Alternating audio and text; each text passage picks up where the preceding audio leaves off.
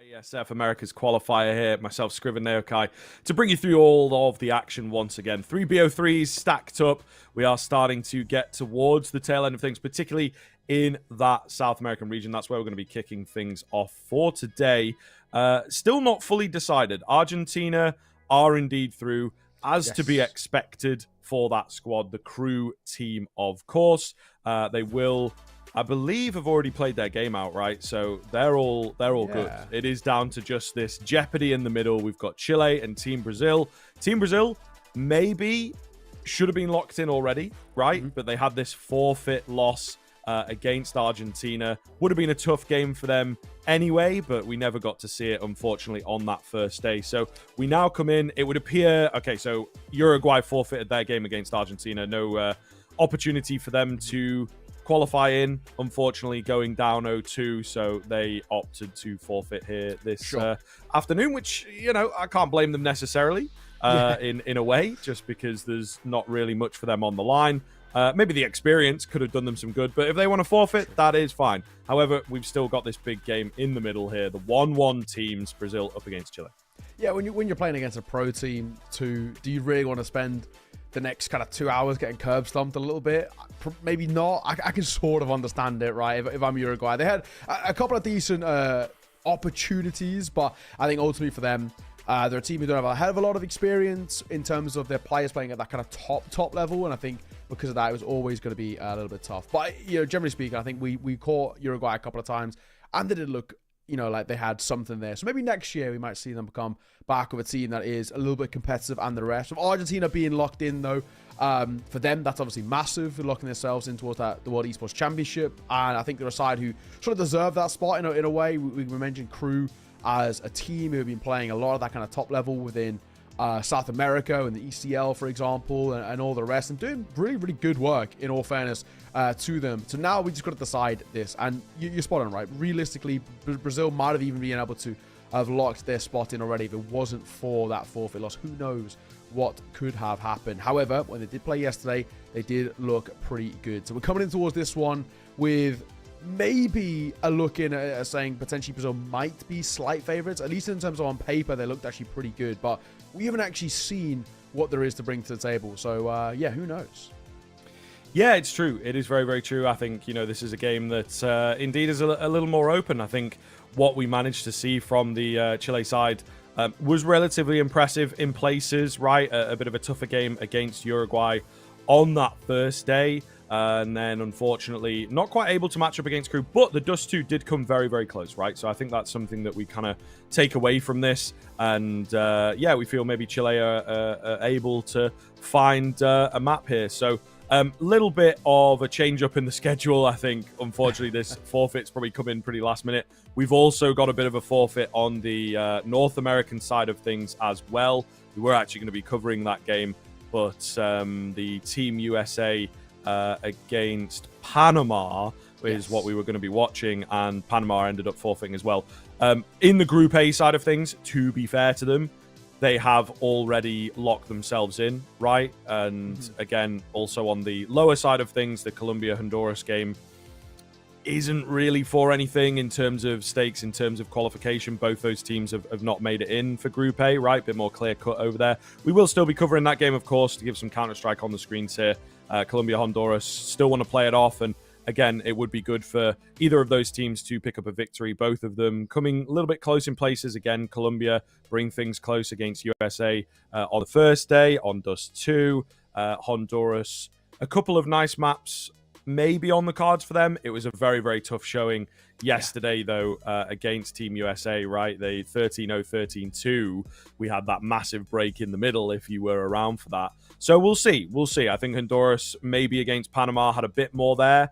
Colombia, meanwhile, potentially feel like they should be able to get the victory there. But the big game over in the North American side of things comes from Group B. Very similar sort of situation. Both these teams, Costa Rica, Guatemala, 1-1 at the moment. So whoever wins that is going to be qualifying through to the playoffs, taking place tomorrow. So a lot of action going down and a lot of jeopardy here in Game 1 and Game 3.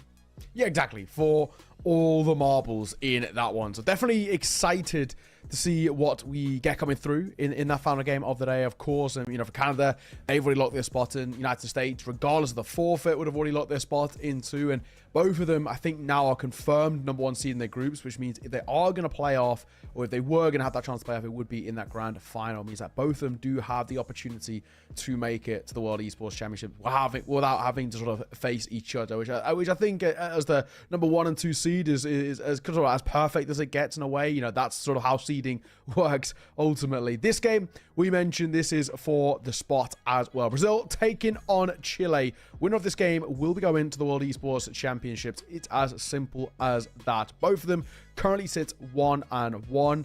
And we look at this with real open eyes about seeing, we've seen kind of the best and maybe the worst out of Chile at times throughout this tournament. So we want to see maybe what Chile we get through, right? Because they've had their moments of look so damn clean, and other moments where maybe a couple of mistakes really start to hinder them. Brazil, for us, feel like a little bit of an unknown quantity in that sense. Yeah, absolutely.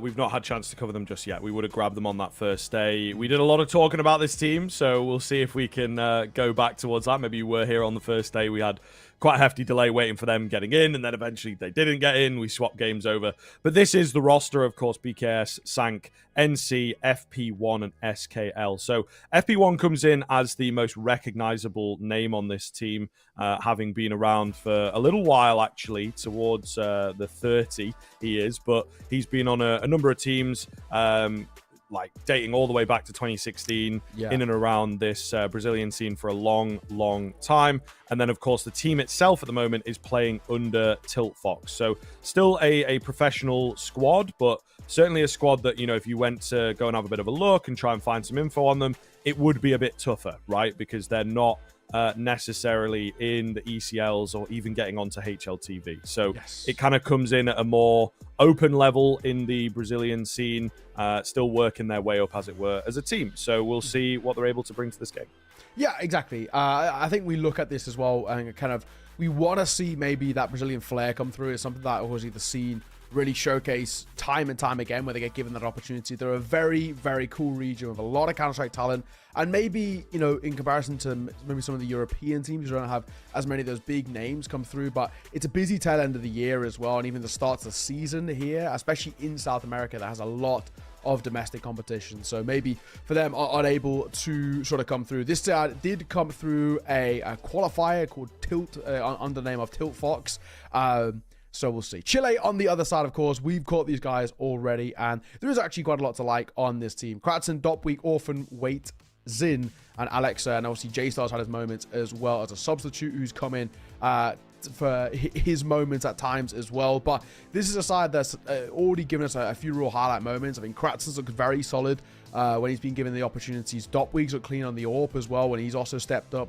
Waitsin's had his moments too. He's been a real kind of difference maker. Alexa, when he's playing at the form we know he can, also is able to really step up. So they have a lot of different facets of where they can find firepower, this Chile side, and they're going to need that heading in towards this one. In a similar vein towards Brazil, these aren't guys who play at that top level or on a real consistent basis. They're a little bit more of a mix as well in comparison to Brazil, who are a kind of a full 5. So in that sense, maybe slight advantage more in favor of Brazil in that sense, just because they might have a little bit of a deeper strat book. But ultimately, we've caught Chile. We know what they're like as a quantity, and they've been pretty good. Yeah, for sure. There's certainly some moments in here. Certainly, I would say maybe 1 or 2 maps where we look towards them as being pretty impressive. We figured it should have been a 2-0 for them against Uruguay. They had a bit of a drop-off there in the second half of Mirage, if I'm remembering correctly, on that first day. So, they have had some difficulties in places. We've got the veto here, though, to go over, of course. Now, the Dust 2 coming out as the Chile pick. It wasn't in on that first day. It was, I believe, their pick yesterday against Argentina. It was the map that they brought very, very close. Definitely made Argentina work for that, which... Actually, no, it was the Argentina pick yesterday, wasn't it? Yeah. To be fair. Because it is a favorite of Crew, the team. So it maybe comes through as a bit of a surprise. Maybe it's a bit of recency bias on it just because of how well they perform there. Then we get the Anubis out from Team Brazil here and Mirage as that decider. So the Anubis, actually a map that we've not seen an awful lot of on stream in general, but definitely not from the South American qualifier. I think this is the second Anubis that we're getting out. Again, Brazil, maybe recency for them. They played it in their third map against Uruguay yesterday. Yeah, this is a super puggy veto in general. We see a lot of those maps that are a little bit tougher to break down. I think Inferno has kind of gone away from being puggy and is now a little bit more kind of tactically based in a sense. And of course, Vertigo and Nuke are the two most strategic maps we've got in a sense because of the util sets that are an absolute necessity rather than, just a helpful kind of addition as the way it is in towards maps. Like, for example, Mirage or Dust 2 in a sense. Dust 2 is a big one, though. I do think on the other side, for Brazil as a region, it's always been a map in which they absolutely love. And it dates back to kind of some of the big names in the real past. I mean, even if you look towards kind of even Fury and Al, those guys have always been really sick on this map. But I'm talking like SK, Luminosity. I mean, Dust 2 is a map in which they've always had as part of their pool in some way. And I think, for Brazil as a region, it's something that I think everybody sort of plays to quite a high level. I've got a friend of mine who's Brazilian, and he just says it's just sort of part of our Counter-Strike culture. And whenever I play with him, I'm on like 100 ping, he's on 100 ping as we meet in like kind of North American East kind of servers. And he always just says sort of Dust 2 is just synonymous with the Brazilian Counter-Strike culture. So there is that also risk there where I do think that Brazil are going to have a pretty good idea about what to do here. It's a tough veto in the sense that because it is so puggy, if somebody just has an off day, or if a team has an off day, I think you can get blown out of the water before you really even know anything about it or how to kind of help fix yourself out of these situations. So it's one of those where, Brazil could come in towards us to set the tone real early, and it could even be enough to spiral in towards the series.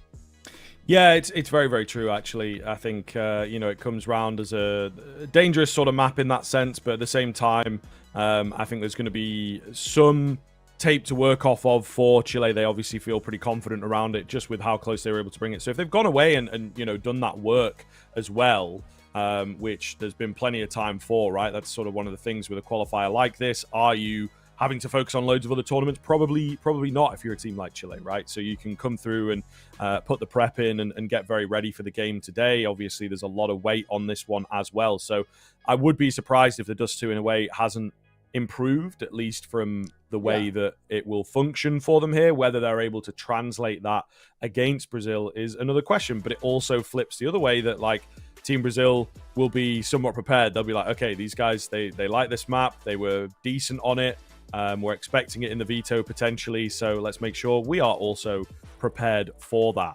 Very, very curious to see how things are going to pan out here with Dust 2 in particular. But I think moving forwards, like into the entire series, I really don't know what to expect out from Brazil. They beat Uruguay yesterday. It wasn't the cleanest, They, for me, should be taking that team down pretty handily. We've seen Uruguay potentially look like our shakiest team in the entire qualifier, unfortunately. Obviously, they're out in 2 ultimately, but even just the way that the maps have gone down for them, there's not loads in there as a unit. They were just very, very aggressive and relying on those individuals to get firing. And they did have some, good numbers in there for sure. I think ZLN impressed us. KVNS was a pretty clean player as well. But for me, I think Brazil should have been taking them down 2-0. Maybe they should have done that regardless. It went to overtime, the map that Uruguay were able to win. So it's difficult to say here, but I think that Brazil might have a few vulnerabilities in there now. Yes, no, exactly. I mean, that is the big thing I look at this. I think there's one other key point that we've seen throughout both the North American and the South American qualifiers. It's a point we raised a lot yesterday, but might be a little bit different in towards this specific game, is about the CT sides. I think they've become across the board a real weakness that we brought up time and time again. We saw it and basically, we've kind of caught Guatemala all the way through. They're a prime example because every series we've had out for them, it's always been built up upon their T sides rather than their CT. And this could be a similar thing that we already saw with Chile. It was actually a bit of an example for them as well. They had a few issues when it came towards setting up their CT side properly, but the T side was very clean, very aggressive, kind of all the good things that you want to see. However, because Brazil are a team, or at least in sort of loose quotation marks as Tilt Fox, they might have spent a little bit more time working together, have a bit of synergy, have a bit of that cohesion, which is something that the mixier sides on the CT have really struggled with. You could see there's a lot of gaps in the armor. They're maybe not communicating as well as they probably should be, and that is causing a few rifts in this defense. And that might be something that Brazil do have the ability to clean up, just because, like you said, they are a team in maybe, even if it is a little bit of a loose sense, is a bit more just kind of a part-time sort of type of thing, it's still better than nothing, right? So I think they still would have put a bit of server work in and all the rest, get their positions cleanly taken, no really overlapping roles or anything of the sort. Yeah, for sure. I think that is maybe something that's going to give them the upper hand here. And indeed, I feel that they should have that kind of game available to them. Yeah, just coming in under a banner really does paint a bit of a picture. And it's also one of those things as well that we don't know as much about the teams that are not necessarily listed under a team. It's like, do they play together regularly? Have they just kind of come together? You know, is it a crop of like the best players, maybe 2 of them know each other, the other 3 know each other, and then they've kind of had to work it out, and there's one guy that doesn't want to play Bianca and has been sort of forced into it, whereas, yeah, like you say, on the Brazil side, the Argentina side, they come through knowing what's up and maybe having handpicked things in that sort of team fashion. They've already gotten through the idea of, I don't want to play this, I don't want to play that. So very, very curious to know here, but I do feel there's some good history for Chile in this qualifier, especially on this map, to give us a bit of a game, and we are indeed into it here, folks. So Counter-Strike getting underway. A long evening ahead once again for the enjoyers of CS, but out on Dust 2, it'll be Chile on the T side, Brazil on the CT end. Okay. All goes momentarily a little quiet. First fight probably going to be taken towards lower. And see a spot on him. 1 minute 20 in the first 30 seconds. There's not been a hell of a lot happening here. Slight tag on towards FP1, but not really too much of an issue. Gratton actually going to boost one up here for the lower player. Dopweek going to get its kill though. Julie's up close, also going to fall as well. I'm so surprised that BKS is not even tempting to trade there. He just allows Dopweek to swing out and get a double. Yeah, kind of wild. And the kills keep rolling in here for the T side as well. Bomb going down to lock it in. SKL spotted. Trying to take some names with him. It looks pretty clinical, to be fair to him. Kill bonus here for the follow-up round. Maybe a little bit of threat, you know, because he has found those 2 kills in quite good time. Probably going to recognize that they're all split, but he's being just overwhelmed, unfortunately. So no more come in for him. Chile to take the pistol in pretty clean fashion. We'll see now what the round is going to look like from Brazil. Are we forcing in or are we ecoing it out? Okay. Yeah, I mean, a very weird one that we saw there. Again, so Dobby gets his kill here. On sight, it looks like BK just loses track of him. I don't know, it feels a little weird there, but definitely should be contacting straight away. As Dobby's fighting in towards CT, should be trying to level it kind of off the rip, but unfortunately it didn't happen. I don't know, Brazil look a little shaky there for our first round that we've caught of them, and it's not going to start too well in towards the second one of it. Dopweek going to double down again before he's traded, so walking away. 2 for 1 in the rounds we've seen so far is not bad from him. He's been pretty good. When this side have done well, he's been uber important. Yeah, 100%.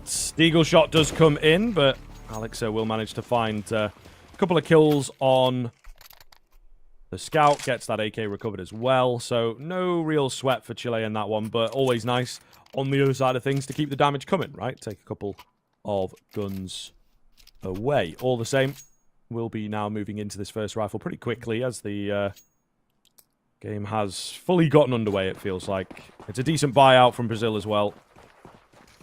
Good amount of utility to work with, so we'll see what they have in store for us. Going to be a battle towards long. They're leaving it open, and that might be their downfall, to be fair. They were focusing more on taking the fights and getting in there rather than, you know, the conventional sort of smoke or molly. Definitely the smoke more these days, to be honest. Seems like it does come in, but it's kind of late, and they've lost 2 players, so it doesn't really make much of a difference for Team Brazil. This is good for Chile. This, absolutely. Alexa, nice find there. Really nicely done. I mean, just tracks him through that smoke. Bottom one.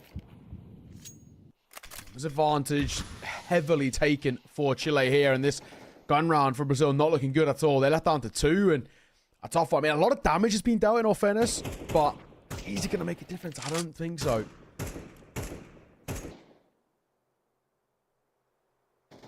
Top weak up towards short. If he finds this kill, it will indeed lock the round in, but there's still a bit of hope for NC. However, perfectly timed. Chile looking good. It's only early stages, but a very dominating round here to sort of open up the true Counter-Strike, as it were. And again, some really nice moments. Coordination looking good. But we'll see. Okay, I will say, although the rifle rounds indeed are clean, first of all, we've seen, you know, this team crumble in places. But also, I think there is a little bit of RNG based on spawns and whatnot there for a long push, right? So it is something to consider at this early stage of the game. Yeah, absolutely. A scout going to get one. Treaded out immediately, though, at the end there by Alexa at range. Nice and simple. 3-2-0. Lots to like so far. Lots to like coming through from Chile, though. I think at least while the game plan, like you said, has been a little bit loose, maybe we can talk about RNG and all the rest in some of these instances. One thing that hasn't been a question mark has actually just been the mechanics of a few guys over towards Chile. In particular, Dop Week is a bit of a consistent force to be reckoned with so far, and at least if you keep him firing on all cylinders, I have no complaints. Javstar and Kratzen really haven't had too many opportunities to do anything. Yeah, it's true. EKS. Oh, nice little find, and there's an earlier tag, so it's a one-tap and he's out. Big question marks for Chile. That comes pretty far back, obviously, so they kind of sat in here like, oh, we got to be careful. Is there more of them? A long clear ahead, and FP1's in a good position to maybe try and force a timing, but it doesn't look like he wants to move in. Just keeping the information at the long hauls. They've got a man as well with that scout watching top middle, so he can say, I've not seen any presence on short at the moment. Therefore, they have a lot of info to work with. Another tag landing. 5v4 does not look bad here for Brazil. No, not at all. Jeff Start making a little move to try and catch somebody off guard. He might actually potentially get one. They're tempted to fight Brazil. So far, there's not really been given too many opportunities. You got range, good. Get a trade and will. NT looking for two. We'll get a reload off before they start moving in towards his site. One more into his back car. Another playing close in as the rotations are coming through. This is looking like a tough push. And it's all down to one man. Alexa will fall. And Brazil are walking away with what is basically a full eco. And they're doing it with, you know, just pistols like that. I mean, that is a massive one to take. Yeah, weird one. Chile just get completely caught off guard and just continue forcing in towards that site. Even though it's probably the worst thing they could have done. Yeah, man. Problematic. Very, very problematic indeed. A big steal for Brazil. And this is one of the things as well. They're always going to be capable of rounds with that team play. The communication, super, super clean there, right? They had the advanced position. They were like, okay, we can maybe get a bit more aggressive towards middle. Tags landing. It's like, all right, this is in our hands, guys. We don't have to overstep. And that is something that has been the big difference across both qualifiers in the teams versus the sort of country, as it were, the mixers, where you have one or two players that have a bit of a penchant for getting aggressive and they can cost you a few rounds. Not quite the case in that round for Chile, but certainly something to keep your eyes on. True. Very true. Alexa posted with the AWP. Making a move. We've got two towards lower, one in towards mid, one on cat, one towards top mid with the AWP. They're set up very mid-heavy lean. Not a lot of presence shown elsewhere, and they're going to hope that something's gifted over to them in terms of information. Three making their way up towards short, however. It looks like it wants to be an A finish. And now the bomb collected, they might commit towards that.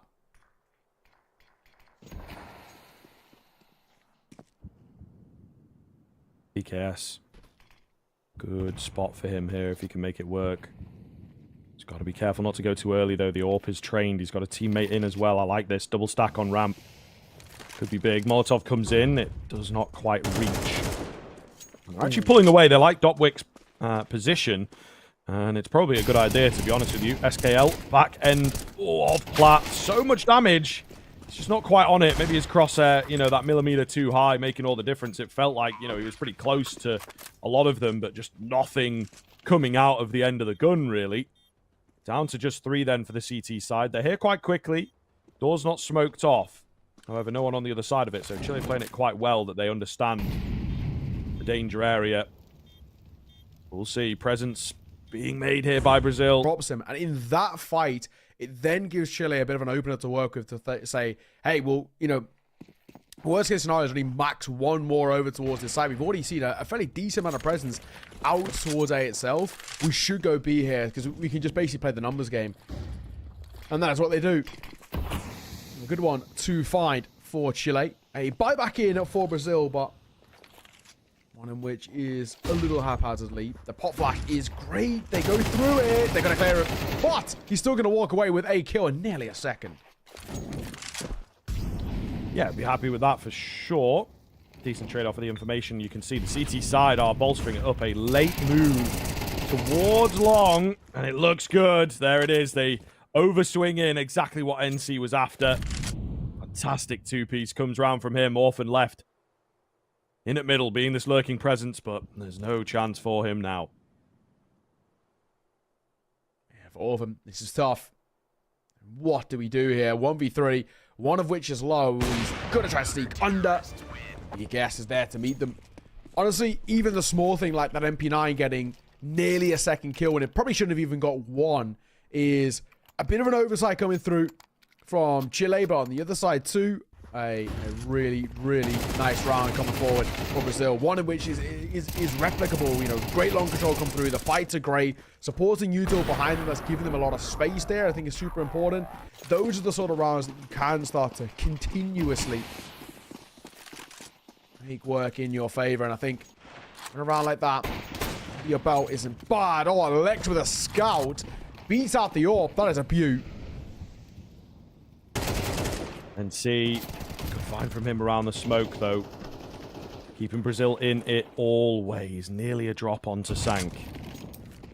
So it hangs a bit in the balance this round for sure. NC going back round for a little more here, but not biting off too much.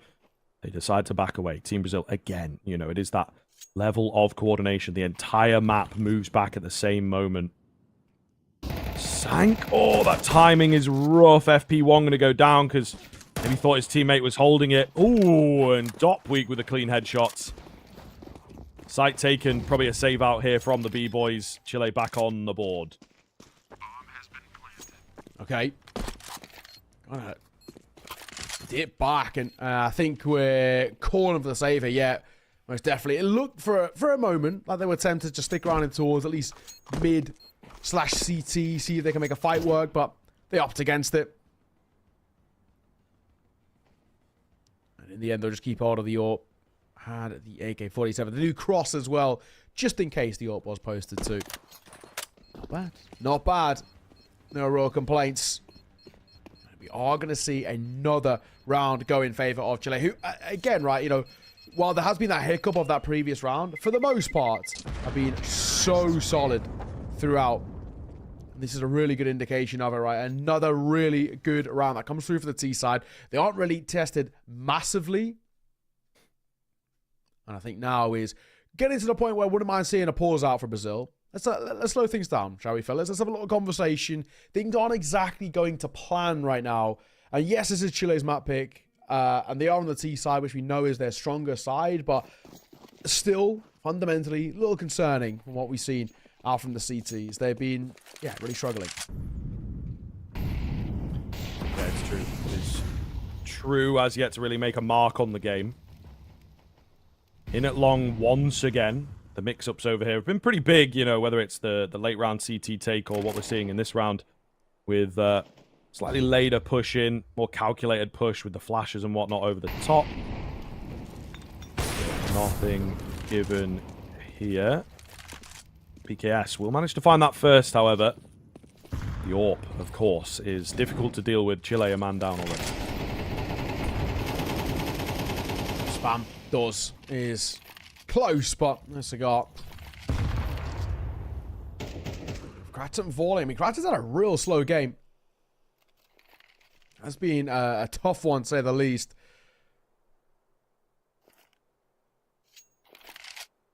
$50 moving back over towards long. This is a tough spot again because you got one corner player who's pretty standard stuff over here, but deep in this angle. M4 ready to fight as well. Top weeks, no quantity, and he will fall with ease. That's a big deal. Gives them a solid advantage to work with now. Looks like the B bomb site will be our last hope.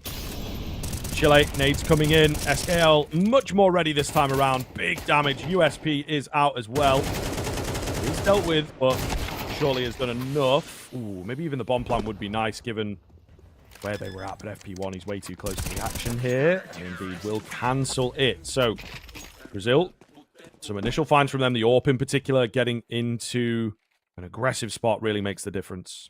Yeah, exactly. Exactly. So, at the very least, keeping this open a little bit, I think, is the main thing. Buyout for Chile. It's going to be a little funky, too. I think we're probably half buying here. Looks like that's going to be the case. No, that's a lie. Double scout, AK-47. The scout and the AK are then sold. A little indecisive here, Chile, I think. But we're going to opt for a half to low buy as they realize having a full buy back in towards the next is probably the most important thing, rather than trying to be a little bit too risque here. Yeah, definitely true. SKL. Once again in a strong spot. He's enjoying his backplat position. Sometimes looks clean, sometimes a little bit off. You know, it is one of the harder ones to judge properly, let's say. It should be all good into this round. Oh my, okay. I think he even jumped into that, Neo. I'm not going to lie to you. I'm pretty sure it wasn't on, and then he jumped into the bullet. I don't think it can get any more tilting than that. You know, mental. Absolutely mental. All right. Oh, though. Going to post up on towards short. So the scout's done good work to open things up, but on the other side too, an AWP wait. Pretty simple, it normally is, to get one and fall away, but that first kill not found. One is known towards backside. They're trying to overwhelm. The Glock's going to find him. The Deagle going to get 1-2. Oh, no, we're letting this slip. Kratzen. What a shot for him to finally get his first kill on the board. Okay, let's see. Can we do anything with this position here, Chile? They absolutely have got to convert this one and see. He had a few more bullets. We would have been on. However, not going to be the case for him. The A1S letting him down, eh? Situations like that, of course, he wishes he had an A4. But all starts with a pretty explosive one. Again, it does seem like we're looking down some pretty pick-based Counter-Strike here. I think both teams struggling to convert 4v5s or indeed even make them competitive. So that is certainly something to consider rolling into the next few rounds where those first kills go down. Yeah, exactly. Okay. It's unfortunately a pause of a technical nature rather than a tactical one as we pump the brakes a little bit here. So what can you do? But a 6-3 scoreline for Chile. Already pretty good. Not a huge amount that you can really complain about so far from Chile. I mean, there's been a couple of hiccup moments, but they've dictated the pace and the tempo of this game pretty well, I would say. I think they've looked quite clean. They've looked pretty good for the most part, Chile. We know they have the individuals to do so, and so far, some of them have really started to shine. Often there's moments, but in particular, it's all been about Dop Week, who consistently keeps getting away with kind of a couple of kills around at this point. Yeah, decent spot here, but unfortunately, a tech pause. What can you do? Well, indeed, that is the big question. Comes from the side of Brazil, so hopefully not going to be waiting too long on this one. I am, touching wood, as they say in this country. I think it's knock on wood in North America. Not sure if you are Brazilian, do whatever you do for good luck, you know, the good omens. Just because this team did have some issues on the first day. So I'm a little bit like, you know, hoping that we don't have that happen to us here at the moment. I mean, they've looked good. I don't notice anyone sort of lagging around or whatever it may be. That's right. And it seems like we are back into it pretty quickly here now. There we go. Nice and easy. Just a brief one. I think normally if it's pauses that are sort of that short in nature, normally something along the lines of like a TeamSpeak issue or maybe a little bit of packet loss, something that can be fixed with a little bit of time more than anything. We are back live. 6-3, however, Chile looking pretty good. But I'll say it once again, you know, it's all well and good putting up these you know, decent T sides, but it's the CT sides that have been letting down most teams throughout this qualifier so far. Maybe bar United States and Canada. So I'm still a little bit tentative. It's all well and good that Chile are doing good numbers here, but I still feel like I need to see a little bit more, especially when we get towards that CT. That's going to be the real one that I'm going to be keeping a close eye on. Yeah, big time. 1 for 1 so far in this round. Pretty quickly down middle. See what Chile can bring. The long area is completely open. That's exactly where they are headed towards here as well. So, assuming there's going to be some space for them to work with. Brazil will start to at least keep an eye on A, but, I mean, given this amount of control across for free as well, you know, it's no cost to the utility, no info given away with nades and the sort. So we need this buy to work for Brazil. Smoke going to come over the top. Quite close to it. Might be a bit unexpected. There is a bit of a gap in the edge of it. Sank, however, not looking to stick around and abuse that. Pre-fire goes wrong. And the MP9 holding down the line ever so slightly. Smart moves with the Molotov, though. Put him under some pressure. Meanwhile, from long, SKL does manage to find a kill. If he had the M4, could have been devastating. A really quick flank from him will keep them distracted. The new elevator coming into play. Tip of the head spotted, and Javstar takes him down second time of asking. So just going to be a 17 HP SKL to try and save the day. He's been heard now, and I think he's also acutely aware of this man in on site. Knows he'll be covered. Just futile, isn't it? Take what you have into the next. Try and make some money. Yeah, absolutely. Oh, that's that. I mean, an MP9, it's better than nothing. I say with a loose term. I mean, it's a tough thing to say because the buy around is going to be pretty unfortunate as well. They've got loss bonus, yes, but it's still not sufficient enough to squeeze out a good enough buy or anything of the sort. So you got an MP9 saved, and that's it, really. I mean, it probably should be, for the most part, he's a bit of a freebie of a round coming in towards this next. Chile should get up to an 8th. I mean, already 8 rounds on T-side is pretty good if we're talking, you know, kind of normally, right? But I still am always keeping that caveat out that CT sides are being the real inherent weakness more than anything. So for Brazil, maybe you might see the spark start to fly properly in towards that second half. Oh, into mid. NC tries to get active, gets caught. Ooh, Alex looking good here as well. Keeps them coming. This is kind of an area of the game that's been a bit missing for Chile, is the AWP. And, well, as soon as it comes out, it is pretty impressive. SKL wanted some cash money. He's now going to have to really fight for it, as he's all alone. And I think they'll kind of have a good idea. He's been up and around this B-bomb site pretty consistently.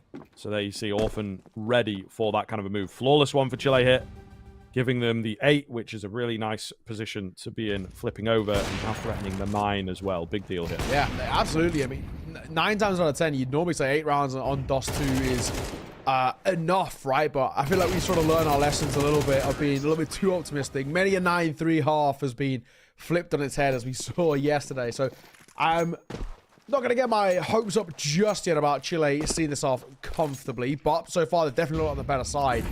No two ways about it.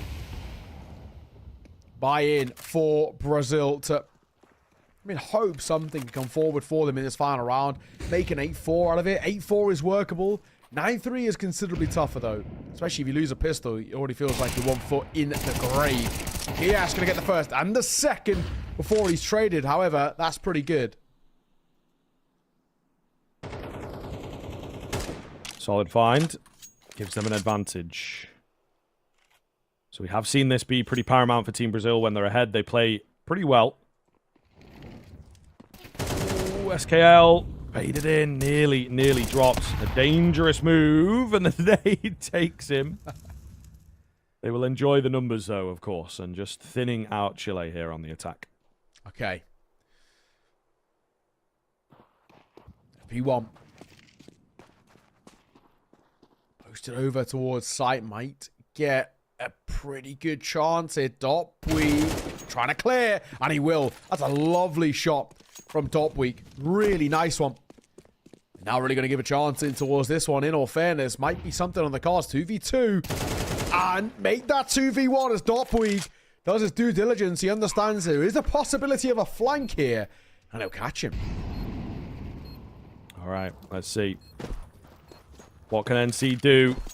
They've got to revive this. They've got to win this round, Brazil, surely. But I say it's just down to one man now in from short. So much noise being made. And discipline here. Flash comes out. Timing a bit off. Javstar blinded, but it does keep the CT at bay. NC tries its best, but a clean one to end it. And Chile with the 9-3 half, looking very impressive here. Team Brazil not really able to get themselves going. And I would say that the rounds they picked up were off the back of a few Chilean slip-ups. Yeah, no, I think you're right. I mean, if Chile had made no mistakes, there is a strong argument to say that maybe Brazil only get like one round out of that. I think, you know, definitely shouldn't have lost the full pistols where they just kept pushing on towards B. That never should have happened. So, yeah, I mean, you can look at it ultimately. It's a really clean half of Counter-Strike out for Chile. I don't think there's really too much that you can complain about. However, I'm still just keeping the pinch of salt about their CT sides, which have been a little rough, especially for teams that are of a more mixier nature. Even look at this now. You got one player over towards Carr, that Kratzu. He's had a bit of a slow game, in all fairness, especially by his standards. And he has no support. Now he's getting it, but if Brazil had gone for a quick long play, he would have been in a lot of trouble. Thankfully, that isn't what they've gone for. Slow and steady as they move their way forward. A CT smoke being set up as well. And they've got basically three people are now here to fight.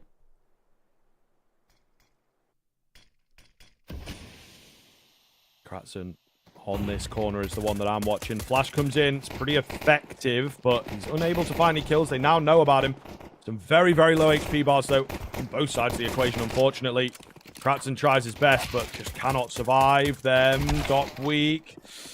Headshot's not landing, and that's what they need. You know, if there was a P250 or a pair of Julies in here, it could have been devastating.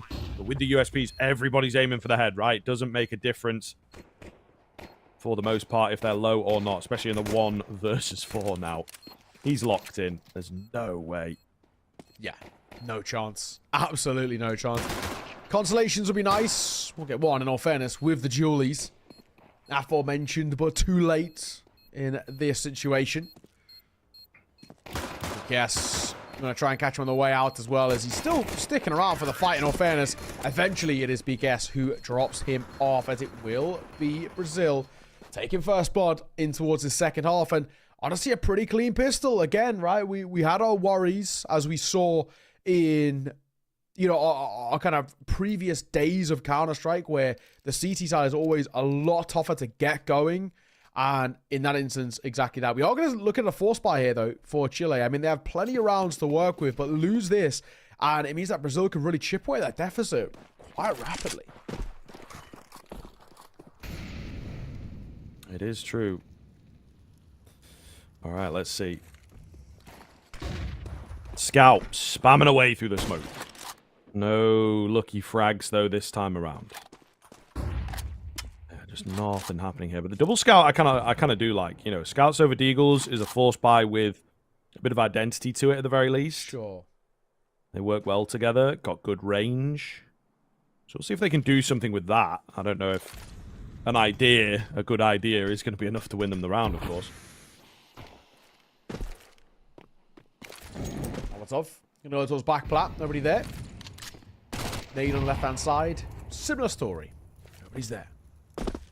Just testing towards B, and fundamentally nothing really gained. Right? No information, which in a way could be seen as information. Nobody really fought us. Nobody's trying to at least test the guns that we have. Maybe there's actually a lot of presence here. They're trying to bait us in. So let's go and check elsewhere and see what we can find.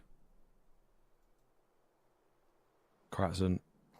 Good angle for him. Maybe needs Jav start on the support who's watching short, though. So it's a bit of a weaker hold. Kratzen not going to be pulled away. He knows this angle. Can he get all of them?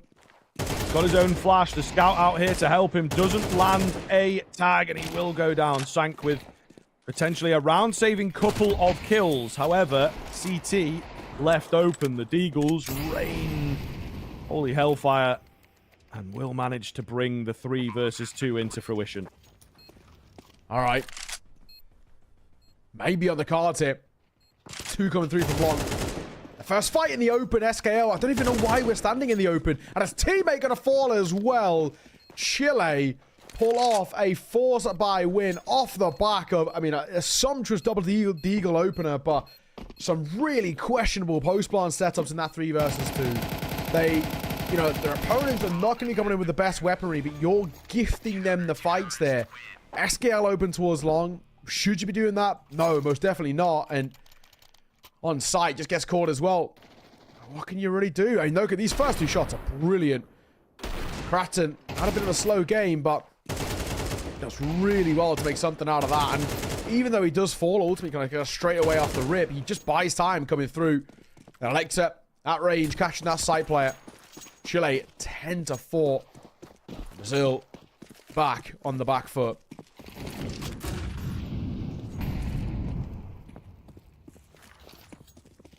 Well, we'll see. They will be absolutely kicking themselves after that one, of course. Can they give us anything to make us believe? Of course, there will be a couple more maps potentially on the cards from this one. So they have a bit more space. This is the pick of Chile. We've got Anubis coming up next in favor of Brazil. Elixir trained at the back end here, looking comfortable. And the smoke is perfectly timed, right? They get a kill, smoke down, no chance of a response. Okay. Well, might go through the smoke and they're going to catch Chapstar off guard.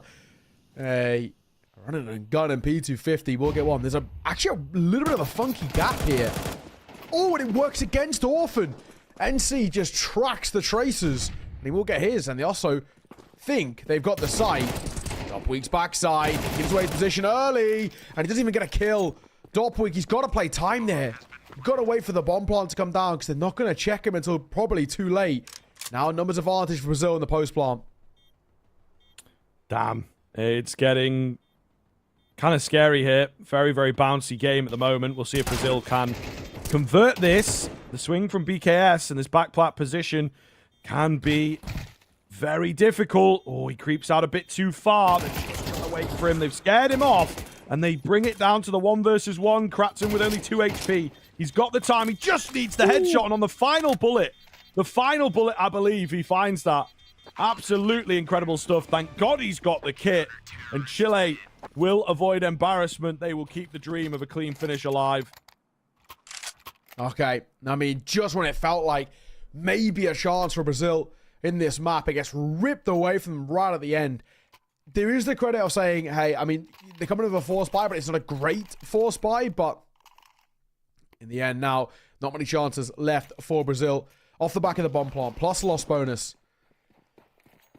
At least they have something to work with.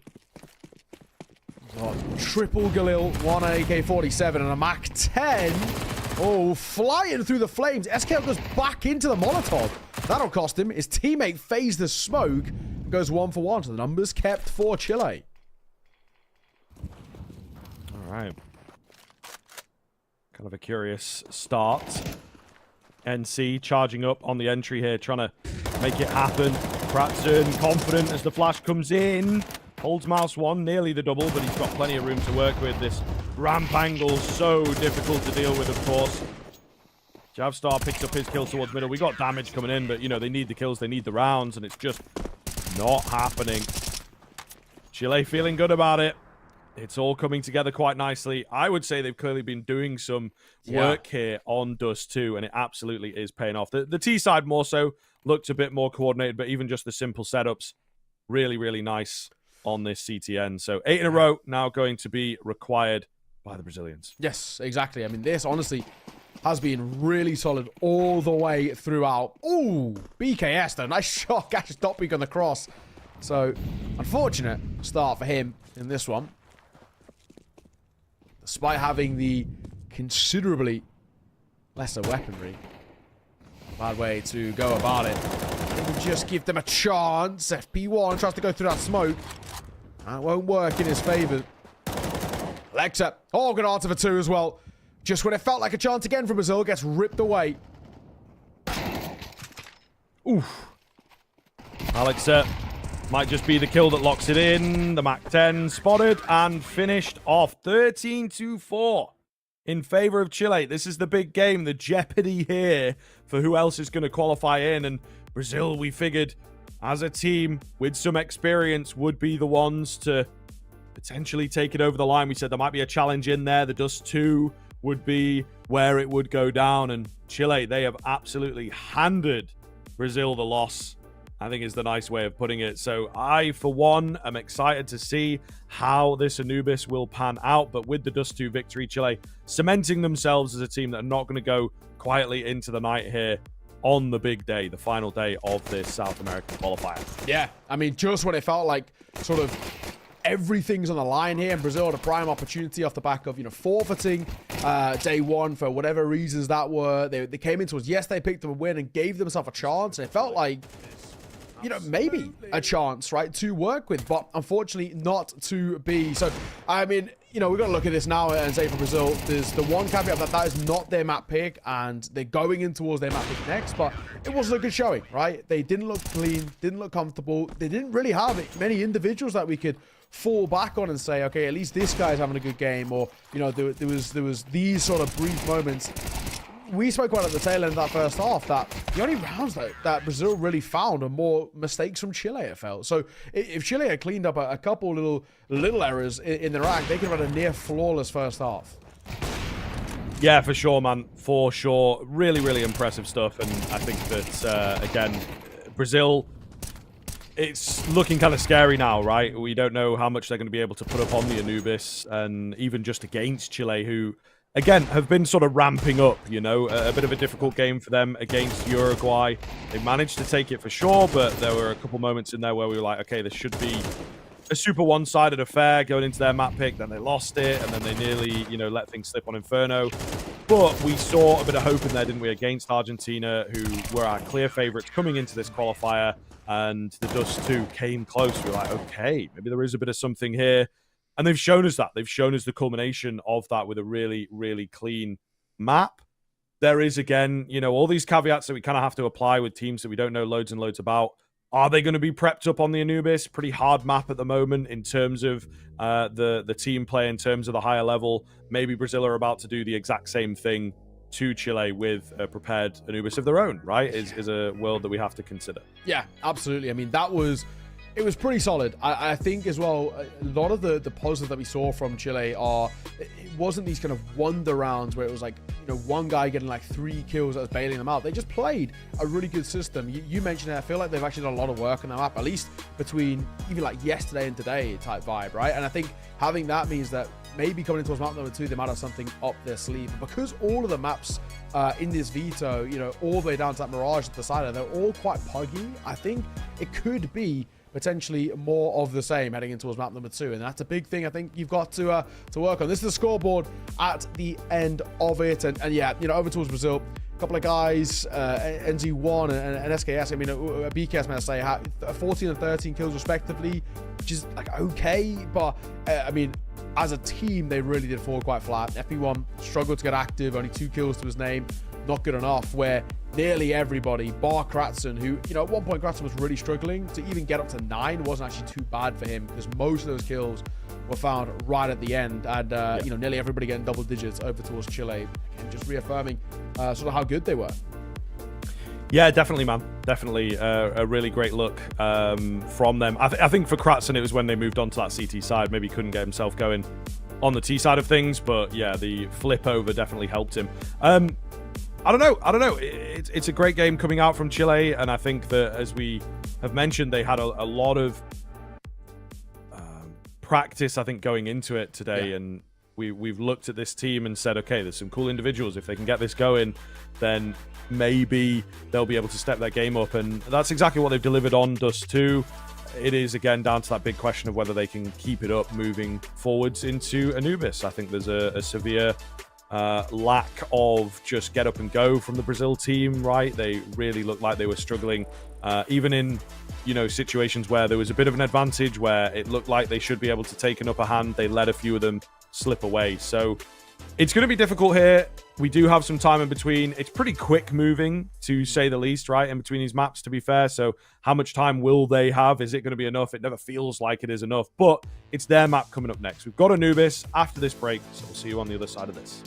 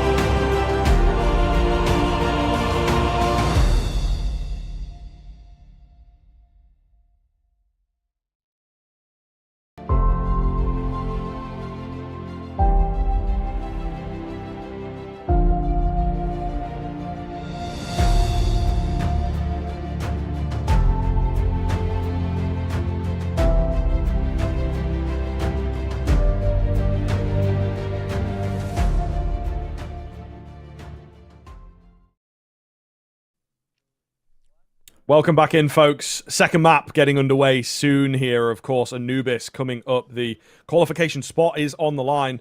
Brazil with a really flat showing on Dust 2. So everything pointing towards Chile here. We'll see. We've not got any history on this map for them. Ultimately, Brazil played it yesterday. It wasn't the most one-sided finish, but they did manage to take it against Uruguay. Yeah. And indeed, a bit of recency bias in terms of the map picks here for both these teams.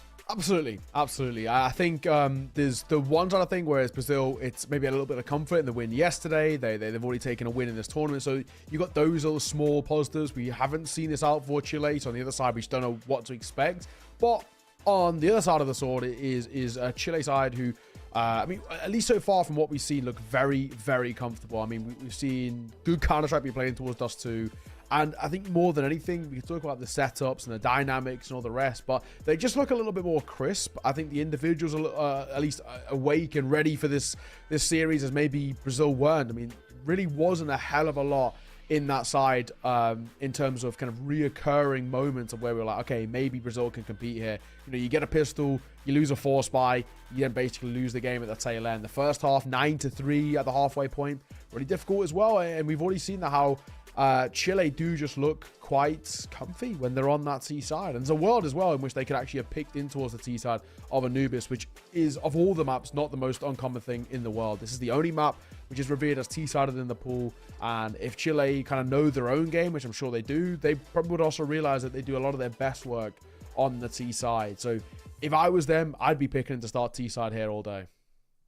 Yeah, true. Very, very true. Get them rolling, get in the face, you know, and just lay down the foundations for where you want this map to go, right? And get in the heads. I think that's something that Brazil are going to struggle with here, is ultimately not giving us anything and giving themselves anything as well, I think is the important side of it, where it's like, okay, sometimes you have a few nice rounds in there and you can work from that, but it's a little bit of a difficult story now for the Brazilian side. It's a complete fresh slate. It is a good place to do it, I suppose, right, when you roll onto your map. But again, are they going to have spent a lot of time into this one? Sure. Maybe not so much. I feel that, you know, the official map of Dust 2 yesterday against Argentina is a really big deal for Chile and what we've just seen there. So we'll see. We'll see. It was a bit of a challenge for sure. Maybe a lot to work on the Brazil side of things. But again, a map that they did take. So I think they have that in their back pocket, and sort of the confidence now for Brazil has to be on display. Yeah, exactly. I think it goes without saying we're a little concerned. I just don't think we've seen enough really from Brazil that would change that narrative. I think coming into this, I really feel like we need to see something quite special come forward from this Brazil side, at least in the first maybe 4 to 5 rounds, just to really prop them up, whether that's a few clutches going their way, you know, a couple of dominant rounds, which are really going to wake them up and say, okay, we've got something in this. But I definitely think when you go in towards Dust 2 and you lose in that sort of fashion, where they never really got going at all, it can be, you know, a little bit of a kick up the arse and just say, okay, fellas, this is about not only, I guess, survival, but this is tournament qualification, the line here. It really is now or never. Backs up against the wall. What have Brazil got for us? Well, indeed. It does seem as well we got Chile on that T side. So they want to take the fights. They want to get aggressive. You know, they are doing what we're advising they do. Plenty of options available here. Bit of utility out, P250 SC for Alexa as well. Pretty conventional sort of T-side setup on this map. Meanwhile, Julie's around for Brazil. And a flash to work with as well. Aggressive A main move. Might look to press the issue there. Chile, figure with the simple utility, might look for a B take. But they are deciding to sort of switch things up a little bit here and just see what they can get away with at mid. Slowly moving up towards camera here. Smoke going to come down for the cross. Now Chile jump across and start barreling in towards A. There's only one player towards A side, back pillar. They're seeing nobody here. Now will show his face, but BKS struggling. We'll get there in the end. Gets a second as well before he has to pull off a reload. The Dopweek can line up a couple. There's the third. Oh, hello. Dopweek's having another one of these rounds as he will help out for the fourth, but Alexa takes it in the end. Last man is known. Bomb will finally go down, and the Julies are hoping to make something of this. But maybe too tall an order. We'll see. It's a pretty good sight for the Julies to get working, but yeah, they can just all swing in at the same time. Oh my, overkill. Alexa on that P250. A clean finish, however. And Chile picking up where they left off. Dangerous, dangerous signs here for the Brazilian squad. Will they force? Will they eco? But they're going to need to get themselves on the board quickly and not let Chile take control. Yeah. Okay. Nice one to start things off. I would normally say I don't think we're going to force it. And yeah, that is going to be the case for Brazil. Just don't think there's any point. He didn't do enough in towards that first, which would make you really be able to tempt fate with that force. So in this instance, they're just not. Should be a pretty simple one. However, Chile did lose one like this. You can't completely count out Brazil, in all fairness. No, it's true. It is true. The stack up on the A-bomb site as well. We've seen quite a few of these inventive stacks. But Chile taking their time. Not rushing into things. May well send the MAC-10 in to carve out some information. One player spotted. He's the distraction, you know, he's the bait, really, and they are not biting at the moment. Chile playing pretty safe at this point, trying to see what they can get away with once again. Pretty deep into CT. I believe they will begin to discover that that B-bomb site is clear. Ooh. Well, the bomb, I think, getting that information relayed over as it's going for the long, safe rotate, but getting there nonetheless. I mean, went for the Astrala stack. Nothing worked out as they're not baited into the fights. That they've learned their lesson of Dust 2B site from last map. And, well, bomb has been planted. This one's a non-starter. Any kills at the end here would be nice for Brazil. Maybe get yourself an upgrade for free, but we're not expecting anything to really change. Oh, Alex are on the other side. Got to be careful round this corner. Definitely an unexpected kind of angle that could get overwhelmed. Certainly if he walks into them, that would be the dangerous move. But maybe taking the onus is the way to do it. He's mowing them down for sure. He's got a bit of support now as well. He will drop the AK recovered. And Kratzen was like, God damn it. You know, I want that AK, but unfortunately, you snooze, you lose. Only the Galil for him on the step up. Either way, a big save comes round from the Chile side of things. There's no stress. Just making sure that at least for Alexa on an individual basis, he's like, all right, cool. I'm going to get some ecos here. I'm going to get the stats up. Bit of cash in the back pocket too. And all of the rest. 2-0 start. Brazil. First full buyout for them. Really does have to come to light here. I think if Brazil don't get this gun round, I'm going to be very worried. NC goes aggro towards water, gets caught by Alexa. It's not good.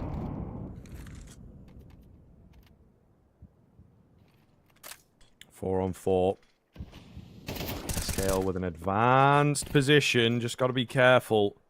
He knows it. Dropping back well here. Very, very good stuff. You know, not rushing it, not getting greedy for a fight. Brazil, I think, may well have had a bit of a conversation around, you know, any kind of advantage, any kind of good moment we have to capitalize on. And he moves back to the pillar here. Molotov's surely got to come in to deal with him. It does indeed. He's a little late on the swing and nearly taking one down with him. Maybe a setup BKS. Not quite, though. So it is still a good position, but it's a tentative position for Chile if you look across those HP bars. Well, I'm going to go down. No kit available. I think there might have been one dropped in on the site, but still not ideal for the rotators here. Don't be close to it. Trying to be the hero, and it looks like he might just here. FP1 catches him off. Ooh, a little close, but Alex plays it well, gets that trade. Okay, 3-0 start. Brazil, first gun round, doesn't go well, and not even well enough as well where anything gets saved. Worrying, maybe slightly alarming to tough spot that we're currently in. And I think for Chile, you've got 3 out the gates. You're probably expecting the money's going to be a little bit torn over towards Brazil. So maybe a 4-0 start already. This is once again reaffirming that idea that we saw in towards Dust 2 of just how good Chile are on towards their T side. They are inching ever closer, bit by bit, to a spot. Oh, the Esports Championship, simple as that. Brazil, safe to say that times are getting a little tough for them. Alexa trying to get the opener, and he's going to get caught, moves in for a second and gets gifted it.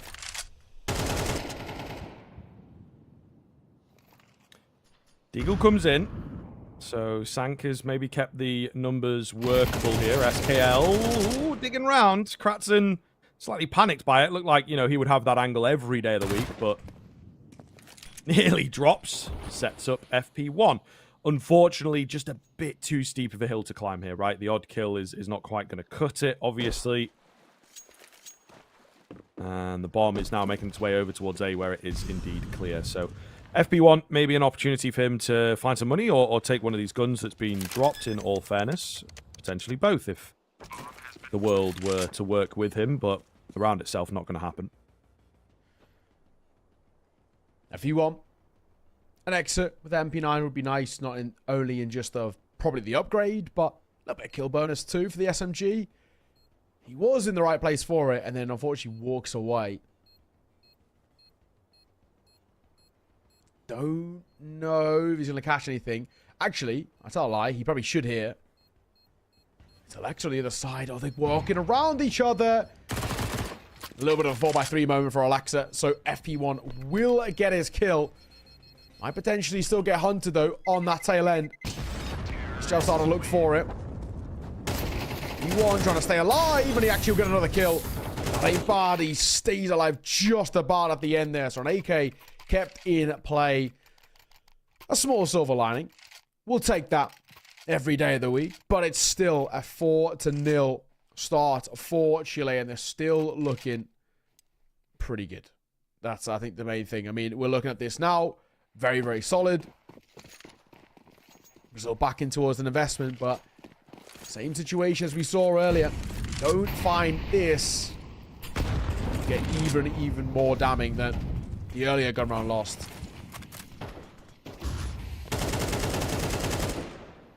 Sank taking some early damage, a little bit rough. But again, able to survive. He keeps this aggressive stance in towards dark as well. Just got to be careful not to get spammed down. Chile then a bit unaware, but they do have themselves a nice position. Mid push attempted, but nothing comes off the back of it. Big round here, right? We're later on into this first half. So there is potential for this to really turn things for Chile. Brazil, therefore, need it. Chile know this, right? And you can feel that kind of tension in the round already. Yeah, for sure. Let's go a bit eerily quiet. Still. Nice find from SKL. Javstar will get caught. At the very least, there's an opener there. Numbers advantage. Then gets immediately ripped back in to a level playing field. But with SKL tagged, makes this difficult. 2 on towards this B side, going to try and hold down the fort. As Chile make a move, Molotov comes back flat. That'll force a fight. However, 2 for 1 on the first engagement isn't bad. Nade will bank off the pillar. Will do more damage, but it won't be enough to deny this bomb going down. Yeah, for the time being, looking workable for Chile. Oh, the creep around could be good here. And Kratzen not prepared for it at all. It's going to be DOP week. They know where he's at now. He's made a fair bit of noise. Trying to get the utility in to just force a fight out. They'll flash him off, though. Beautifully done. Back-to-back flashes means he has absolutely no chance. Defuse coming in. And Brazil on the board. As we said, important for them to get it. They do so pretty cleanly as well. 3 surviving. So this could be the start of the mini comeback and maybe taking over the game. True. I think for Brazil, it absolutely had to happen, right? We needed to see something come to fruition sooner rather than later. They weren't really get out the gates getting too many chances, I guess. It felt in making these rounds work. That's going to give them a little bit of something to fall back on, especially because of the knock-on effect over towards Chile. Despite the 4-0 start and despite the bomb going down in all those rounds, they still are taking a big hit where they don't have a buy here for them. A couple of upgraded pistols, but that is about it. So this one should be Brazil getting a second too. Let's make sure, though, however, they don't let this one slip away. Thankfully, Sank will start well. Orphan gets caught. Yeah, big find, actually. Again, as you say, important one. They've got to get them working here, and that is a good way to find it. So, have to capitalize now. Long-range fight certainly can be a bit dangerous. Shots missing, but eventually sank. He only needed that one bullet to land right. Cleanly done. And looking very, very good. Moving into the final minute of the round. One would assume that they should be able to clean up from here. Spam is good. Spotting out another player as well. There's just nothing happening for Chile in this one. Okay. And see, we'll make sure and nothing does happen at all. I mean, barely even damage dealt towards Brazil on that one. I mean, that's the first round in a long time where we've seen a real confident one taken with ease, not made to work for Brazil. The last kind of super confident round I remember off the top of my head is just that Brazil one that they took when they ecoed Chile back on that Dust 2B side. They only had one casualty then. That one has no casualties here. Chile going to buy right back in. Alexi going to get us AWP. There's a glitter in play for Kratzen, but it's not the worst thing in the world.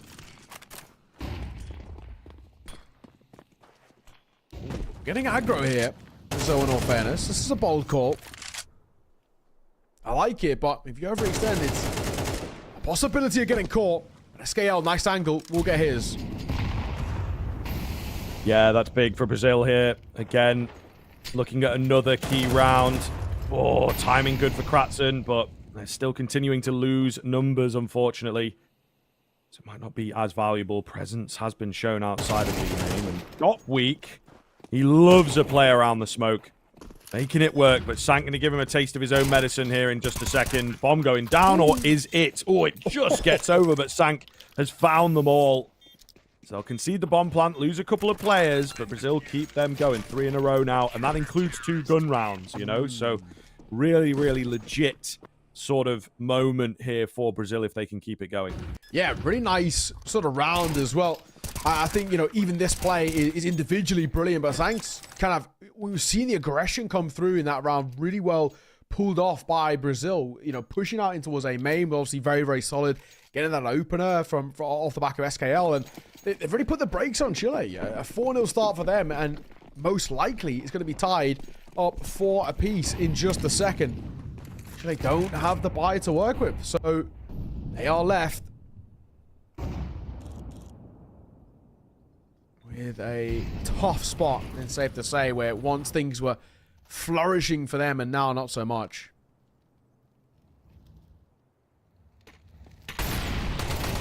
Molotov forces Alexa into the fight, but he does actually win it. So back into an even situation. Be a gun to recover as well over there. But they will drop back. Just kind of giving the position up. Oh, Orphan nearly had the drop. Just could not quite get the timing. That would have been a really big deal. Unfortunately, does not happen. So B-bomb site seems to be where Chile want to end up here. They've got a 1 smoke to work with. Touchdown nade. It's a really clean find. Smoke comes in. Kill not quite there, but certainly set up. Bit of team damage makes life awkward. All the same, Brazil will stomach it. 1 HP for FP1. He's lucky to be alive, but they have now evened things up. Absolutely. Brazil, good work from them. This is, you know, basically the first real period at all that we've seen throughout this game where Brazil have actually put up consistent, consecutive rounds on the board and are looking comfortable in terms of their counter-striking. That never happened on Dust 2 at all. It's taken in towards their own pick of Anubis to start to find this comfort, and now they are starting to rock and roll with the punches a little bit. Chile back into an investment, lose this round. We're talking about them losing the lead and having Brazil be in for the chance of guaranteeing a real stable first half, especially considering it's CT side. However, the AWP of Alexa will rattle off for the first.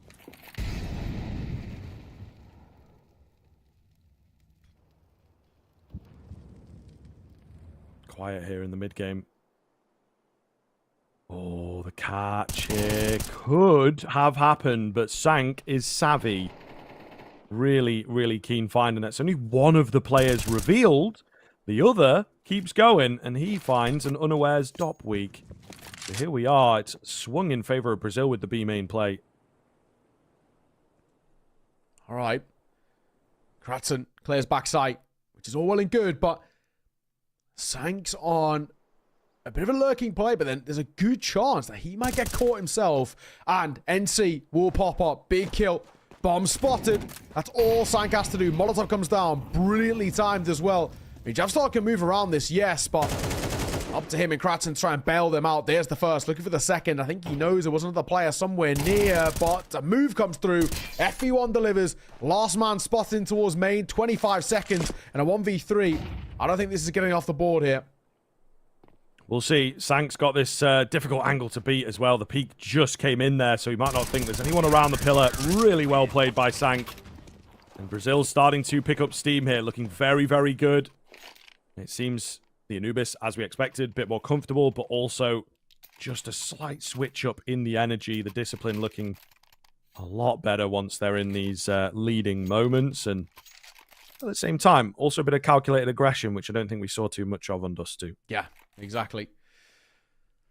Alrighty.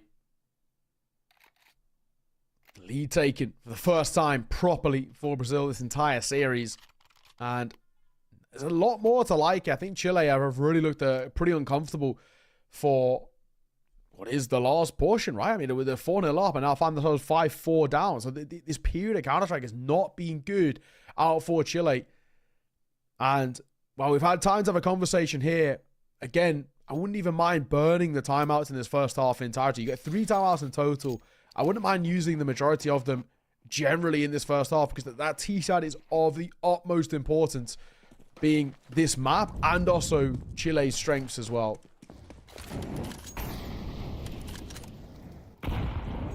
All right, let's see. Chile have got themselves a little half bite to work with. Burst out, coming in, changing pace from the T side, trying to get this catch. They will, yeah, put so much attention into him, and he's done a brilliant job there, SKL. Doesn't get a kill, but just draws those players in. Drops the bomb as well. So a bit of an upper hand here for the CT side, but got to be careful. These Tech 9s looking to overwhelm. Hudson left low, flank coming in on good time. Bomb still not down, and Sank will finish it off. Brazil starting to feel themselves here as they move up to 6. That felt like a stressful round, but they get it cleanly. Yeah, and that's all that matters as well. Making sure that those rounds aren't expensive. There isn't really anything for Chile to kind of walk away from in any sort of positive note. So, lots of like, Brazil going to guarantee the bare minimum of a tied game, but let's be honest, the way they're playing right now, I'd be very surprised if it was to end 6-all. There is a chance here, in all fairness though, for Chile. Buy back in towards this one. 2 rounds, tail end of the half, who knows? But regardless, I would still say that this has been a good half out for Brazil in the grand scheme. Up to 6 in quite a good fashion. 6 from 6 is pretty solid for the CT side, who are looking really comfortable at the moment.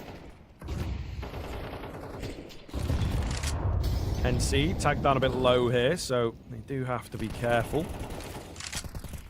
The dark pressure here for Chile. Oh, actually looks pretty good. They've managed to slip a player in. Sank, however, too savvy. He's been playing fantastically, man, on this comeback from Brazil, takeover from Brazil. 15-5 and keeps it going. All right. Towards mid.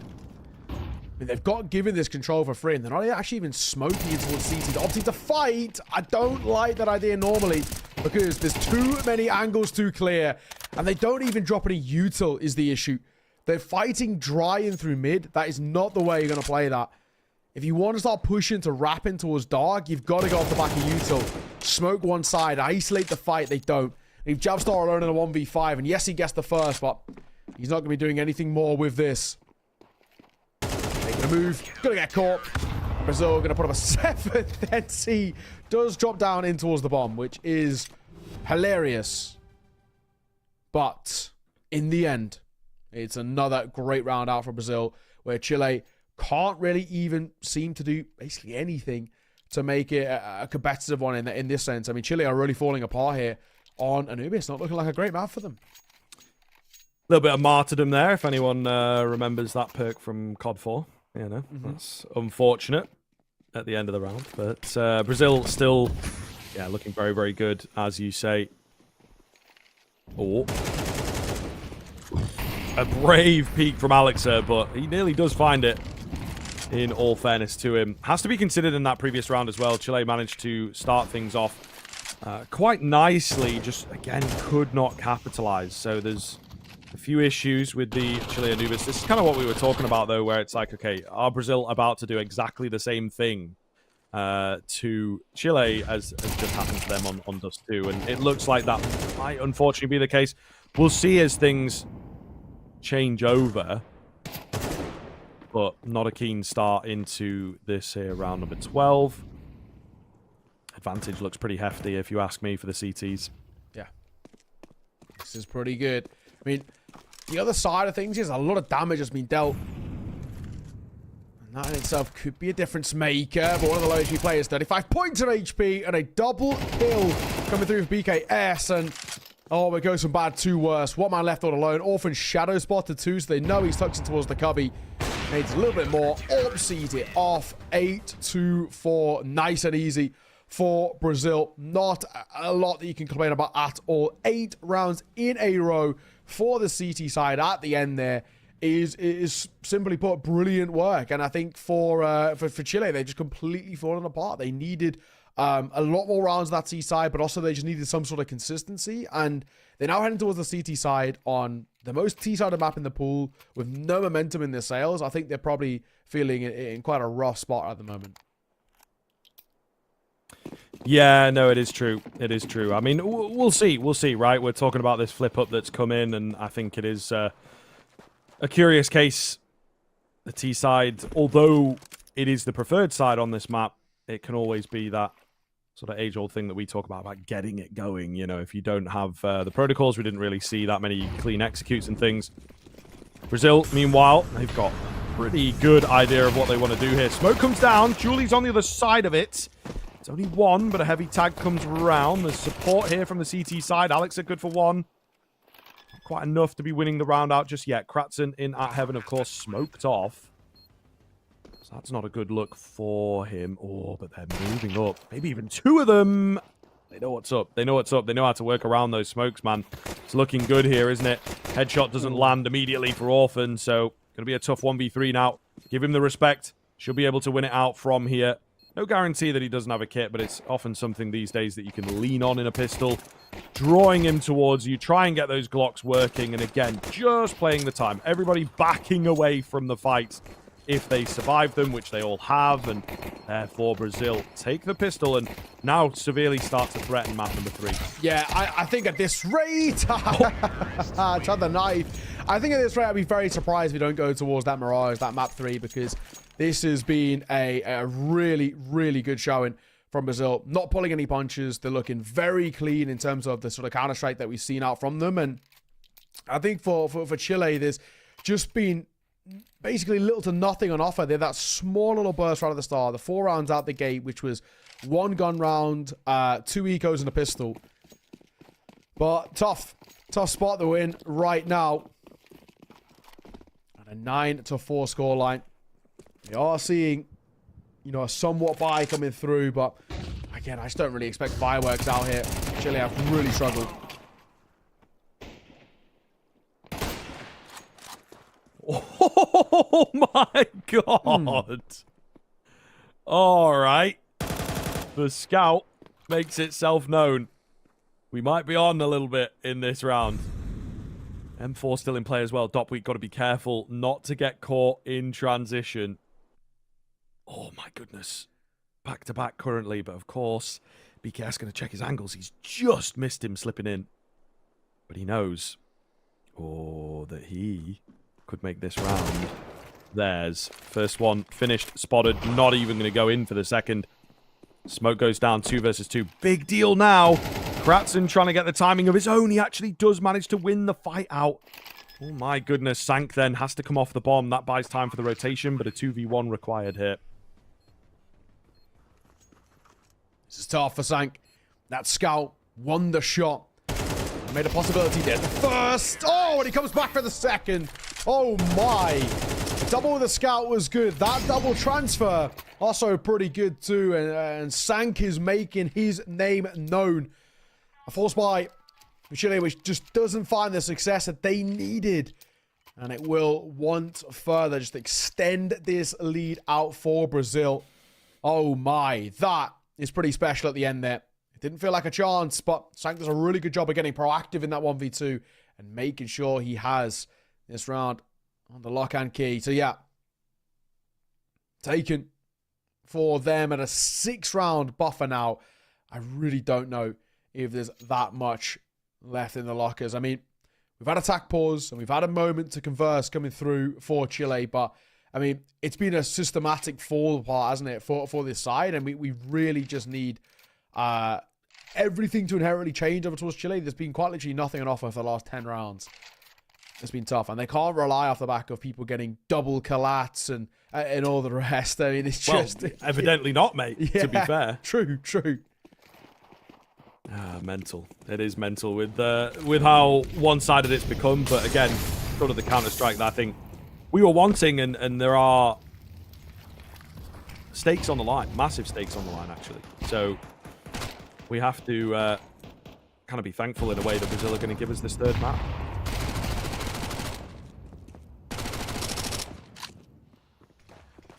Okay. Oh, Mac 10 barreling in. Kratzen caught.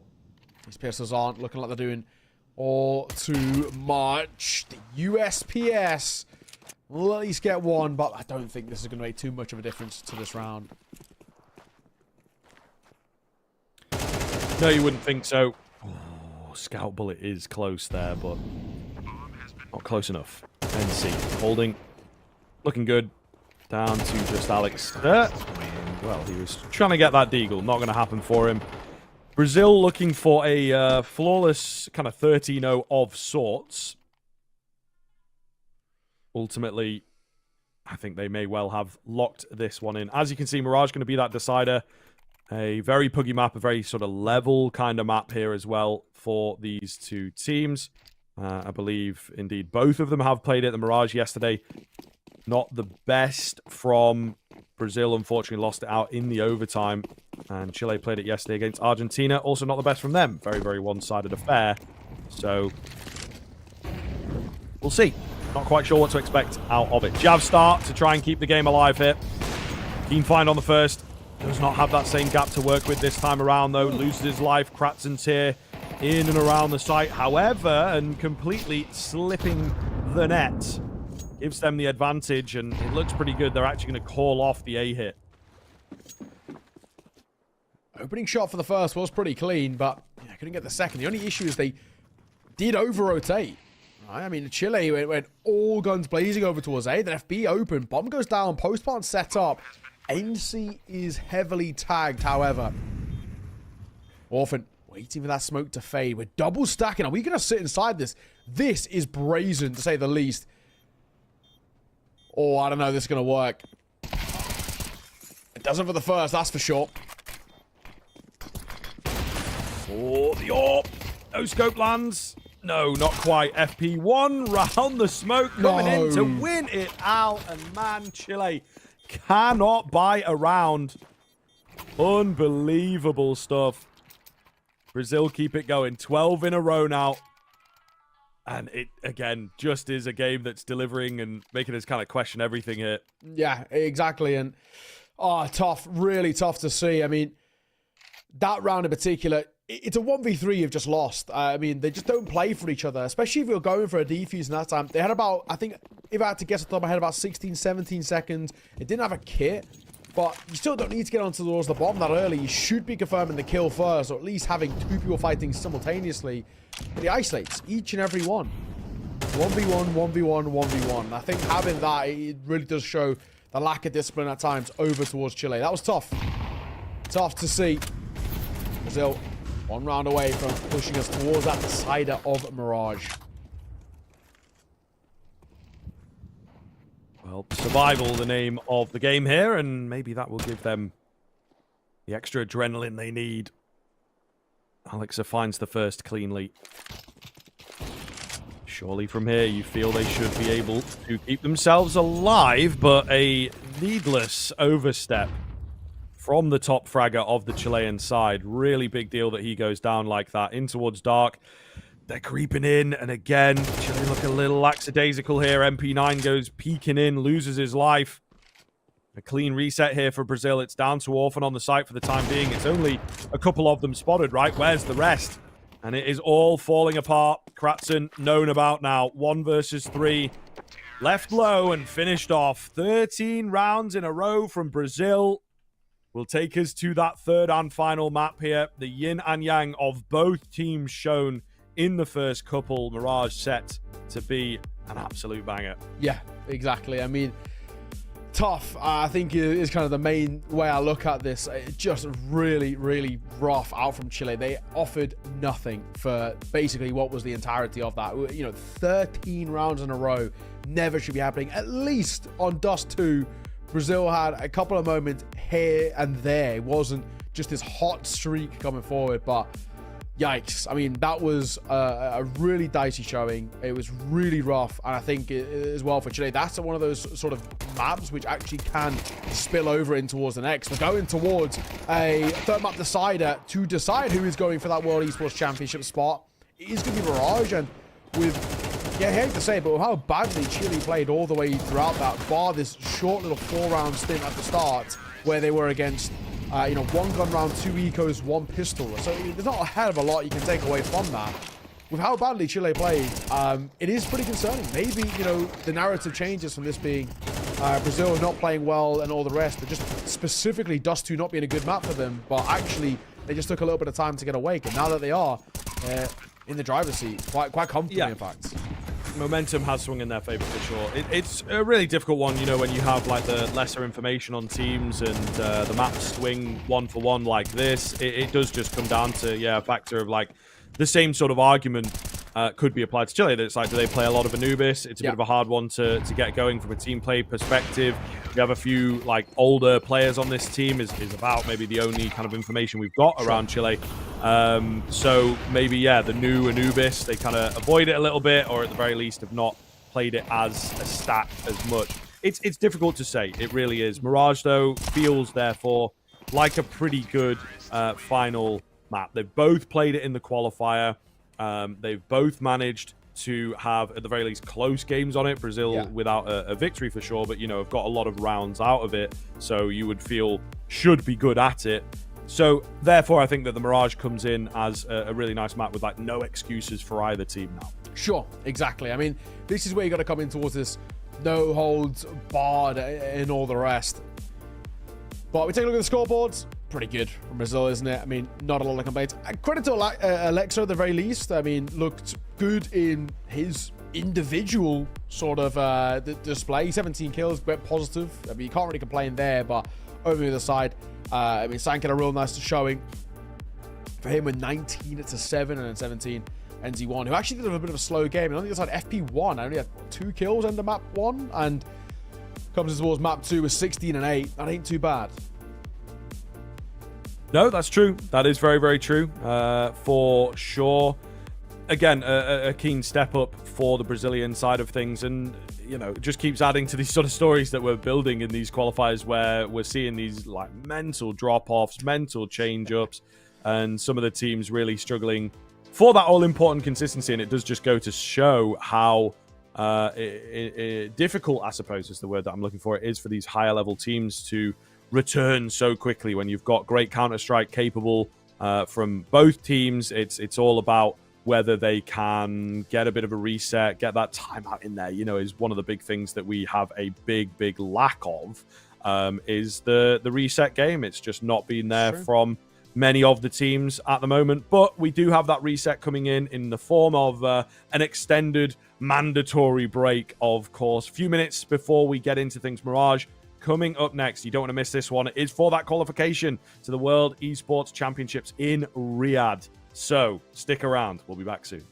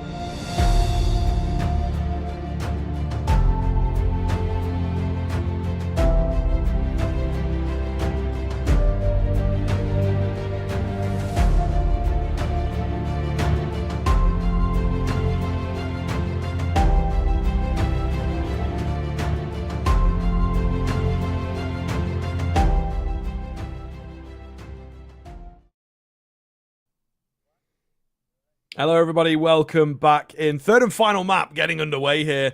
There was a time where we weren't necessarily expecting to be here. Still hope for Brazil, but then they lay down 13 in a row, which is absolutely crazy. The Anubis has brought it back pretty heavily here into contention. Chile looked good on Dust 2, 13-4 from them. And then a 13-4 from Brazil. Now we end up on Mirage, and it is all to play for. The winner of this qualifies. If you are just joining us, you maybe haven't missed the most banger maps in the world, but it has definitely set this one up to be a complete barn burner between the two of them. Yeah, I mean, we were kind of just saying as well in the break there, when you've lost like 9-10 rounds in a row, like change it up a little bit, Chile. You know what I mean? It was just, you know, at this point, they'd lost like 9-10 rounds in a row, and we're still playing the same defaults out and expecting something to change. We never saw them get, you know, overly proactive where they like, you know, are really trying to put the pressure on towards Brazil or change up the tempo of some of these rounds. We're seeing these like real quick hits come through.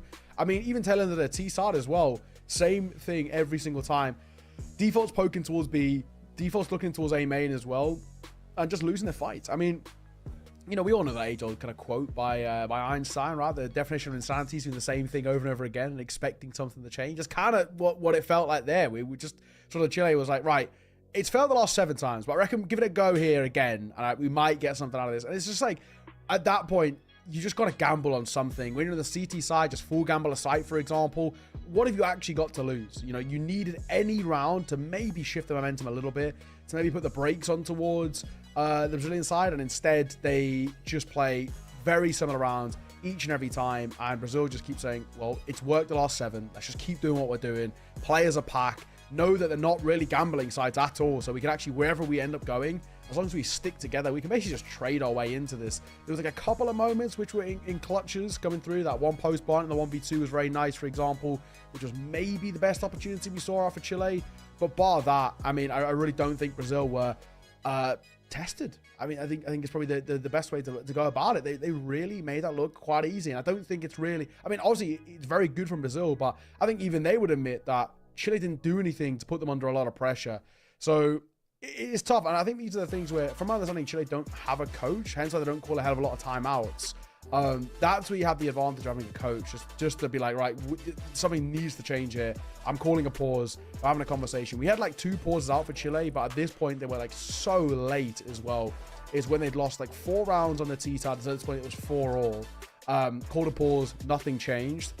And then they called one like right towards the tail end of the T side. At that point, you'd already completely lost control of this game, and then heading in towards the second half, all the momentum completely gone from their grasp. So tough to see. For Chile, this is the issue that we had with them when we see them actually throughout their earlier games as well, is that they have these periods of being really good, whether it's a map, whether it's a half or whatever, but then they, honestly, like a light switch, can just completely fall off the face of the earth, and it's tough to call what sort of Chile you're going to get. I mean, we're headed towards Mirage now, and we have no idea. The expectation is that Brazil should be able to come into this with a lot of confidence. They played great Counter-Strike. They looked very good on both the CT and the T side as well, so there wasn't really massive weaknesses there.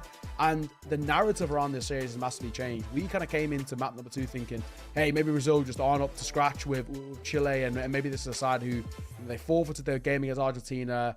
Uruguay maybe a little bit weaker teams, so they beat them, and Chile is actually their match. But now it's changed, and where it's actually maybe Dust 2 is just not a great map for them, but the rest of the pool feels a little bit better. Mirage is the map that they will know how to play. Same for Chile, of course, but yeah, tough to see. Really tough to see. Just didn't look comfortable at all the way through, and it's left us wanting a little bit more out from Chile is an understatement, but expecting this to be a real weird map number 3, but it's for all the marbles as well. You kind of broke it down just before we headed in towards that break, where this is now a best of 1 to decide who is going to the World Esports Championship. It's as simple as that. There's 2 spots on the line.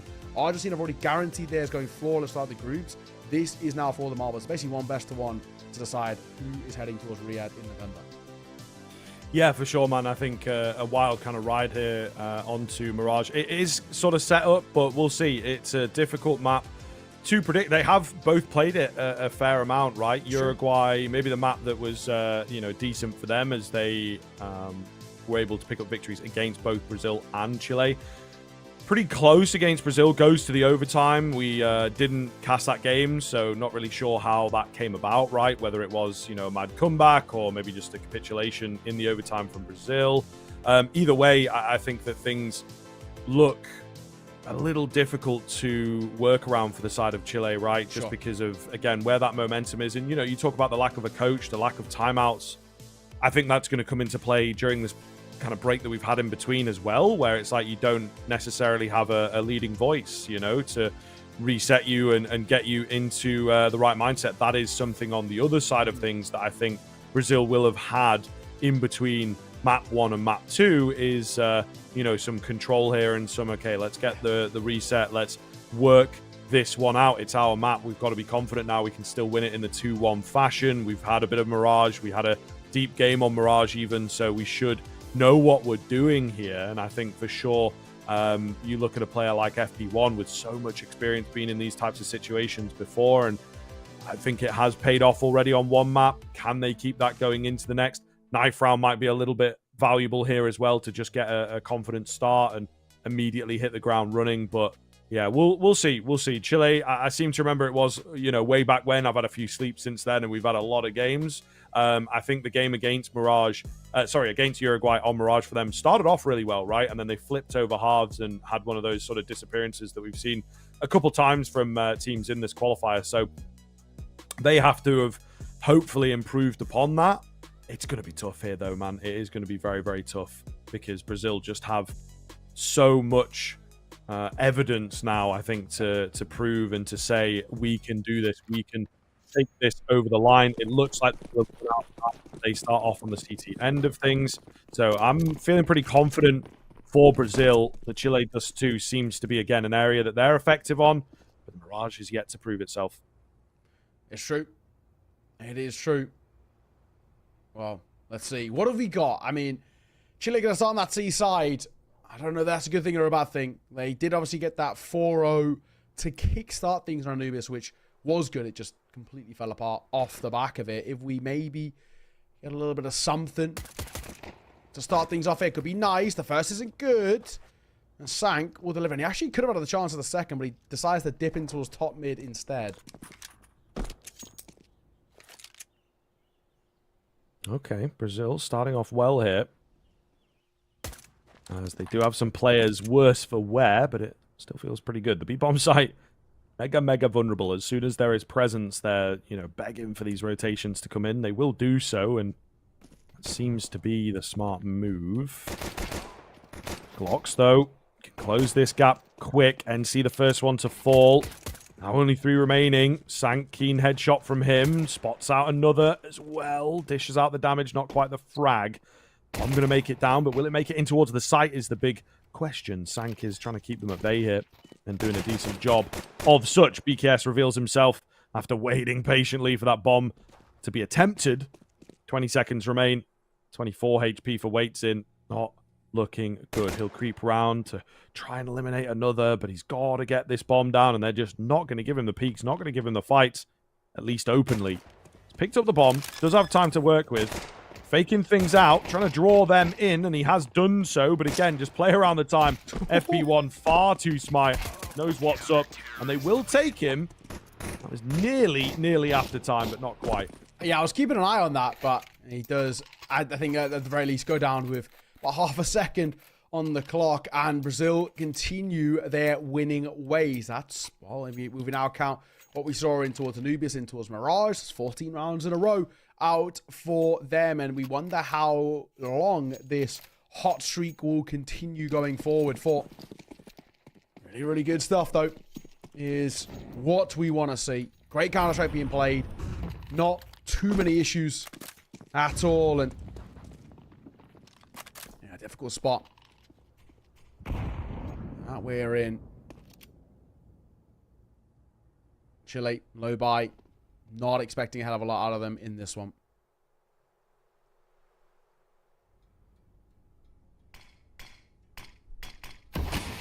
Smoke in nice and deep here.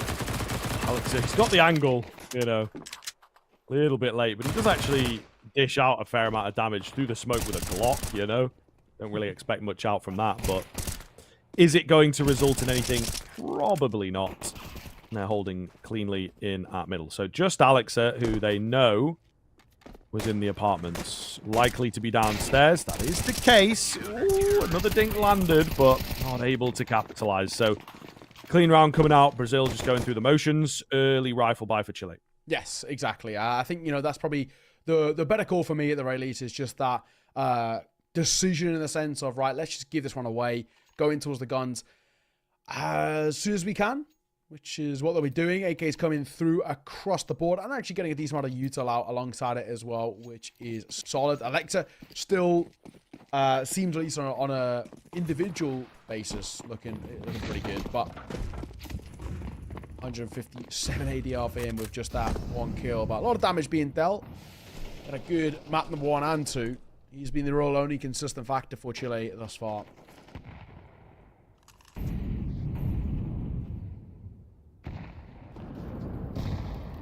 Aids in, decent start for Chile if they can capitalize on it. BKS, yeah, he's a bit scared of middle. Kind of giving the position up ultimately.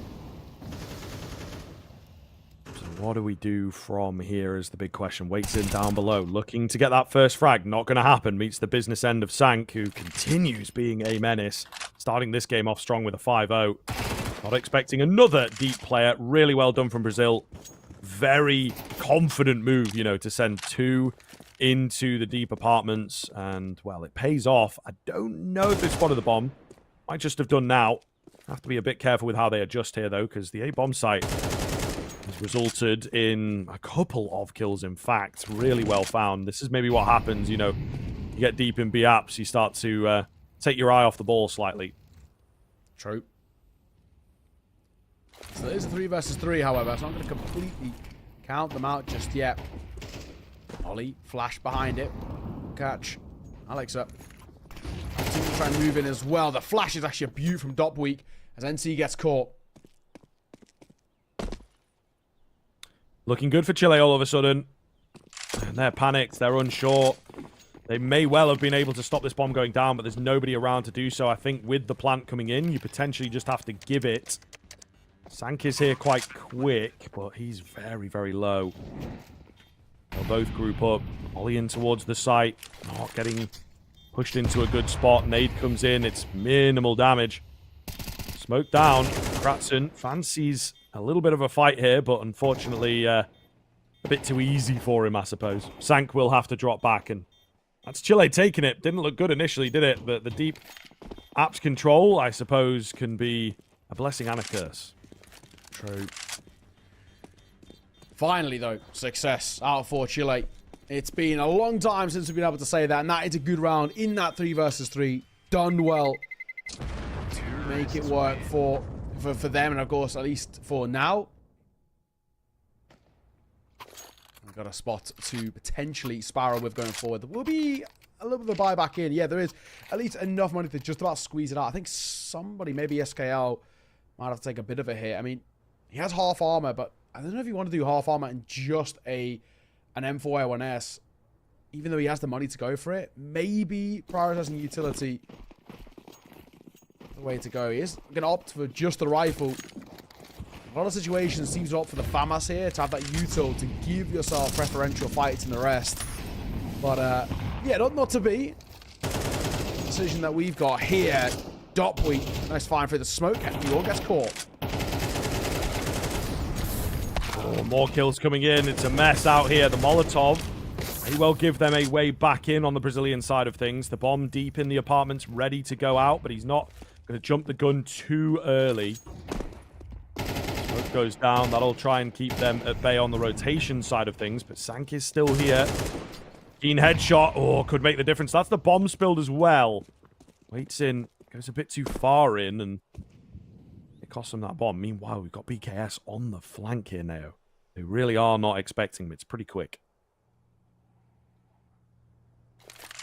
Okay. This is a weird 2v2. Chile feel a little bit undecided. Do you want to commit towards B? I mean, that would actually most likely sort of work against them, but going back towards A is also precarious too. Where is the A player? Could be on towards site. Could be in jungle, of course, as we know with hindsight that he is. 30 seconds to make this decision. They are going towards CT. I think that's got to have been heard. And you can actually see by the movement now for Brazil that they would have heard that. They aren't going to be able to deny this bomb going down, that's for sure. We'll see what they can find from here then. Oh, crossing towards CT. I think they'll look for one of them over there. Might have confirmed both, though. They seem pretty sure on the fact that there's two in at CT. Just going to try and go in for the defuse, I would imagine. However, they're getting a bit close. That Kit player wants to fight, and that's an oversight. BKS goes down. Stank taken as well. Dopweek on the fade away, but it felt like with the Kit, you go in for the defuse, and you just try and get the ninja. Not going to happen, though. So Brazil letting it slip. Yes, exactly. All right. Now it's a tied game. Chile, the first time in a while, looking alive and a little bit more of a consistent factor. Playing good Counter-Strike, at least in these couple of rounds. That 2v2 is actually expertly played too. They know that going over towards B feels really risky, so they double back towards A. They wait, go quietly, and just when they know they're out of range, a quick push, wrap in via CT. Simple. And easy. Molotov down towards bench. It's up the swing, but actually let's get extinguished by the smoke. And it will allow FB1 to get a kill, but he can't get away with his life intact. And as the A site taken.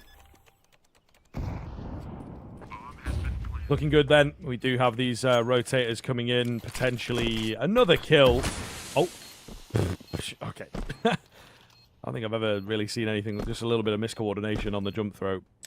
Not releasing mouse 1. Usually the issue is releasing mouse 1 a bit too soon, isn't it? You know, and not getting a fully fledged jump throw, I think. But there you are. AK being saved. NC still in the mix to try and take a name down with him. They know about him. They're going to train in, and they will indeed drop him. So Chile move up to 3, scot-free at this stage. Brazil back round with a buy in the next one, though. We expect them to put something up here. They're going to have to. Yeah, true. Okay. 3-2. Chile, this T side at the very least looking pretty solid. Don't want to risk anything early doors here for Chile, but they're playing quite a nice Counter-Strike. Nothing needs to change here. We said we need to change out of them when things were going really bad. Things are going really well. Nothing needs to change up in this situation so far. Brazil back in towards their buy. Don't find this one, and they kind of allow Chile to get up towards already 5 rounds, which on T side, in a lot of cases, is workable. Here comes deep. Just damage on towards Alexa, but with an AWP, not really the worst thing in the world. He won't care that much. Quick 1-for-1.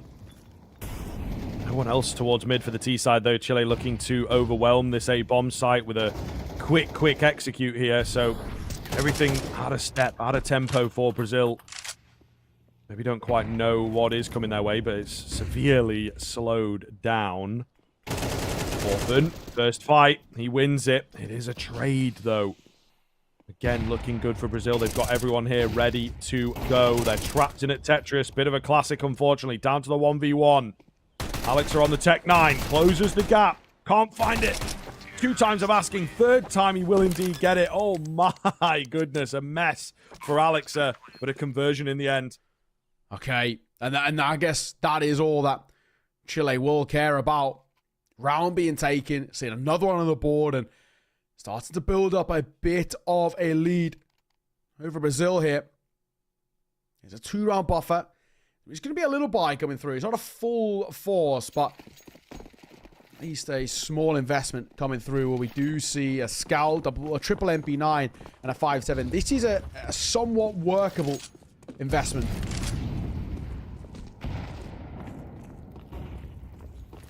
I'm going to completely count out Brazil just yet, but for Chile, much better.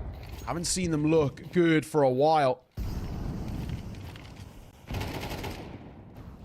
Mirage is always the great litmus test, it does feel as well. Mirage is always the one where it feels like if you're going to be a side who need to test your mettle, this is it. Brazil, falling a little flat here. Oh.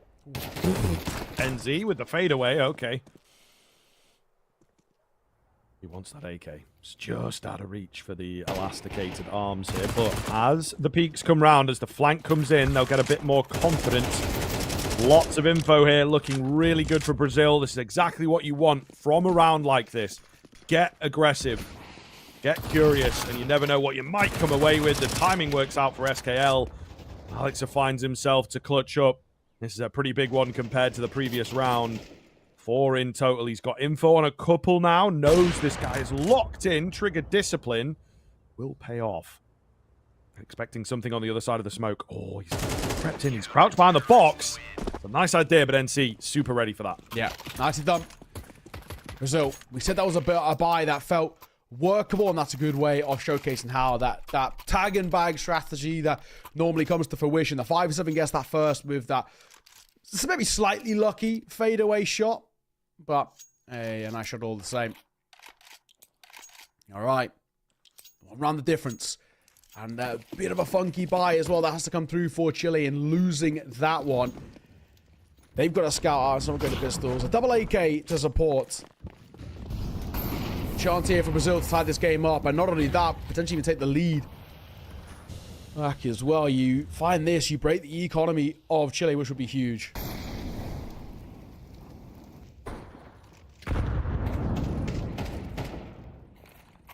Tapping away here. It's the AWP, though, that we're keeping the eyes on. BKS. Immediately known. A weapon recovery on the cards, but got to be careful, right? Your life is finite here. FP1 trying to make sure of that. He does so. Oh, nearly. But he's traded. It's all good. 4v2, an advantageous position here for Brazil. All right. Let's get out. Orphan gets caught, more or less confirmed this round in place. It's a Tech 9, 1 Molotov. Full HP, but I don't think this one's getting off the ground. Wants to try and get a bomb plant out of here, but there's going to be 2 towards A, 2 towards B. Wherever he goes, he's at a disadvantage. Unlikely, to say the least. Should get caught, and won't. In all fairness, SKL does for the Tech 9. Trying to overwhelm the AWP. Couple of missed shots. Oh, the fadeaway isn't bad either. Bomb gonna go down. The drive-by frag. And he's immediately out of there to try and get his hands onto a rifle. They do not give him the respect, however. BKS takes him down. Brazil up to 4. Weathering the storm there. That looked a little scary after that Tech 9 frag. Either way, it's a good look here. Chile start off strong again. Struggle to keep it going, and you can see some of the individuals also struggling to get into the game. So when the rifles have come in, when we get that conventional Counter-Strike, maybe a little less random. That's what we always sort of say about the pistols, unfortunately. And True. Brazil have managed to bring it back to them. Absolutely. All tied. This is sort of what we wanted for a map 3. Make sure that we get a bit of a game out of this. We've had 2 very one-sided games. 13-4 Dust 2, 13-4 Anubis. Feels pretty unlikely with how this game's played out so far that from a full raw standpoint, we're going to get a 13-4. But then again, maybe arguably I thought that as well in Anubis. So you can't completely count it out.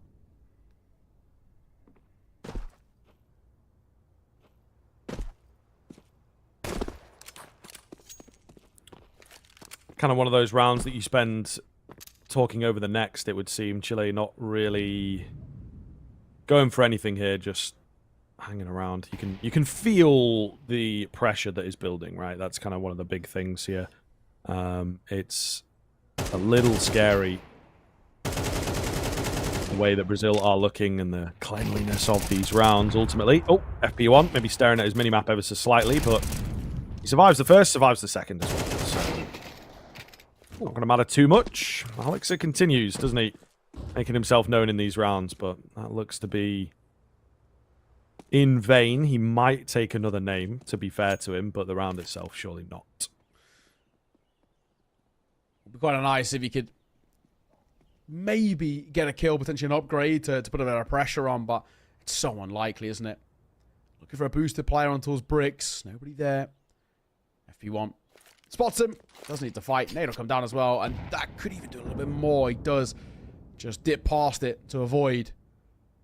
He's a dead man walking. I think the big thing is also making sure you do die before time. Brazil going to find the lead back in their favor. Chile will be able to buy it back in towards this next round. That was always a little bit of a throwaway in the sense of the investment being low, but they now can reinvest in. However, reinvesting is all good, but a bit more pressure on their shoulders. You lose this, and Brazil are probably going to be going in at bare minimum 7 rounds, which on CT side is normally what you'd ask of them. I think with this map being the second most CT-sided map in the pool, 7-5 feels like the raw handshake of a round difference from that CT side.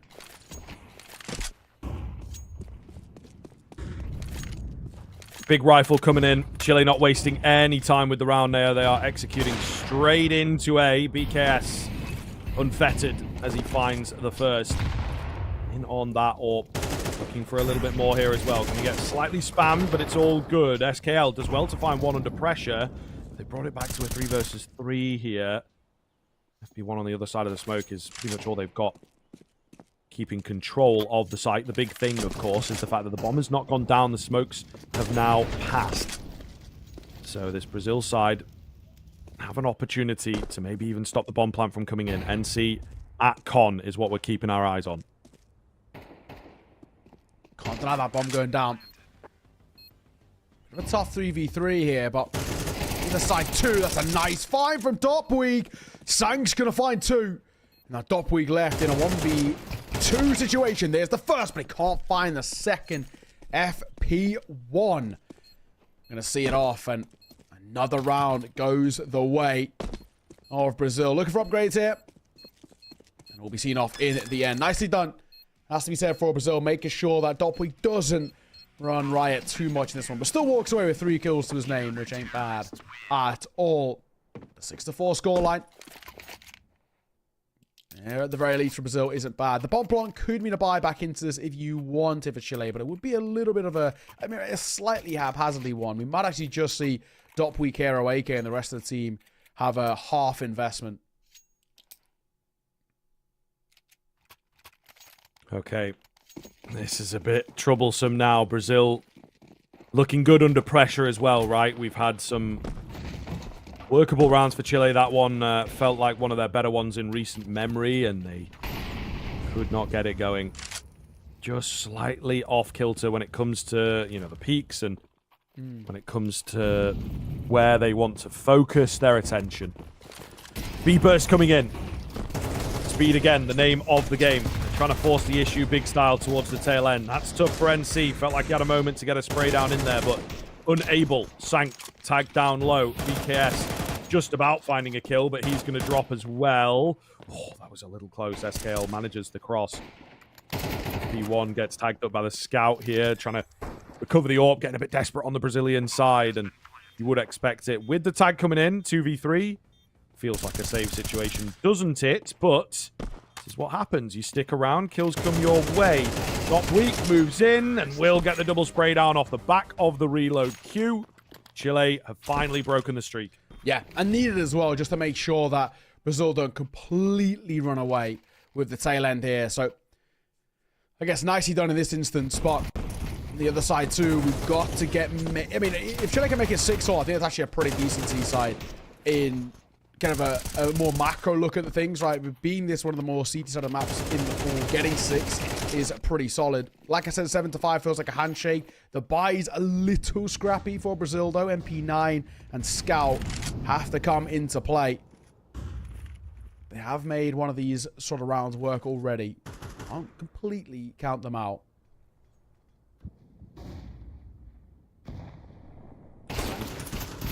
Ooh, close. But no scar. Nade follows him. He's already out of there, but it's a nice opening tag for Chile to capitalize on. They do look comfortable here. Bomb going to be retrieved at the top end of middle. And looking for a quick B split. We're all the way up short. I don't know that this has necessarily been considered, to be honest. BKS, though. I'm going to assume he's boosted up. He is indeed. So we'll see what he can do. M4 up here is pretty rare. He goes early. And it costs him his life. Yes. So You're going to play that angle, make it work. However, Chile moving up to 6, one would assume. A wild attempt here from the Brazilian rotations. Not going to happen. It's just FP1. Oh. Bit of damage. He's going to be making a grand defense. I say that. Still got time to work with. Oh, breaking up his own smoke is a bit risky, and he's going to be Tech 9 drive by Alexa at the end. 6-all. Couple of rounds for Chile at that tail end of the half, which really secure actually a pretty solid one as they're moving towards the second half. Actually, a little bit of confidence to work with too. Brazil had some prime opportunities. They had 4 in a row, which got them up towards 6. It looked like a pretty solid opportunity for them to take a lead in towards the second. They don't. Maybe might not the confidence, but it puts a little bit more onus on this pistol as well. Win this, and you're really going to take some early momentum in towards the next. And, you know, for Brazil on the T side, you take a pistol, you get a bomb plant. We talk about a real nice buy-in towards the next. Chile have liked the force buy, but with not too much success, that could be where you take your streaks. Same thing in reverse, though, for Chile on the CT side. Hanging out in the palace. Brazil looking to pull off something a little different here. The execute comes in. This is conventional. Out from Palace might not be expected. We'll see. Oh, the USPs at range. They look quite good. And the bomb plant is really going to be difficult here. They have to clear out CT. Getting in the face of the CT side. Alexa to try and keep them in it. Oh, closes the gap and mows them down. Crisp as you like. Chile with the pistol. All right, Chile. Now, in taking that one so comfortably, too, I think that's really going to add towards where now they have a lot to work off. No bomb blanc coming out from Brazil, so not going to be able to buy any. I don't think you'd want to, at the very least, you wouldn't be able to bring a hell of a lot. Maybe Tech 9's armor if you want to do something completely audacious. We'll see. This is a big spot that Chile have given themselves to start off this half. 6th and probably going to be, a 7th and probably going to be an 8th as well. So there isn't too much to fight off against the other side. Huge, nice double for Waiting to start as well. Adds more to it. Nice and simply. Brazil left down to 2. Yep, looking comfortable here. MP9 looking to make a bit more money off the back of these unarmored opponents as well. All right, spoke too soon. He drops. Bomb plant coming in. Orphan struggling, I think it is safe to say. M4's getting into the mixture, though, going to be difficult to deal with, of course. If Sank can take one more, I think they'd be happy with that. Not going to happen for him. But still, getting a bomb plant out of that, you know, 2v5 situation. Slight bit of oversight, leaving the kind of low-fragging B-Anchor all by himself. Yeah.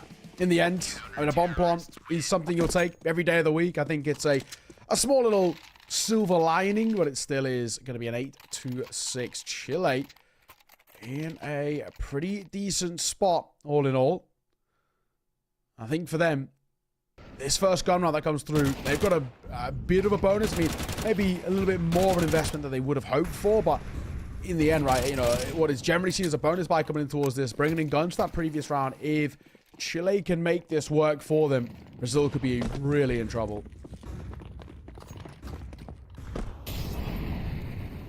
All right, let's see. Really, really curious now as Chile, for a little while there, it felt like maybe Brazil were going to do the same as Anubis. But they have managed to refine themselves towards the tail end of the first half into the second here as well. Look pretty good. Orphan, aggressive stance, takes out Sank. B apartments completely cut off. Okay. For now, does go eerily quiet. As Brazil are trying to make a bit of a move, but stop weak. Gonna get gifted that one. NC jumping into his window gets caught. He's had a slow game so far. Things have been tough for him.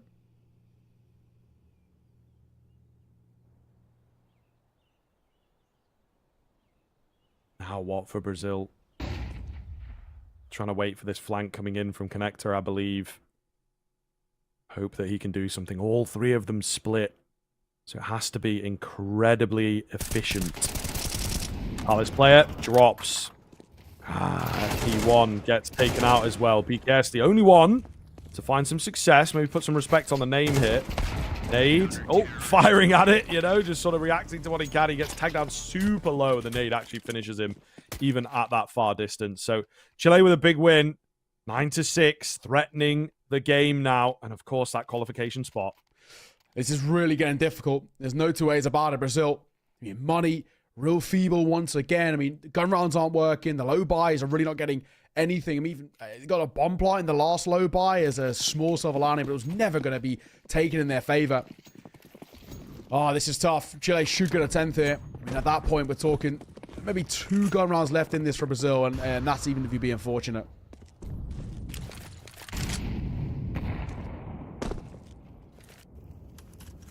Big nade damage to kick things off in the Palace. They're looking to go for a variation on their pistol strategy here. Get everyone waterfalled out.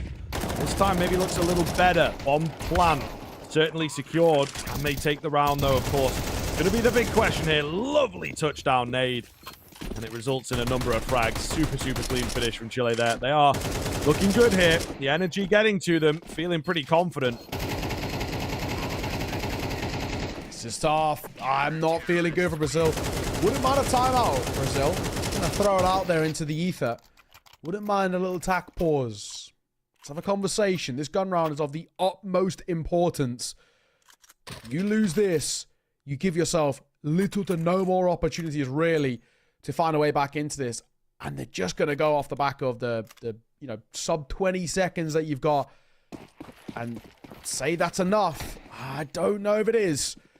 Alexa does take a knife to start this one off, though, which is not good. But I guess, fortunately, if anyone's going to get knifed, is the AWPer, which is, I guess, not the worst thing in the world. Yeah, I suppose that is kind of maybe your silver lining of it here. But every little helps Brazil at the moment. They have to answer back quickly. This game is getting away from them. They lose this one, and it feels like it's locked in. So, yeah, danger zone ahead. On Brazilian side of things. 30 seconds. Just over gone at this point, and Brazil have got the mid control. What are they going to do with it? Bit of a classic here. Get behind the con smoke and try and roll around. They were expecting maybe a bit more of a short play. Doesn't happen. 5-on-4 immediately in favor of Brazil, but they're all coming through connector. They've all been spotted. Another bit of short presence. Can't find success. Orphans continuing to struggle there. But they are ready. They're very, very ready here on this A-bomb site. AWP still in play. Bomb going to go down. No attempt to try and deny it there. Banking on this flank. Oh, the spray transfer from Katzen is clean. The AWPer goes down. 2 versus 2 looks good. Katzen undealt with here. Absolute menace in from ramp. A smoke to SKL might be the boring finish, but surely should be able to get the defuse in. He's on the ladder, and it makes life difficult. The transfer needed to be instantaneous. It wasn't there. An absolutely crazy finish into round 18, but it's a Chilean finish, and it's a strong one as well. They are 2 rounds away from the spot at the World Esports Championships. Yeah, fair play as well. Brazil have fallen quite flat here off the back of 13 rounds in a row on Anubis. A really solid start as well in towards this third map where it looked like maybe that momentum would have carried over. Now, not looking anything of the case. They are dwindling. Buy-in for Brazil. And again, no, attack pause or anything. They're just going straight into it. Hello? Flight of Cap. Sang doesn't even bother to look in towards connect, and he has nobody near him to pull off the trade. It's a brazen decision, and I think that is Tilt playing in there massively. That has to be. Yeah, I don't know, man. Such an important moment. And it may well be the straw that broke the camel's back. Not sure if that was supposed to be a jump in towards the window either. But either way, it's a 5v3 now, and that comes super early on in the round. No real trade of anything, info, even the utility, not loads of it drawn out of Chile here. So a super strong position for them to be in. Brazil going to try and give the A-bomb site a go once again. All right. I'll flash over. Does actually catch the Palace player.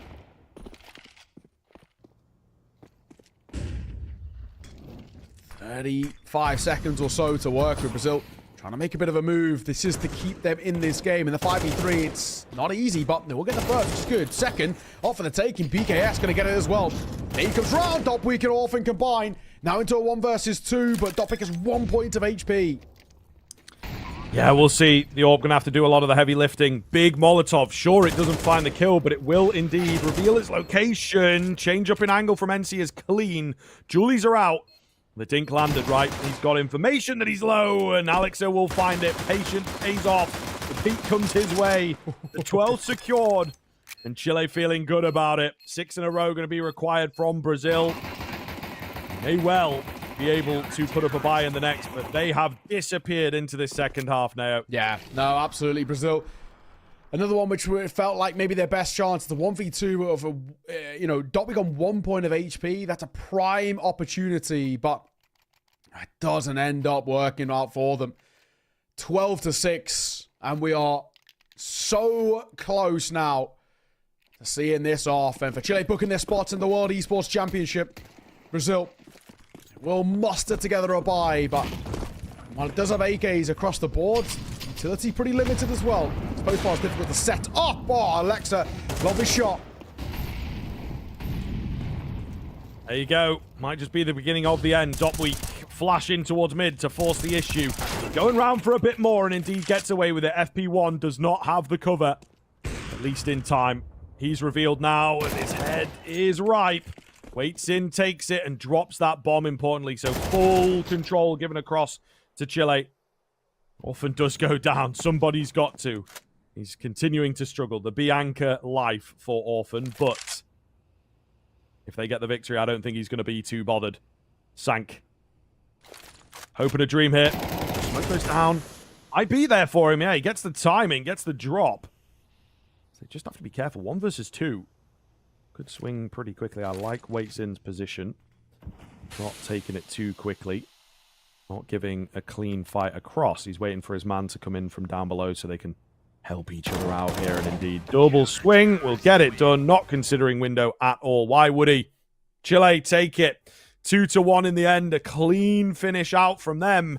And an unexpected victory here. Brazil come through with a bit of experience from the Brazilian scene with the team banner behind them, but they cannot get it going. 2 very one-sided maps that they drop. The Anubis look good, but that is about it in this series. And indeed, the mental. I think till that map number 3, they really, recuperated the losses off towards map number 2. It's tough when you lose 13 rounds in a row, which actually ended up sparring into like 15 rounds in a row as it seeped a little bit in towards this map number 3. We were really concerned, and they had and showed that sort of mental resilience and saying, right, we can find a way back into this. We're not down and out for the count just yet. So good work from them. I think for Chile, there was Brazil who were trying to make a fight out of this, and in this first half absolutely did, but unfortunately the second half fell apart. And that is Counter-Strike. It's a game of 2 halves, ultimately. You can't just have one solid side. It's not going to be enough. Yeah, for a minute there, I was feeling the Brazil takeover again, and I was like, okay, maybe this is going to be just another capitulation from Chile. Maybe there is not a super heavy amount of depth to this team, but we've seen some good stuff there. I think it's going to be very telling how they perform in Riyadh for sure, but there are a few individuals that look super consistent throughout. Alexa and Dopweek looked really, really good, I think, in every single game. You know, they felt like the maybe most consistent factors, maybe the only guys that at times were able to put up numbers even in the defeats, even in the one-sided defeats. You can see across the scoreboard as well, that's still reflected. Orphan, it's a tough game for him, to be fair, and there's always got to be takeaways in that sense that you have to maybe keep your eye on. We're not quite sure roles-wise and everything, how these players go down. Maybe he comes through as the IGL. It is also a tough one. He was B-anchoring, you know, and there were a lot of rounds in that second half where he was just getting dropped. But on the other side of things, again, VKS looks okay, sank up there in terms of the kills, but they just could not convert them into the rounds. So a tough one, team-wise, should have been doing a little bit better. I think it should have been a more competitive third map, even if they do end up losing. I think they will be disappointed in themselves that it ends up going super one-sided, you know, not the look. not the luck. Yes. Yeah, exactly that. Decent scoreboard as well, just showcasing, again, the individuals that are on display for Chile. And that's something that they're really going to look towards on the line environment themselves. For Brazil, it was tough. You hate to see it. I mean, obviously, as well, they're a region with a hell of a lot of talent as well. And maybe, a shame that we didn't see some of those big names. But, it's a super busy time of the year, not only now, but also when the World Esports Championship is on and the rest. So, I mean, I guess... It's an unfortunate thing. They just sort of fell apart. I think maybe that's that lack of experience coming through, and when times got really, really tough, it did showcase. Either way, that's only our first series of the day. We still got plenty more Counter-Strike action for you. So we're going to throw this one to a short break. We'll be back in just a second. Sit tight. We'll see you soon.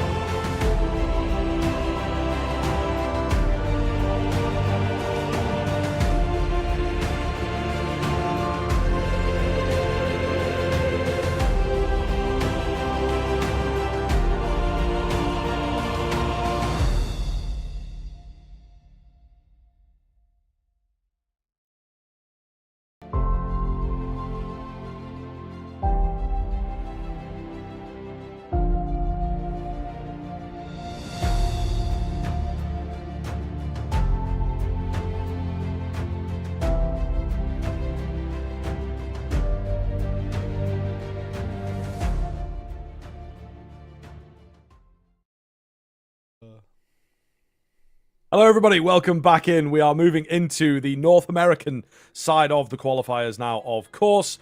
very much looking forward to kind of breaking into these games. More so, maybe the Group B side of things, because it will be the Costa Rica, Guatemala, again, all-stakes game.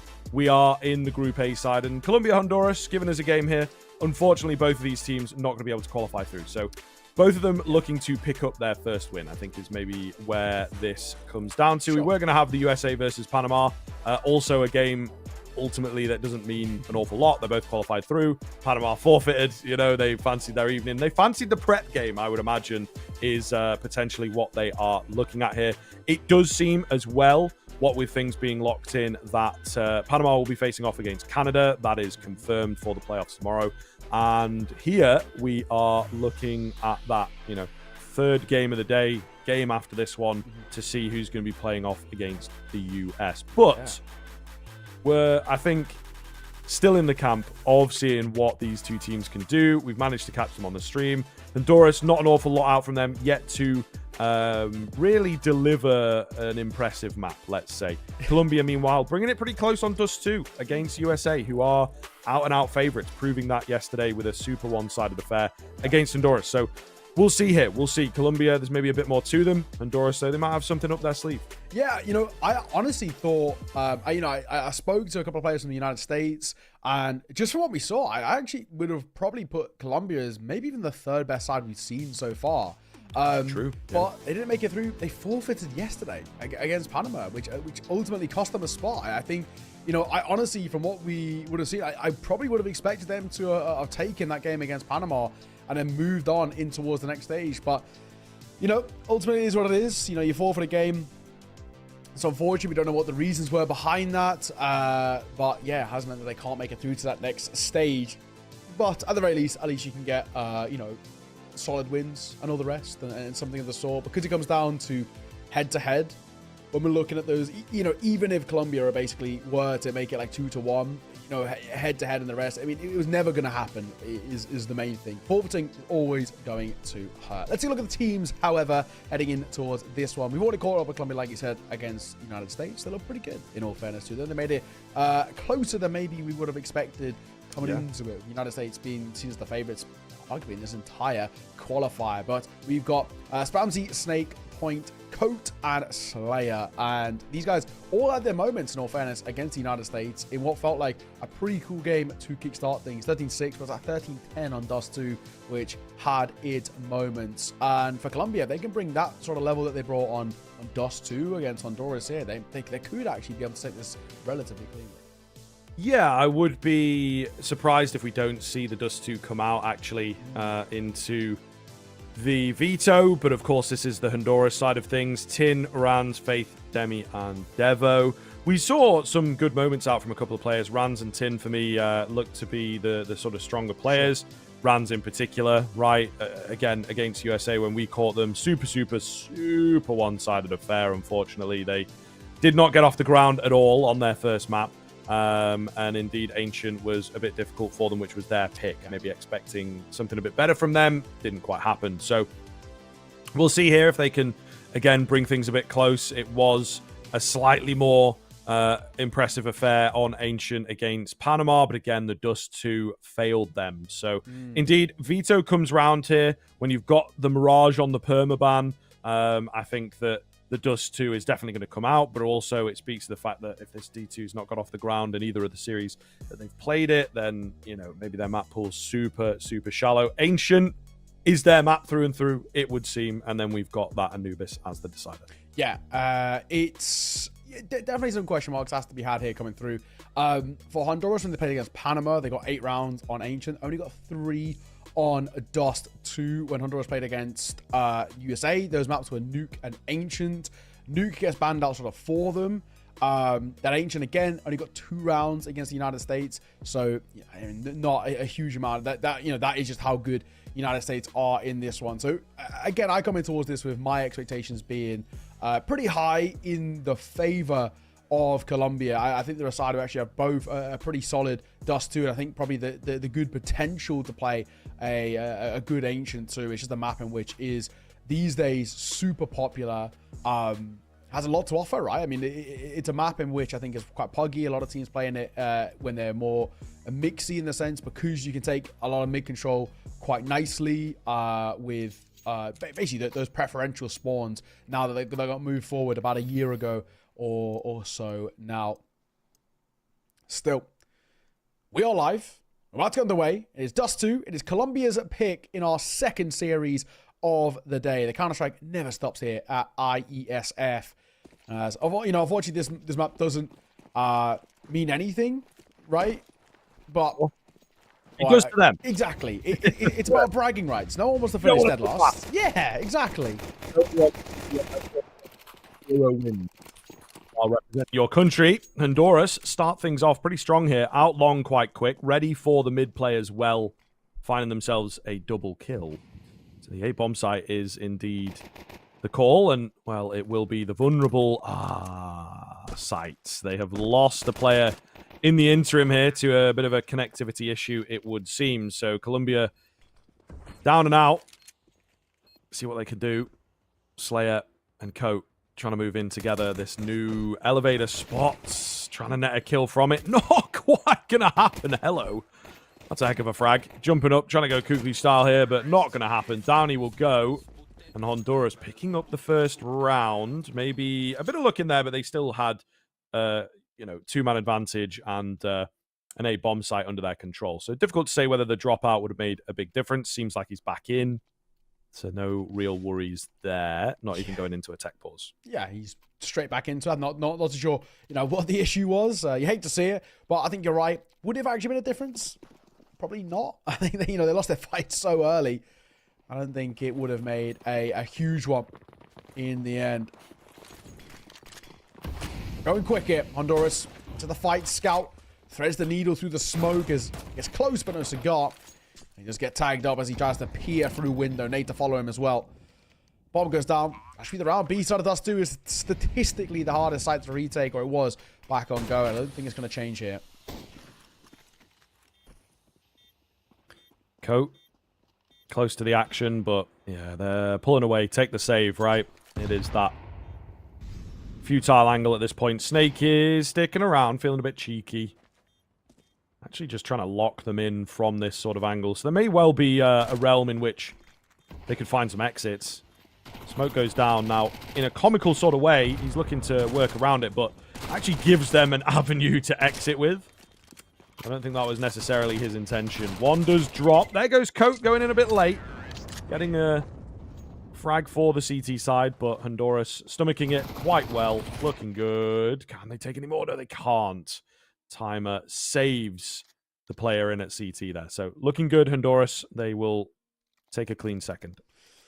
All right. 2-0. We are going to be seeing not a hell of a lot of investment coming through. Colombia did go for at least a little bit of a force there, which doesn't end up working out. So in the end, we're just going to go straight back into a round, which does feel like a little bit of a throwaway. Force bite.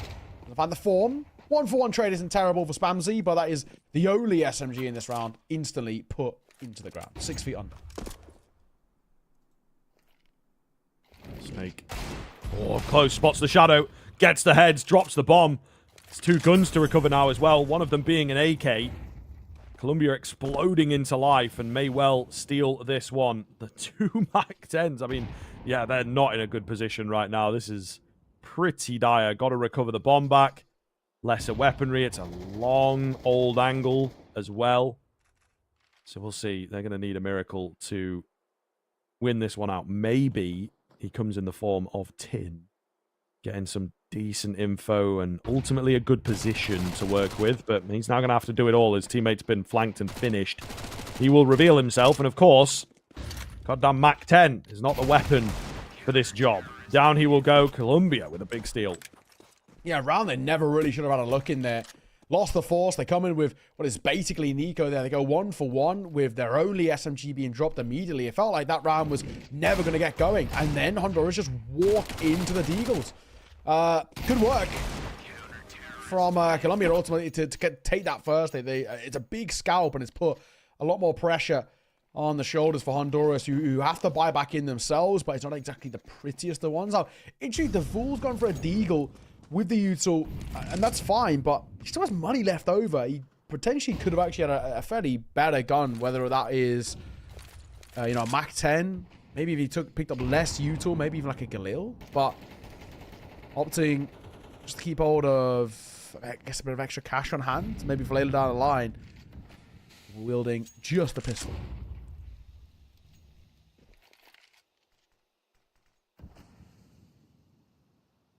Point close to the action here, on the edge of his smoke.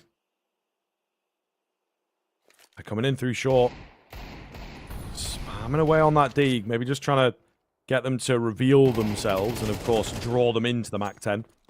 Push through B, results in a 1-for-1, but it gives them a good idea of where the attack might be coming. Oh, the last second bail on short is a bit weird, but Devul makes it work. 2 come through for Honduras here, and I mean, that might just be it for the round, to be honest. I don't know that Colombia can contest.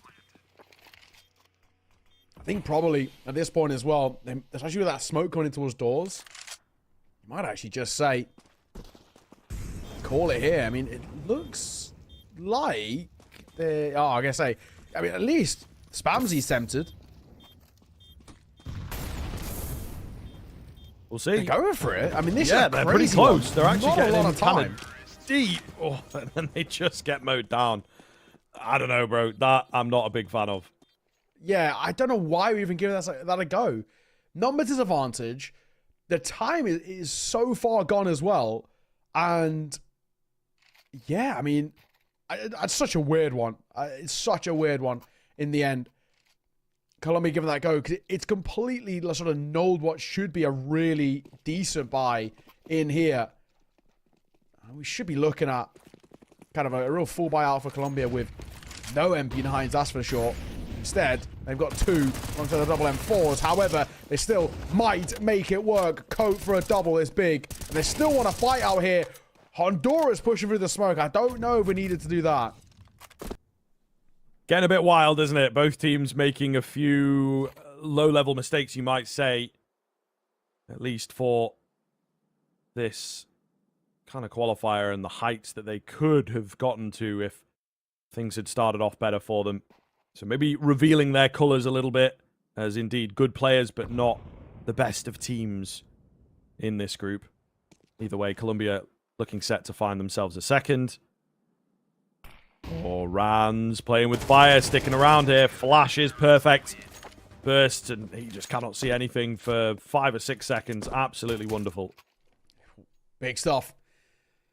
3-2 now as well. And Honduras is sort of relentless want to fight out towards long days. I think that really cost them. They did not need to.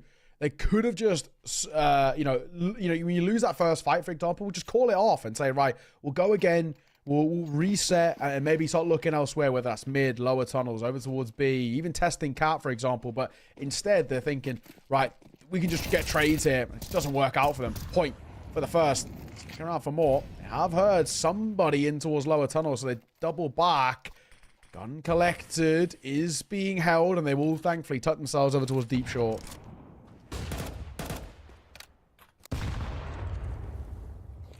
Devul down below. Oh, keen find on the boost. See what they can do with that now. There's obviously going to be information in there. There's another player in that area. Nade is really quite good for Colombia, though. Keep them softened up. You can see the numbers are there, but the HP not so much.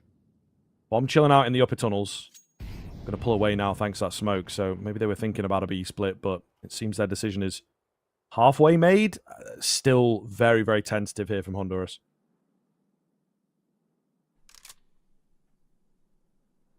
All right.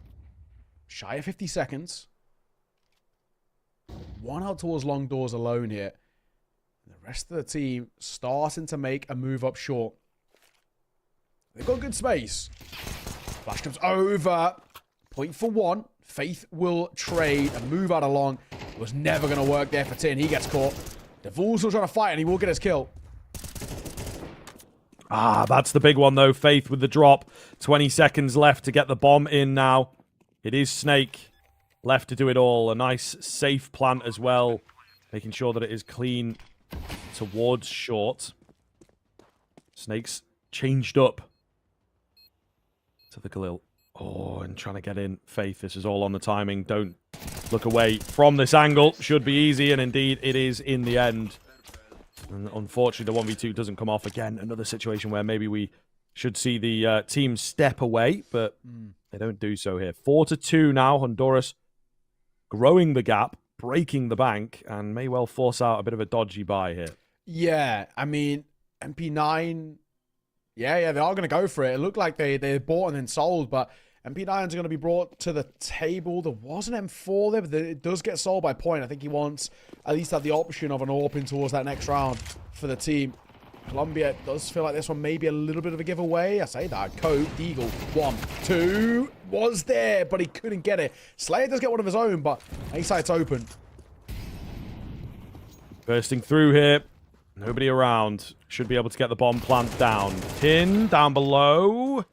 Traded. They maybe need the numbers at this stage, especially before the bomb goes down. Point dealt with in towards long. And it gets a bit harder without that presence, but there's another player coming from long. I don't think he'll be expected this quickly. And he gets perfect timing. Demi caught with the quick switch. All going to be down to Faith. Another encroachment towards short. Slayer has got the angle, but not expecting the jump up. Still, the trade is there thanks to the AK retrieved.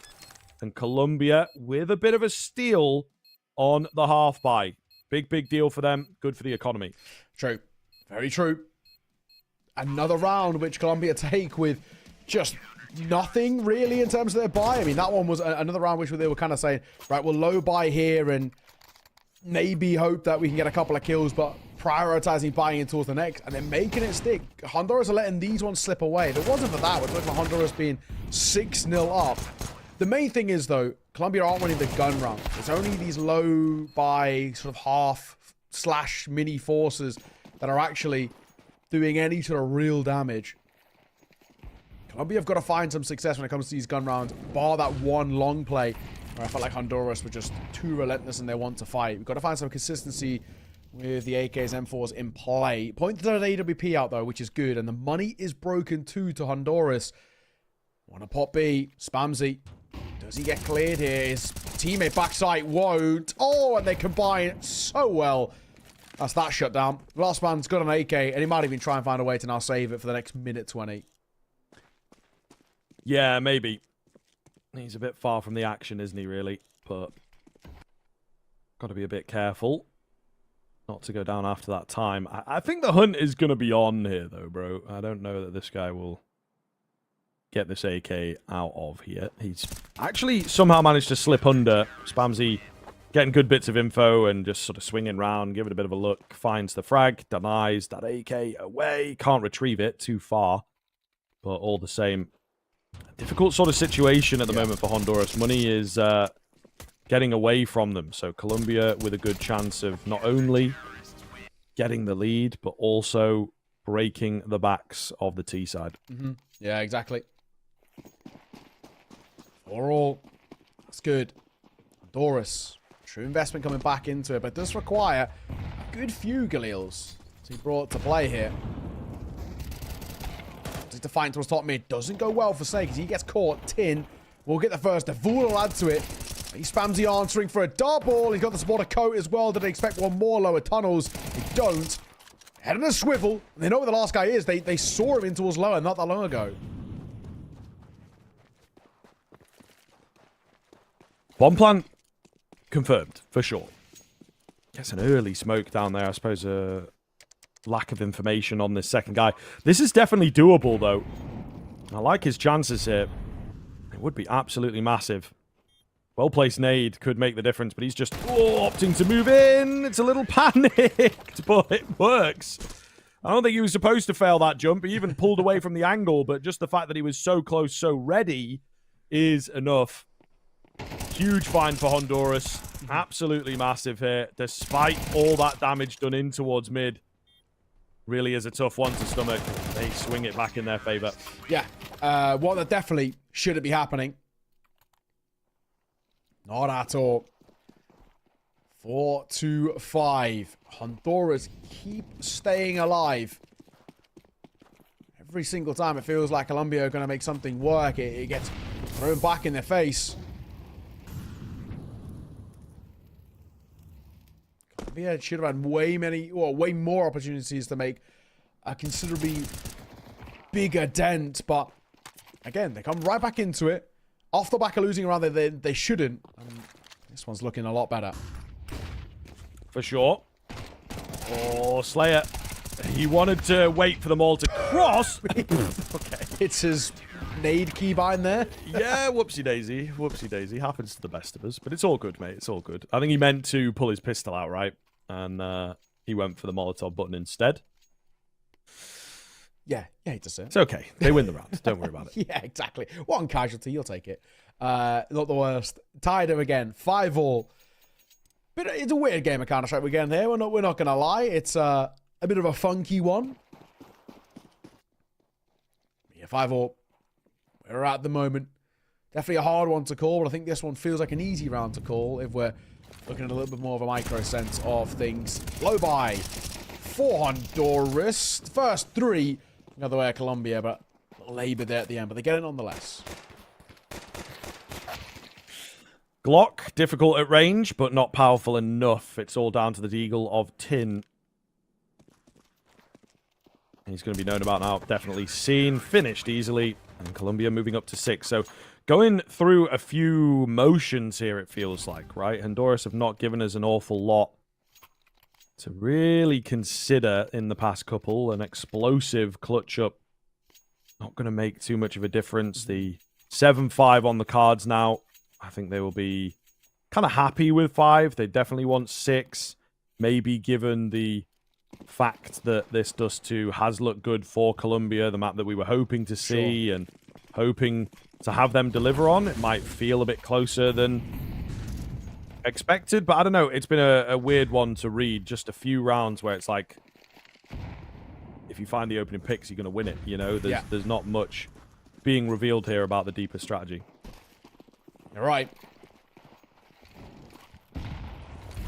Up towards short already. I mean, in a very quick fashion here for Honduras. And no one playing the site itself, but they got a long play. They got 2 in towards short, and there is the potential of a flank to come through as well. Tin, gonna catch one. Nicely done. Still that long player. They haven't really kept an eye out for just yet, but double stack moving through CT. It's a tough angle to play out from.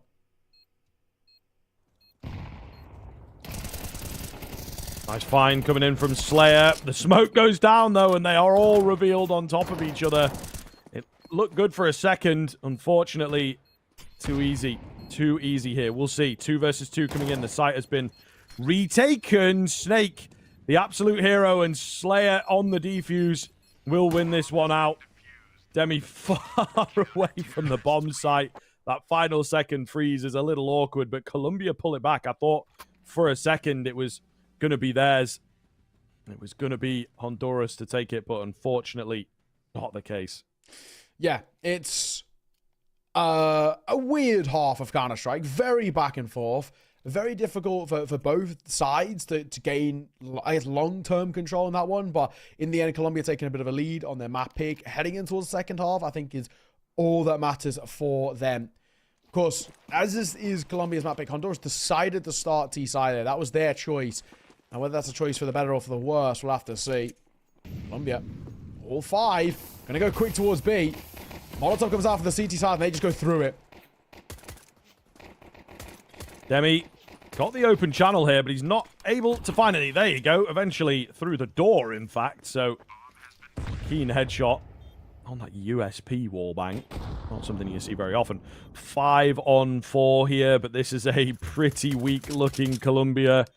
Surely got to be good for the CT side. The Glocks up close, though, are deadly, as we know. Trying to draw them in. First kill round here. Snake deals with the tunnel position. Trying to bite off a bit more. Not quite able to do so. Devul rolls round, brings it down to just 1. They know where Slayer is at. Trying to play the bomb. Not a lot of time to work with, however. And he may well have just done enough. An attempt being made somehow.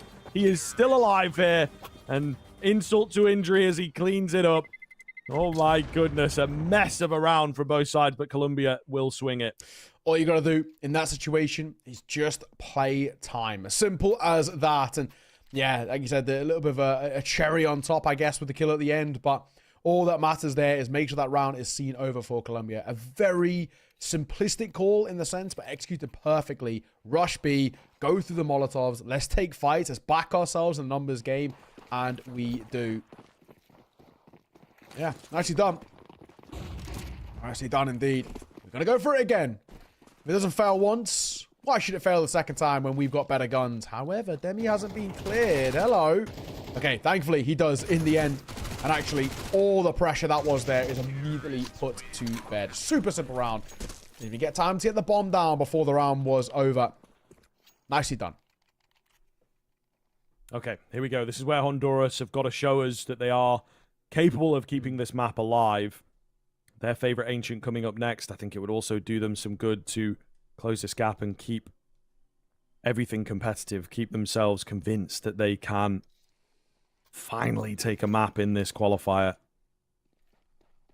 Colombia, though, on the flip side, of course, in a perfect position to shut down those hopes. They start this one off a bit slowly.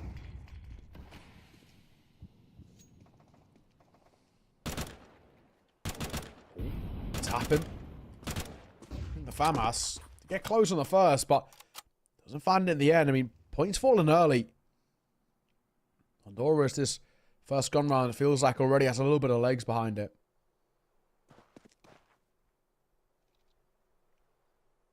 Demi on the headshot angle here. Nearly gets taken down. That's got to have been close. Has to drop back. Bit of short control, but not much else for Colombia. They're not really grouped up here. So it feels like there's not really a lot that they can do. Trying to just get individuals working. Dink lands onto Spamsy, lucky to be alive. Where are we going here? You know, I think maybe it was a slow, old A split on the cards, but just nothing being revealed for Colombia.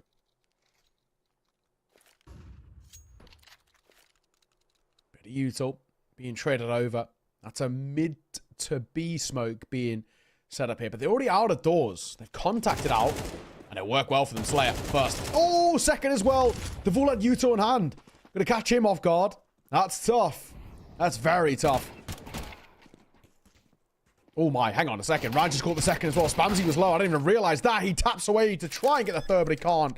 Now a doable 2v2 here. Yeah, absolutely. Snake tries to take matters into his own hands. The Mac 10 trying to do the same. Not going to happen. And just like that, it falls completely flat. Honduras will find the round in the end then, despite a few heroics. But still, getting some good damage. Getting the bomb plant is a nice end for Colombia. Still got a hefty lead to work with here. Thanks to the bomb plant, super easy buy into the next. You know, there might have been a couple players that were contemplating, that were maybe going to have a lesser buy, but now should be pretty good. Sure. Round. Also, as well, in that 2 versus 2, as that bomb goes down, one thing I didn't like is that decision there by Snake to try and fight. I don't think that's the way to go about it. Should have been on site and basically playing time. That clock is the big thing that you can utilize in your favor. And he didn't. Yeah, tough, to say the least. Bit of a fight out. 1 for 1. When he gets the first Slayer, will get dropped. Pop flash over from Demi. Doesn't spot anyone. The second flash over is decent. And Spamsy gonna get both. And tagging his teammate as well, just for good luck. Well, Honduras, it may well be short-lived for them here. Obviously not going to happen for Rance. He's just hoping to hold on to the M4. Even that not going to make the biggest difference, as the money had no chance to build up for Honduras. They're on him. They are after him. I think this little moment is going to reveal where he is, even if he finds the kill. But Cope clears it beautifully. So, Colombia right back in with an answer. 10-6. 4 rounds ahead now. And 3 rounds away. Colombia on their map pick, looking pretty good now they're coming towards this T side. Honduras started on the T side, you know, their choice, and unfortunately for them, it didn't give enough, I guess, in terms of the foundations heading in towards the second half, because now they are in quite a bit of trouble. Colombia should get 11th here. Tough spot. Tough spot that we're in. Come on, Grow. In all fairness, we'll get a nice kill there. Eagle finds a nice shot and an AK picked up. Okay, could be workable here. Spamsy, however, at range, spotting a couple of them out, takes a dink. So doesn't want to stick around for too long. Bomb's gone down. The nade's gone down. So looking good for Colombia. They will hold the line at short. Not going to lose anyone else in the end. Slightly stressful in the middle, but that's about all they have got. Nothing really to worry about. Yeah, exactly. Close now, Colombia. 2 rounds away. Ancients coming up next, of course. It is the pick of Honduras, but they'd like to make at least a bit of a competition in towards Dust 2, especially towards the second half if they want confidence to build up. But so far, it's a bit of a shooting gallery for Colombia, one in which they are winning out time and time again. That was a low buy, so we can't read too highly into it, but this feels like for all the marbles. Molotov comes down. Coke going to take a fairly decent chunk of damage. The decision to cross here, however, is a questionable one. Slayer gets one elsewhere, but this could mean a finish towards B. That's a nice find from Slayer, who gets his second, and that is the B side taken. Yeah, looking good. We'll see now what Honduras choose to do, whether they want to try and stick around here or indeed give it a go. It looks like they probably will grab the save. I don't see the energy coming out from them to contest. It's unfortunate, but that is potentially your only option. But maybe if frags come their way, they might be able to give it a bit of something. Unfortunately, you know, the fights do, but the kills don't. And now not looking good at all, is it, right? $3,000, the average across the board. Not expecting too much from this. Yeah, exactly. Honduras has been tough, man. They really have struggled in the second half. The first half really wasn't too bad. It was workable, feasible, all the rest. But they've just fallen a little flat here when it's mattered most. And unfortunately, we're looking at this now saying, I don't know if they've got enough in the locker, especially not with this buy either. 5 MP9s. It's a tough one to try and make work. Short's not a bad place to go for them, in all fairness. First, maybe the second. Snake takes damage. The lucky man stay alive. Just happy for the fights here, it looks like, though, and it is kind of going to work for them, leaving everything open. Super confident moves from Colombia as they've moved on to this T side, and that will indeed be that. The kills come in at the same moment, it would appear, and Colombia find themselves looking down the barrel of their first victory. A super one-sided map coming in. Actually, to be fair, their first map that they've picked up, but all the same, looking really, really clean here, as they will feel pretty confident moving into the Ancient, I would imagine. Yeah, and from what we saw as well in that small showing on Dust 2 against the United States, that is exactly what we were kind of expecting. We know that Colombia has something up their sleeve. We know they can play good Counter-Strike, and that is exactly what came to fruition. It looks like a good Dust 2. I mean, they really do have a couple of protocols up their sleeve. The individuals are quite crisp. The T side was quite fluid as well, which is always really good to see. And I think now it has set themselves up in quite a nice way heading in towards that second map. I mean, obviously it is the pick of Honduras, but I just feel like it's quite a confident Colombian side who are more than happy to take fights and are getting pretty good amount of success when it comes down to them. We'll see, but I think Honduras are really going to take this, you know, sort of 10-minute break that we have in between maps quite seriously, because we said this doesn't ultimately make any sort of difference. None of these guys are going towards the playoffs tomorrow, but, you know, bragging rights is still something. It is true. It is very, very true. I think, again, Colombia playing like they want that win, trying to get the Counter-Strike under their belt, you know, and understand that this is a little bit for the scene, a little bit for the culture, and hopefully some lessons they can take back to the rest of the Colombian scene. And then we're interested to see what happens, you know, over the next few months and into next year and the like. So really good luck for them. We've got the scoreboard here as well as the individuals pretty much across were kind of fantastic. Again, on the other side of things, there's no one to really point at, honestly. Just Honduras not able to turn their openers, turn their CT side in particular, into anything substantial. Yes, exactly. I mean, no one really was lights out, was there? No one finished positive towards Honduras. A couple getting into those double digits, but that's it. Being that silver lining is actually in itself kind of damning statement. Whereas everybody had their moments over towards Colombia in some way. Slayer in particular, 20-10 for him was pretty damn good. And I think Snake as well had a real couple of key moments, 16-9, where he looked quite tough to kill. A couple of times where he's surviving like 1 or at least less than 10 points of HP. He's 1 hit and he somehow still was able to keep alive in the rest. Really good work out for Colombia. Looked very good. And I think this is a showing which can be brought in towards Ancient coming up next, right? I think that is a good one from them where they at least can say, right, we were confident. Everybody was hitting our shots. And I think there's at least enough to work with where they shouldn't feel too much worry, even though maybe Ancient's not a map on which they've played so far this qual. At least they'll have that thought process of, if we just take fights here, we should be fine. Yeah, for sure.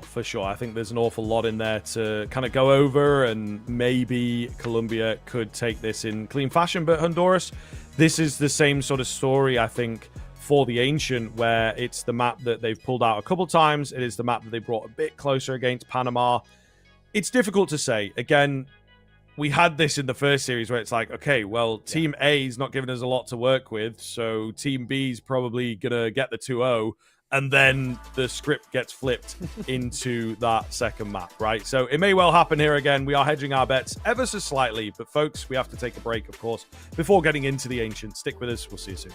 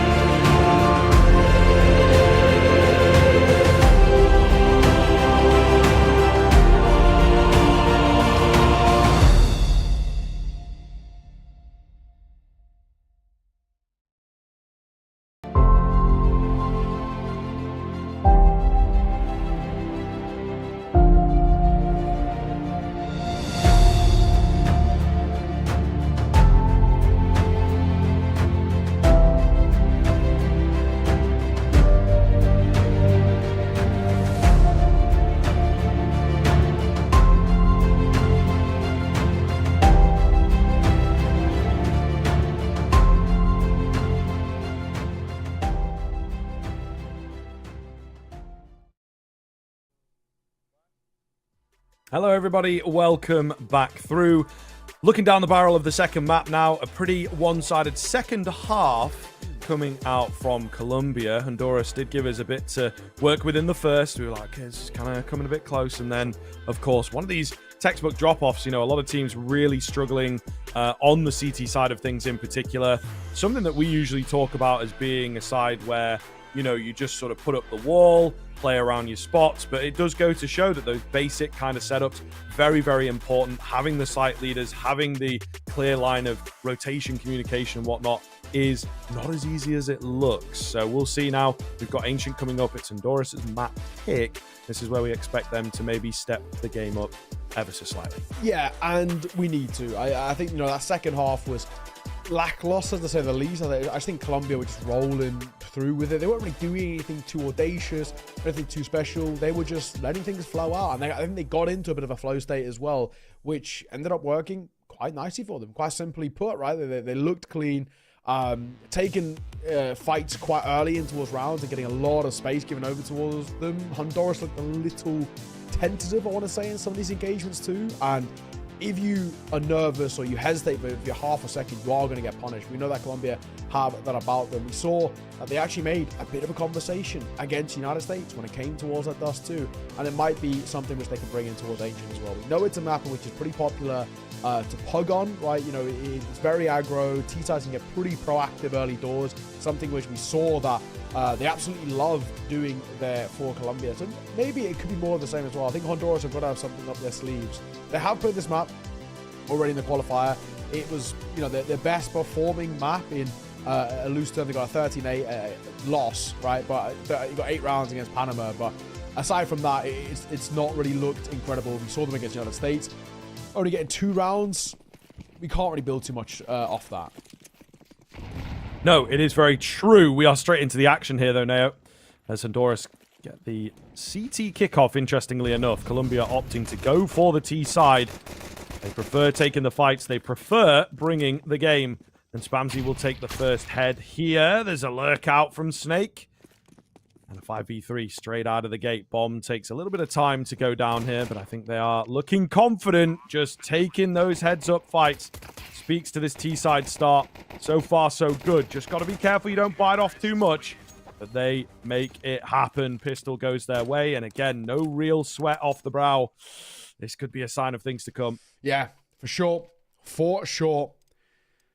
All right. Colombia, that was quick, wasn't it? Right, in towards fight as soon as knowing that they backed themselves in terms of that individual game. We saw this on Dust 2 on that T side. They were more than happy to take that. And you know, one of those now where it set themselves up in quite a nice way. You know, they're coming towards the next round.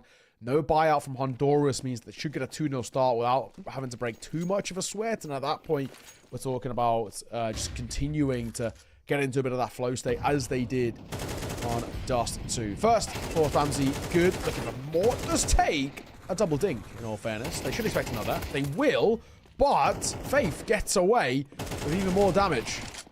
Thankfully, it doesn't look like it's going to amount to anything. Just a couple of consolation kills. Point. Ready to go. Clean finish in the end. So, yeah. A few kills. Kill bonus for those players is always going to help the case moving forward. You can see Faith 4,900 now, so pretty comfortable buy to come in. No kit going to be bought up. Maybe Tin with one. It'd be good to see a kit somewhere across the board here, but looks not to be the case. Rands could also pull one out. Again, Honduras, couple of little signs here that they don't quite have those protocols in place, opting to keep the money instead, which feels kind of strange. We'll see. Can they make it work? Early utility out from Colombia, not wasting any time getting the mid control, and maybe not wasting any time looking for more fights.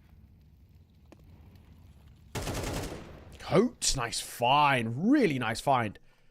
First gun round for Honduras, and you'd hope for a bit of something here, but the first fight is good. Then Coat with that bomb does get dropped. And Faith hasn't been traded, not yet, but Slayer gets one and the second. They know the last guy is as well. They know he's in towards Temple, and he should be dead sooner rather than later. And that is the case. 3-0, and honestly, really comfortably too.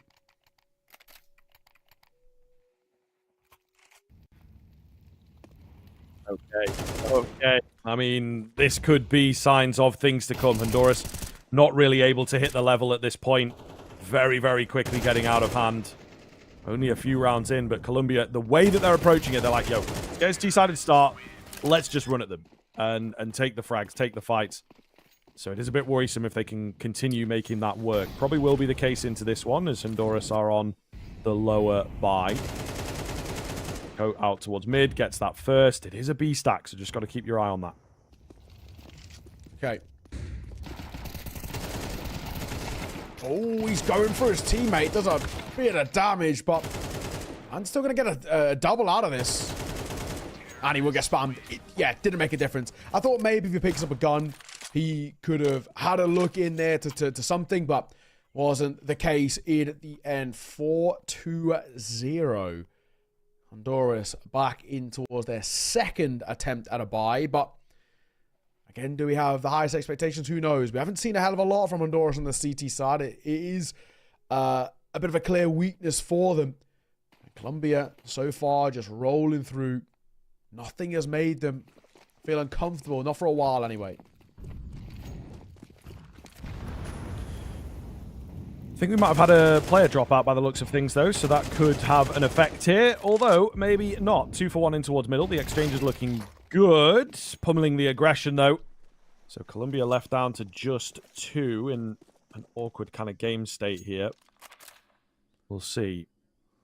It's a pretty good look at the moment for Slayer in particular, having a good game. He's going to have to do it all by himself, however. His position now known and cannot get that trade frag. Devul will finish it off with the 2-piece. Honduras get on the board. Maybe slightly lucky. Seems like players back in, so not too much to worry about, but certainly has a bit of an effect in the previous. True. You know, definitely have liked to have all 5 there, but Honduras will get there first. That's something to work with at the very least. Now we get to see as well, maybe if they can use that as a catalyst. Can they spiral a little bit? Mid control taken. Demi going to find the first as point gets caught. So already Honduras, in that previous round, they started well in towards their chance to go back-to-back. A contact here. The AWP trained up. Ready and patiently finds that kill. Bites off a bit too much, but maybe he's done enough here. The info coming in. Wild swings out. Still a player in at default to deal with. Doesn't get traded. Felt like that was a very open position for him. Molotov going to do enough to find the frag. 2-on-2 now. Bomb in the hands of the T side. Slayer looking to find the kill. No, not wanting to rush this plant. And actually the temple position's not bad. They could hop up here and make their way out. Devul through the smoke, of course. Not a brick wall. Coat not giving it any regard. Leaves Slayer with it all to do. Tough. For Slayer. Doesn't really have too much information to work with. Takes a fight. Knows where one is. Now looking for that second. He's over towards temple. Little does he know. 30 seconds. Bomb on his back. Selling the ruse that he was rotating away, and he's not. Might have actually just spotted the shoulder. Yeah, the donut player. He's waiting for the fight, but time is really of the essence for him. They're just not giving him this. Honduras are playing this so disciplined. This is the exact right way to go about it. Do not give him the chance to fight. Tap on towards the bomb. 8 seconds. There's the first, but he can't even get the kill. Honduras will actually play that perfectly. In that 2 versus 1, they know they got the numbers in their favor, and they know that the onus is on him to get that bomb down, and they just do not give him the luxury of that. Starts well, seen off well, and that's where Honduras start chaining something together. That's a really good round to take, and probably the first round that we've seen of the CT side, not even just in this map, but probably in this series of Honduras, which is played from the jump really well. Yeah, let's see. Colombia will manage to cobble together a buy here. Deep into the coffers for this, but we'll see. It is workable. Quick move coming in. Nade and a MAC-10. He thought it was a flash. He turned away, much to his demise. Still a player in there to try and hold down the line. Rans may well have done enough. An advantage netted through the mid kill. Smoke comes in, going to leave life a little awkward, but the bomb going down. There's actually nobody on B with the kill coming in. Kind of missed that a little bit. Spamsy gets a frag and gets the bomb down as well. So 2-on-2 all of a sudden. What is the play here? Tin on the edge of the smoke, making a lot of noise for that one, but maybe enough of a draw. Going to be down to Spamsy to do it all. Bomb not planted for him, but he's looking to just play the long game anyway. Tap onto the bomb from Faith is to be expected, and Spamsy playing it to perfection. No kit available here. Faith going to try and go in for the hold. Surely not twice in a row, right? Oh. Hardly any time. Just got to get the kill. It's a little close, but Spamsy was committed to finding it. Colombia steal it away. It started off well for Honduras, but does not finish in their favor. Oh my god, that would have been rough, and it nearly was very, very rough, but Colombia see it all over in their favor in the end. I mean, it got close. Got very, very close. Tough spot. That Honduras now put themselves back in as well. Oh, bit of a knife.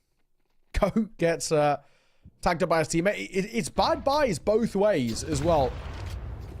And we've got triple MP9, double upgraded pistol for Honduras, but then we've got triple Mac 10. However, it's not supported by pistols. It's got AKs.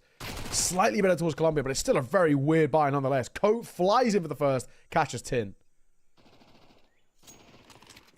Runs. Oh, does get caught. I thought maybe he'd be able to have the gun up for that one. Not going to be the case. Bomb's gone down 4v2 after an initial even start. They're on the hunt now for these remaining weapons, and they will indeed continue the frags. Just Demi. In kind of a weird spot. Could thread the needle in behind. Could get a catch. If he plays his cards right. Still someone watching the bomb. So he's going to try and desperately go for this one. Definitely been heard now, and they will, you know, draw in. But it's a nice idea. Maybe could have resulted in a frag. Not here, however. Colombia moving up to 6, starting to look dominant now.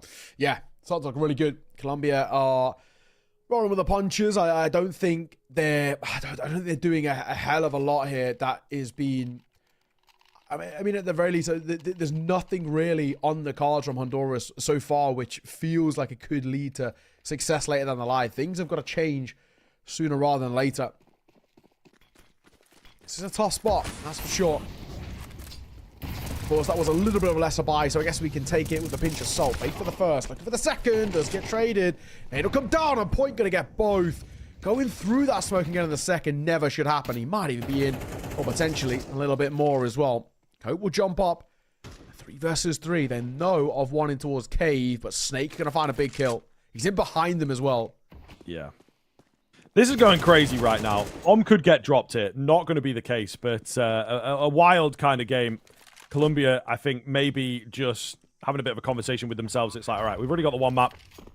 We feel like we're the better side. They really did capitulate onto their CTN. Couldn't deal with us. Couldn't deal with our just individuality, and it seems that's kind of what they're going for. It's a little bit of a free day at the moment, maybe until it stops working, but a lot of flying out, trying to get in behind, being cheeky. Really, really aggressive stuff. Point, looking for the exit. There's an AWP as well, so arguably worth the hunt here, despite economy maybe being a little on that looser side. You know, it's still not exactly fully built up over towards Colombia, but I think it's pretty worthwhile going for the hunt. And they will get it. No AWP saved for Demi to make matters worse. Not even going to pick up the AWP in all fairness. Going to keep with the rifles. Got plenty of money, but on the other side too, I feel like the way Colombia are playing, and especially their play style, I guess, at the very least that we've seen so far, is quite quick, where maybe an AWP isn't as much of a priority as it would be towards some other teams. Tough spot, though, that we're in. Honduras, 5 rounds behind on their map pick off the back of a pretty lackluster Dust 2. Not showing us a hell of a lot just yet. In towards their own pick on the CT side, no less. They have called for that pause, and they've tried to do something, but yeah, unfortunately, not a lot is on offer. No, it's true. It is very, very true. All right, we'll see here, man. Low buy. Can they make something of it? Take some guns away. Just try and keep Colombia a little bit down so that when they pick up the rifle round and next, that's what they're looking at here. They can be low, or maybe they can. Oh, well, two quick and easy kills. Nothing gained for Colombia. They'll try and give it a bit of a look towards mid, but not going to be that easy. The business end of the MP9 leaves just 2 remaining. Oh, Slayer. Nice find from him.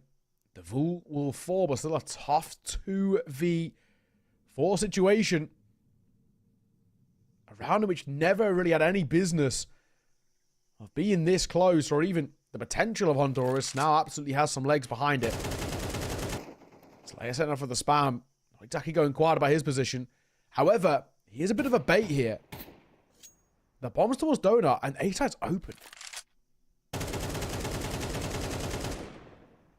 Trying to spam away, doesn't happen. But yeah, the A-bomb site, it feels maybe too good to be true that it's open. Snake is on a hardcore track here. Slayer just has to stay alive. 35 seconds, plenty of time, even if it is a slow rotate in. He takes the fight, though, and will drop. So Snake now has a weird decision to make. He's still going to look for B. And I don't know, dog. You got 3 to get through. 20 seconds to do it. Not considering him at all until the very final second. He might come away with a double here. He's not ready for the third. And down he will go. Honduras, big win for them. Yeah. All right. Yeah, like I said, no business winning that.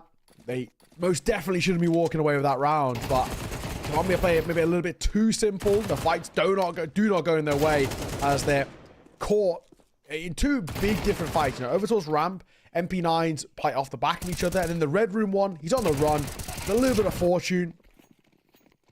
Honduras do get a third at the very least, heading into the penultimate round of the half, and it has had a bit of a hindrance over towards the economy of Colombia at the very least, with a Mac-10 and Snake shot. Yeah, I'm gonna say nothing. He does go back and reinvest in towards an AK. Oh, and a good find for Coat to find that first. Face in the open. Not sure about that position. Indeed. Big catch off. Tin. In a good spot. Just drop the bomb there with that one. And Demi finding his kill means that we are actually back on for Honduras. It feels like. Just have to hold this. Just have to hold this. Weird little exchange over here in the cave. Oh, Devul turns around for the spam. Goodness me. Another all over the place kind of round. Demi creeps out and drops the bomb again, leaving Slayer in this 1 versus 3, although making a 1 versus 2 very, very quickly. We'll see. Can he get this going? 50 seconds. Bomb recovered in just a second here. If they give it to him, I suppose. Rands. Hold it for this rotation too. Comes through CT, that's covered. Donut should be covered as well, and it will. At range, Demi sees it off. Honduras back-to-back rounds is really good for them. That will absolutely keep them afloat and give them a pretty decent chance at getting in towards a 5th to see off this half, considering the bye is not going to be great for Colombia. A really decent chance of this as well. Got an AK-47. And, I mean, actually maybe a drop could come through from Co. It's 2.5k. If he sells a bit of util, he could actually drop another one over. And it looks like he will. Or at least maybe even for him. Yeah, there we go. So he sells up that util, and he can actually invest back in towards an AK. So that is ultimately not the worst thing in the world. It's just Slayer who really takes a hit here with a deagle.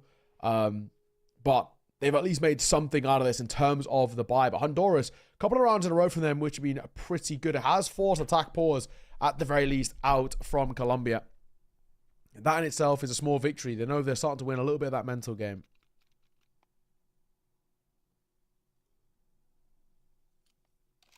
Yeah, it's true. I mean, it's good to see from Colombia, though. These attack pauses, we've been talking about them all weekend long. And it's good to see them indeed putting them to use. Now, I'm not sure that's where that smoke is supposed to go. Either way, they were going to go through it, weren't they? Mid-aggression for Honduras. Doesn't net anything. It's an A take. At least an attempt at one. 3 in towards Donut. Could definitely deny the bomb if they play their cards right here. Down goes 1. Down goes 2. As well as that bomb. Big gaps being found by just so much spam. It will eventually get it in. Devul watching behind. Ooh, quite keenly. But Coke does get the double spray down. A little on top of each other there, guys. Faith will trade things out. Surely going to be all good then. 1 versus 3. Spammy trained up. Bomb ticked down a little bit, but he's in behind the big box. It should be an easy trade, you would think. We'll see what he can find. Playing it well here, but indeed dealt with. And Honduras recover things back. It was looking dire at one point. 7-5 is not a bad finish. It's true. It's true. I think they've actually made a half out of that, which felt, at least, a few rounds ago, that was never going to be the case. It looked like Colombia were going to run away with things, but 3 in a row at the tail end from Honduras, they've made an opportunity open up. And I think at the very least, that's something that we can take away from this. You get a pistol, probably get the force bar off the back of it. That's a 7-all game. Game is on at that point. However, Colombia found the pistol. They probably go up towards, 9-4? And then that 5-round buffer is pretty substantial. So this pistol round is of the utmost importance. We look at it with a lot of pressure on Honduras. So they can't find this one. They're going to be in trouble. However, in towards map number 1, their T side is where they did their best work, because their C side was a little quiet. This might be a chance for them. Maybe. We'll see. Tin with the first frag coming round. Coat, meanwhile, to hold the line, and he's doing a good job of it. The fade away is huge. That's surely got to do it. It's just going to be down to Ranz in A main. Spotted out. Long fight there for him, and it will mean the trade comes easy. Colombia picking up the pistol, so a good sign for them. Even denying away the bomb plant is a really nice look. Yeah, it's true. Okay, Colombia once again extend that lead and make sure they do it quite cleanly as well. The first fight was a little weird, but after that, slots itself in towards its plate, and of course, because there isn't that bomb plant to come through, all the kills. Now, we look at this, it's a 3-round buffer, probably going to be made 4 as well. That should be Colombia getting up towards that 9th, and yikes, this is tough. It is indeed. Just the pistols holding out, maybe for a ramp push to come their way. Not going to be the case. There's a lot of B presence, to be fair, and a keen find from Tin. Traded quickly here. The FAMAS at range doing a good job of just, keeping them distracted. Let everybody else move down and get a bit close here. Still 2 kills. I think they'll take that with, no investment. Nearly a third. Bailed out there as Slayer was a bit lackadaisical, a bit overconfident, and a bit unsure. Either way. Going to be that 9th round coming in now, looking down the barrel of the 2-0 here, Colombia, if they can take this rifle. Yeah, this does really feel like it's for all the marbles, I think, for Honduras. You lose this, and, oh, man, we're in a tough spot for sure. You lose this, Colombia get probably up towards 11. I mean, at that point, it's just too much pressure on the shoulders, similar to what we saw in towards Dust 2. All right. Real awkward spot they're in. Nade. Oh, I point at throwing that a little earlier. Could have done even more damage, but still does a decent chunk on towards Demi in a little bit. The fool. Good push. Proactivity through main. Spam's going to get one and realize nobody else here that he can see. Nice pick up from Coat, though.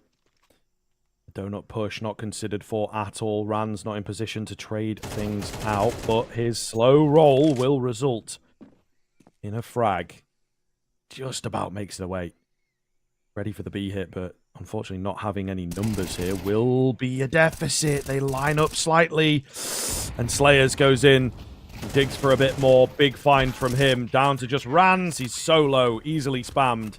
And Colombia may well have just begun the end here for Honduras. Yeah.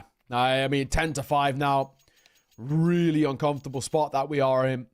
Honduras maybe in towards the next gun round, attack pause to converse about how we're going to find a gap in the Colombian defense, but right now it doesn't seem to be the case. We're all going to go for a pause here, though, but the only issue is, Honduras go for attack pause, and they're going to have, a conversation or whatever, but, it's a round in which they can't really make too much of a difference with. I normally do prefer when teams call pauses before they go into a gun round, so their plan stays with them heading in towards that.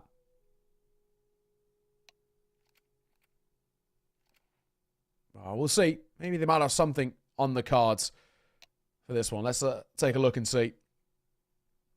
Oh, unfortunately, that attack pause has turned now technical. Never ideal.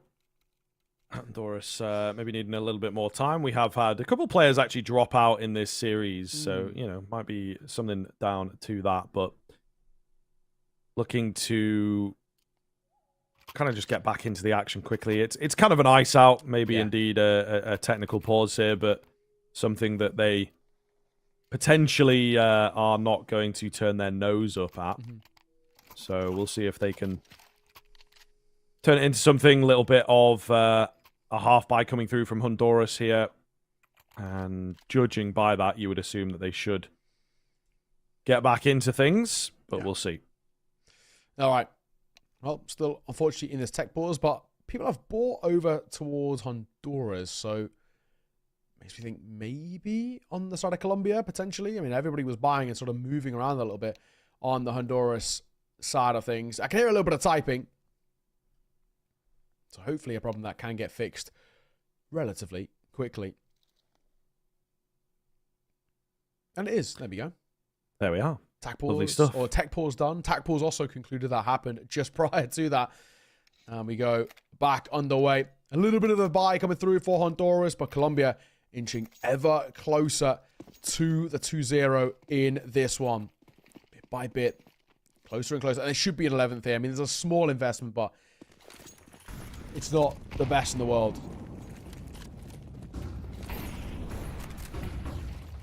Spamsy trying to get away here. Just, draw it back. Stay safe. Cope has them baited in, and he will see it off pretty much straight away, it feels like. 4 versus 2.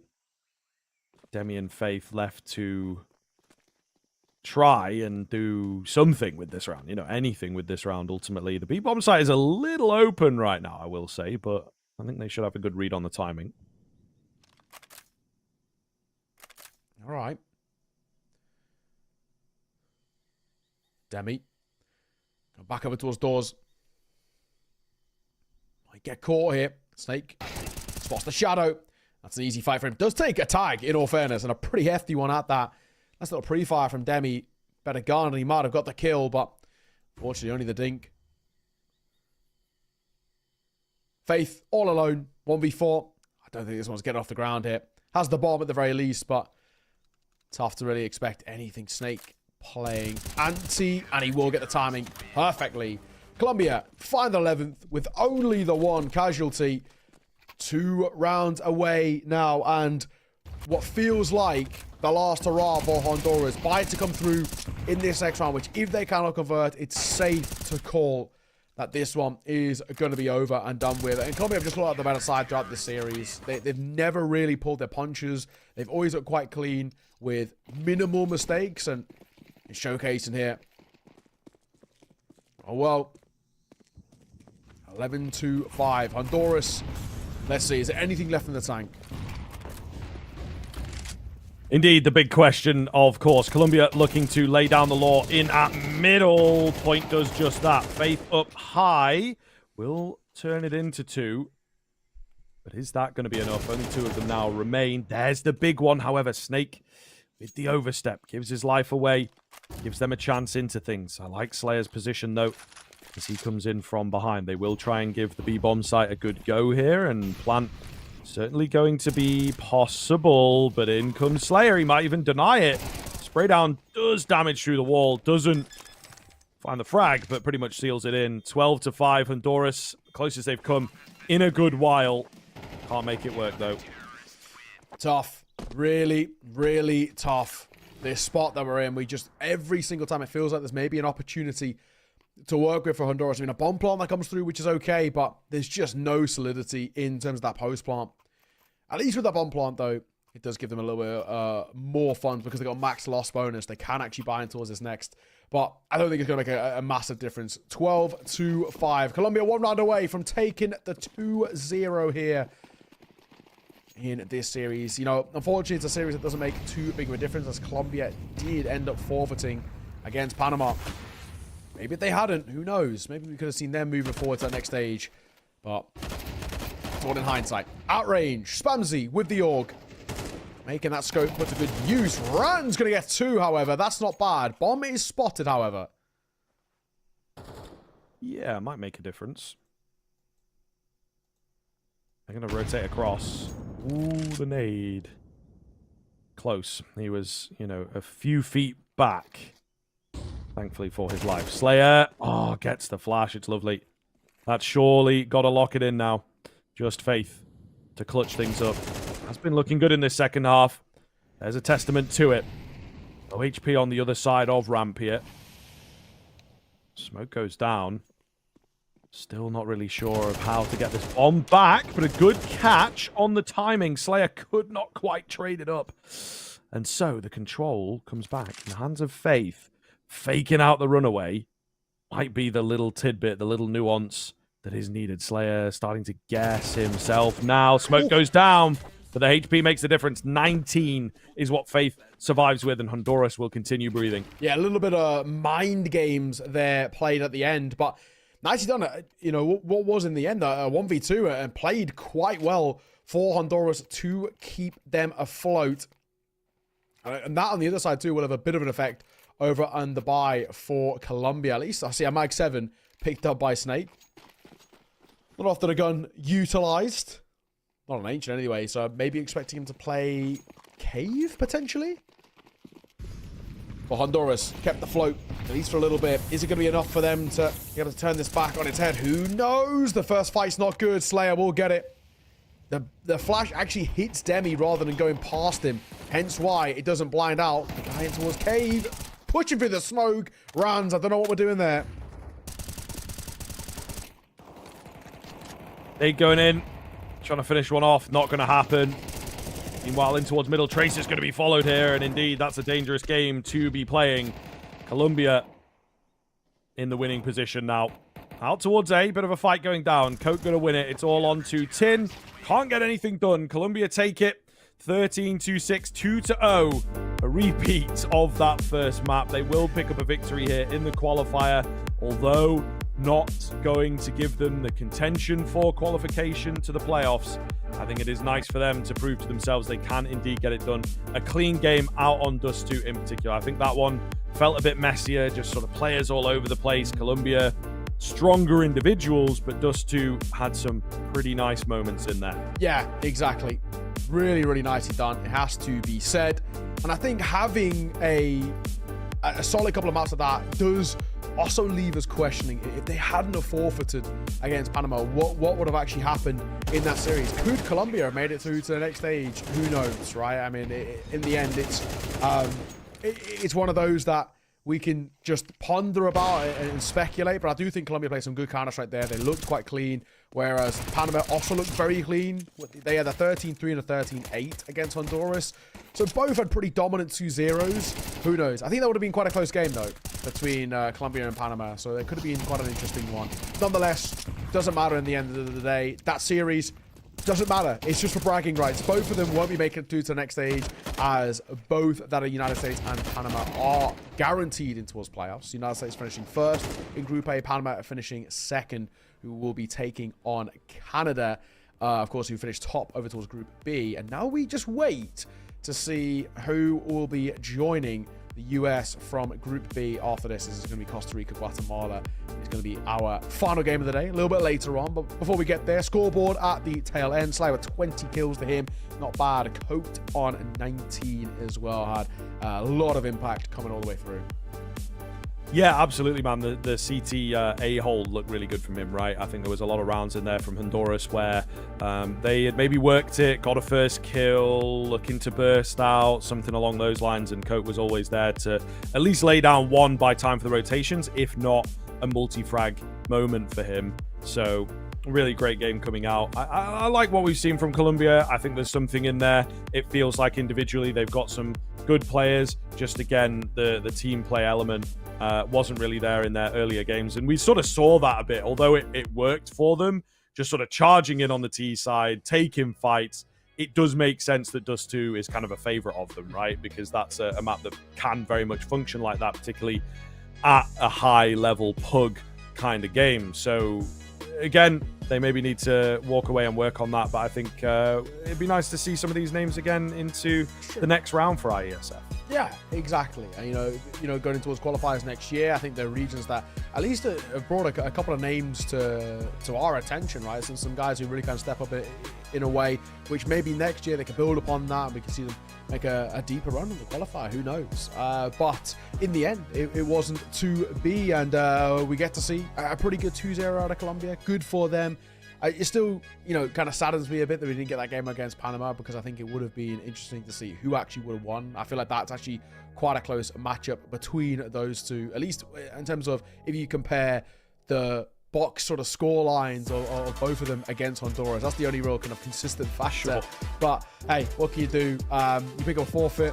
It is just going to be a nice and easy one. So Colombia, unfortunately, couldn't do all too much with that. We do have another best of 3. However, there's a relatively sizable break. It's just shy of 75 minutes until our next series. So we're going to throw this one to a pretty extended break. But if you're sticking here for the Counter-Strike, now's a good time to go and get a snack, something to eat, all of the rest. And we'll see you in about 70 minutes or so.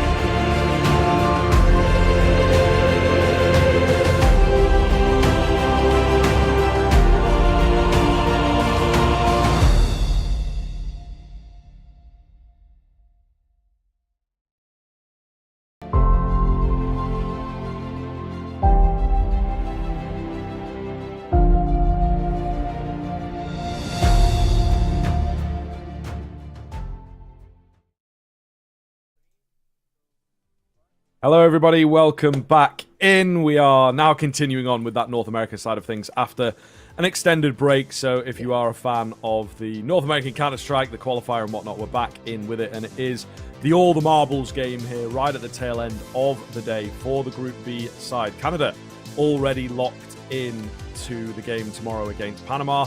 We are now looking between Costa Rica and Guatemala to who is going to be facing off against Team United States. It will be a tough matchup, but of course, if you can make it through to that, I think that is bragging rights within itself. Guatemala, for me, the team that we've caught the most of, looking relatively winnable, but there have been some wild moments from this team, complete drop-offs. There was the 13 rounds in a row yesterday that they suffered.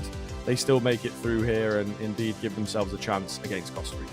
Yeah, let's not beat around the bush. Guatemala have had really high highs, but then really, really low lows. And I think that is probably the main point. Whereas Costa Rica, I feel like, at least if you compare scores of these two sides against similar sides, like Canada, like Ecuador, it seems a little bit more clean cut for Costa Rica in that sense. Canada always were going to be the number one team in this group.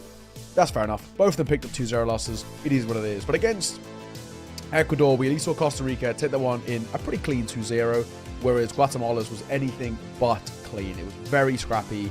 At times quite tough to watch in a sense. And I think Guatemala needs to clean up a fair, decent amount coming in towards this. We have the Guatemala side on your screens. However, just to mention, Malbs is not playing. He's on that graphic, I know, but Malbs, I hate to burst the bubble. He will not be playing. He was probably down on the team list before the tournament started, obviously, with his very recent move towards G2. He's now in Europe. Blast Fall Showdown or whatever starts in like 2 days' time now. He's in Europe. He would be in like 180 plus ping. There's no way Malbs in the server. He hasn't been in the server so far. So the team that we know of is Anti-Stage, Mitters, Timan, and Cruzen coming through rather than, of course, Malbs. So basically, minus Malbs plus Cruzen is the team that you should expect. And of course, Rainmaker has also come in at times. They've got a 6-man team that they've been sort of floating with in both the two series they've had. They've sort of changed it up a little bit of who's been there the whole time. But I'm pretty sure we'll see Rainmaker in. He was pretty sick yesterday. He was actually really good, yeah. So I think it'd be great to see him again. He was a player that you have to kind of keep your eyes on, right? There was a lot of over-aggressive moments, I think it is safe to say. But indeed, excited to see what Guatemala can do. We've seen some great Counter-Strike out from this team. We've seen some more questionable Counter-Strike out from this team. So it is indeed up in the air. Meanwhile, on the other side of things, we've got Costa Rica. Actually a team that we've not caught up with quite yet. So, we're not entirely sure of what to expect here. They played off against Canada. That game was a little more open yesterday. That was sort of our off-stream game. We were like, okay, can they maybe bring it? Could they take a map? Can they give us a picture? But unfortunately, it ends up being pretty one-sided. But we have Lighter, Matata Tontos, which is an insane kind of name there. Yeah. Might just go with Mata on that one, I reckon. Yeah. One JBC, so keep getting crazier as we go down. XYZ, love it. BJM as the final player. We've got some great names out here from Costa Rica for sure, which is always going to have us on side as ultimately namesayers, part of the job for sure. You gotta know how to get them rolling quickly. But yeah, Mata Tontos, I think it's not that bad actually once you said it a couple times.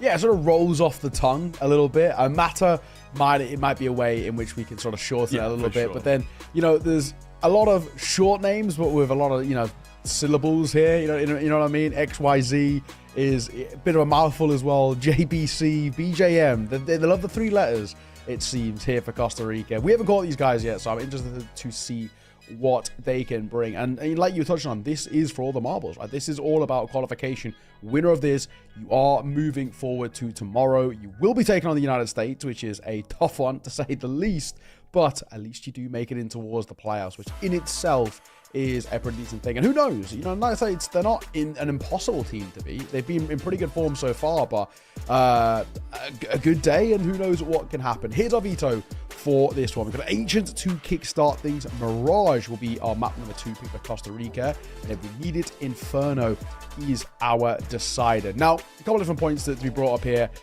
Mirage was played by Guatemala against Canada, and that was a little bit of a tough one where they only managed to get 5 rounds on that map, whereas Costa Rica did beat Ecuador on it, which is pretty good. When we saw them play yesterday, Ecuador also beat Guatemala on it. So already some positives there. If Costa Rica beat Ecuador on it pretty comfortably, and Ecuador beat Guatemala on it pretty comfortably, Mirage feels like a bit of a shoe-in. Ancient, on the other hand, I look at this one, and it's a bit more of an open map. Costa Rica did beat Ecuador on it 13-10, but Guatemala were able to beat Ecuador. So who knows, right? I think on paper, the way I look at this series for me is I do feel like Costa Rica are maybe the favorites just in terms of head-to-heads of the common enemy, in a sense. If you could use Ecuador as a bit of a comparative note, it does feel like Costa Rica are maybe the slightly stronger side, but who knows? That just could have been a on-the-day type of thing.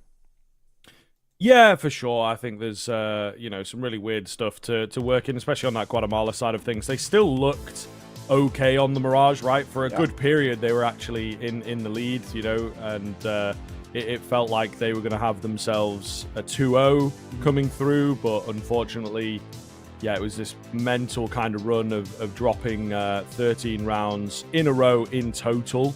They were up 9-0, it goes 9-3, and then we were like, okay, should still be able to win it from here, and it just wasn't the case. So maybe if they can tap back into that, it could be a good map for them, but we're on the fence. We're on the fence, to say the least, with the way that things have gone down on the Mirage. At the very least, it's the Ancient, indeed, that becomes a bit more interesting. Again, very, very close. Nearly ended up slipping away from them, but they managed to find the energy there right at the tail end against Ecuador. So we'll see, man. We'll see. It's a difficult sort of matchup here to predict once again, but I'm quietly hopeful for a good game of Counter-Strike. I do feel, again, maybe what it comes down to, like you're saying, is just a little bit more from Costa Rica. The maps feel good for them, and they have, indeed, as we talked about in the last series, sort of that recency bias coming in. Yeah, absolutely. And who knows coming in towards this, right? I think on the day we've seen, like we said, Guatemala's highs and their lows. I mean, that series against Ecuador was a really big showing of it. I think you obviously touched on it a little bit earlier, but that 13 in a row, where we've seen kind of rough times out from Guatemala. I mean, things like that are really difficult to get a look in towards. As Guatemala, they just seem to have these real kind of peaks and troughs in terms of their Counter-Strike. But either way, we are underway. We're live in towards our final series of the day. And the final series of the group stages in this qualifier. Winner will be moving on to take United States. This is a big one as Costa Rica start on that CT side. Be an A-hit coming down mid.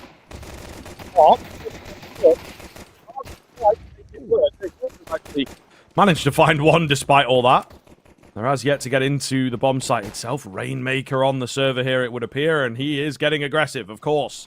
Meanwhile, down in towards mid. Bit of a fight going down there. No one goes down on the back of it. Rainmaker through the smoke is making himself known. It's all over the shop at the moment. It's an abandonment of the elbow play. They're on top of each other here on that Costa Rica side. Nice and crisp from stage. Will get it done for my money. Lighter with these Julies. Flash goes in, trying to just isolate the fights. Does get one. Any more here, and maybe we start to believe it's on. There's not a lot of time to work with. They draw him in.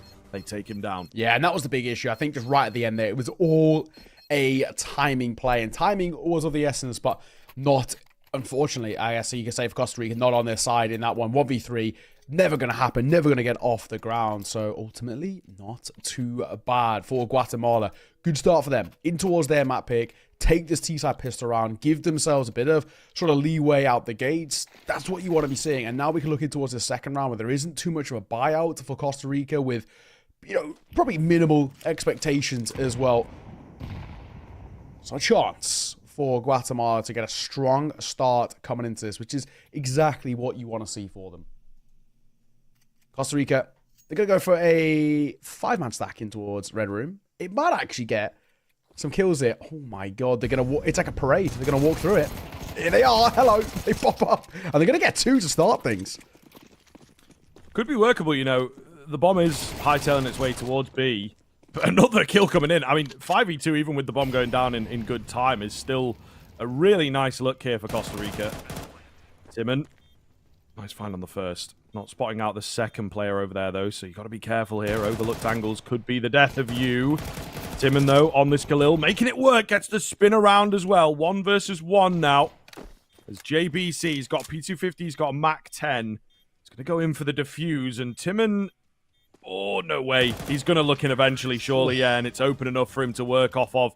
That would have been kind of crazy. However, the 2v5 conversion is actually fair play from them, I feel. Yeah, absolutely. There was a real moment there where it looked like it wasn't going to be on the cards, but it looked like Costa Rica could be able to work with a weird no-buy round.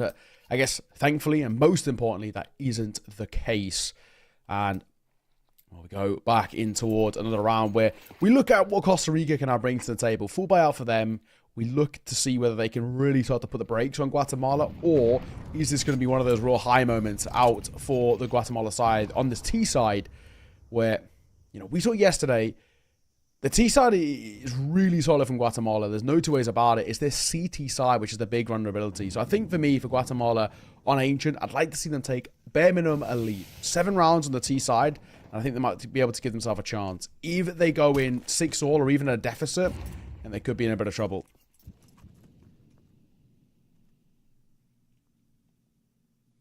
Oh, I think we might have server issues, but look at it. People are ice skating around here. We are gliding. Got the skates on in the server. Guns are floating. Maybe a little bit of a reset. It seems to be sort of stabilizing. Oh, no, spoke too soon. Spoke too soon. Okay. Definitely going to get a reset on the round. Back to us for just a second, just to kind of figure what's going on there. That does look a little bit server side for sure, though. Nobody's moving. Lots of typing in the chat going on. That's also something you don't experience very often, right? That's sort of the server having a bit of a melt. That's not usually how it goes. So I think everyone's a bit like, what the hell is going on? I've never ice skated in Counter-Strike before. Yeah, it's like surfing, but on flat ground. Yeah, hopefully only a brief thing. Maybe just, a quick pause and a reset of the server. Sometimes these things just kind of fix themselves with a short amount of time. It's just like a little blip in the internet or whatever it is. But we'll see. Either way, I think it's safe to say this one is going to be a reset coming forward. We're not expecting a hell of a lot, really, in terms of... nothing was going to happen in that round. Tech issues is what it is. Let's look at the overarching side of thing. I think is the most important. This is the first good round coming through from Costa Rica. They aren't able to find success here. I think they could be in a little bit of a problematic spot where, at the very least, Guatemala go 3 and then probably 4-0 up. At that point, that's already a fairly decent T-side start, generally speaking, and maybe where we get to see the best of Guatemala. But just to kind of touch on what I was talking about earlier, when we caught them yesterday, Guatemala were great on the T sides. They had, there was multiple times where we saw them get like 9-3 halves. It was their CT sides that let them down because they are a little bit puggy, a little bit more, I think, of a mix in a sense compared to some other sides. Their CT sides were very, very vulnerable. As we saw, but at 9-3, they got flipped on its head.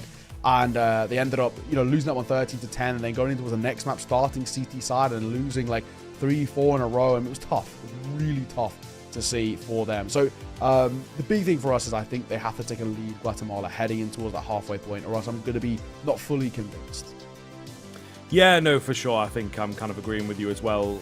Both these teams maybe need to give themselves a pretty solid foundation to work with, right? I think that, that obviously speaks to just a decent level to work from, particularly looking down the barrel of some of the opponent's map picks and things like this. But yeah, it's not fantastic signs, right? We talk about the pistol being a bit more random. I think that ultimately just looked like Costa Rica got a bit caught on top of themselves in Donut. Yeah. There was like that flank that came in that didn't find anything, but was just enough to really throw them off the beaten track and yeah, make them a bit shakier. But then they managed to win out this pretty much full eco round, So, well, at least coming close to winning it out. And I think that for me, that, again, is a little dangerous on the side of Guatemala, that they're maybe not putting their best foot forward here. Yeah, maybe it spells a little bit of... it feels like a bit of a looming sort of risk, I guess, in a sense, where it's like, right, if they're on a little to no investment, I think we saw 2 P250s and then 3 USPSs. investment minimal is the main point we're saying, right? And they make it so close. It is inherently a little worrying. I mean, something that it kind of is like, okay, it's all good, but still worrying in a sense. So let's see. I think this first gun round will be the big telltale sign for me, though, where we'll see maybe what Costa Rica got up their sleeve, but also how Guatemala fare when it comes towards the gun rounds. Yeah, definitely. I think that, again, getting things started off cleanly is a really good building block for this team, and Guatemala exactly, looking like a squad that need that momentum behind them because of how difficult it's been for them in the past to get off the ground. We've seen some pretty bad halves from them. So we'll see, right? It's going to be an interesting kind of turnaround. Unfortunately, though, folks, we are still in this tech issue at the moment, obviously trying to keep things going and keep things flowing, but we're going to have to hit a break here while we wait for this issue to get sorted. So stick around, we'll only be a few minutes.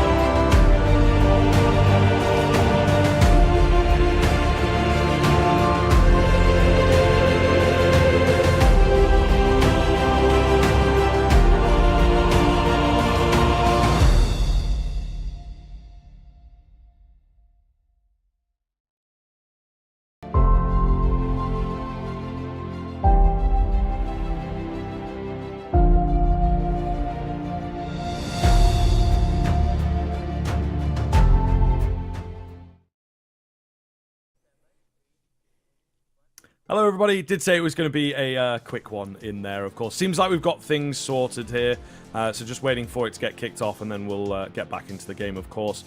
Comes a little early on, never nice for everybody involved, really. I think everyone wants that Counter-Strike, wants to get into the feel of it, and ultimately we don't have loads and loads to talk about, so indeed we do have to have a break, unfortunately. But it sounds like everything is sorted here. Hopefully, anyway. We don't 100% know, but we've heard admins saying that it's more or less ready to go. I think people are joining back into the server and all the rest. It was just a classic server issue. Quick reset, players rejoining, no issues, everyone's there, and it should hopefully be getting underway in just a moment. Like you said, not a hell of a lot to talk about, but I guess what we can talk about is what is upcoming. The first gun round coming through for Costa Rica. Really do need to hit the ground running, I think, is the big thing. Where at the moment we're looking at this and we're saying for Costa Rica, if they come in towards this and they take it, they put the pressure right back on Guatemala, can build the foundations of a very good CT side. If they're to fall flat, however, it probably leaves Guatemala going 4 rounds up before the next gun round comes through. Already, that's the T side starting to build up very decent stability there, which can be quite difficult to start. We've seen, at least against Ecuador, right, where when Guatemala get going on the T side, they're pretty tough to stop. Yeah, definitely. I think Guatemala have given us a little bit to be hopeful for, just in the sense that there was this really close round before we had this sort of tech issue come in, where it looked pretty good, actually, with where the weaponry was at and everything all coming in together to try and retake this B-bomb site. But just, again, some really, really cool heads over on that Guatemala side. And I think that we know, given a bit of history of where like Malbs is at now, that the scene is developing, the scene is moving up, and that's always really, really good. I'm sure we've seen it many times in kind of conventional sports where you have an individual break out for a country, get into the world of their particular sport, and it has a knock-on effect, So I think that may well be something to consider here. Guatemala, after yesterday, might look to themselves and feel a little disappointed with how close it ended up coming. And I think, there could be a lot of space in here for improvements. Big game here for them. Yeah, no, exactly that. Hopefully, we're heading underway in just a second. We came live with hoping that we were ready to go, but seems like for now, at least we're on a bit of a waiting sort of vibe. But yeah, like you said, not a hell of a lot to talk about. We just wait for this game to get back underway. It is the last game of the day.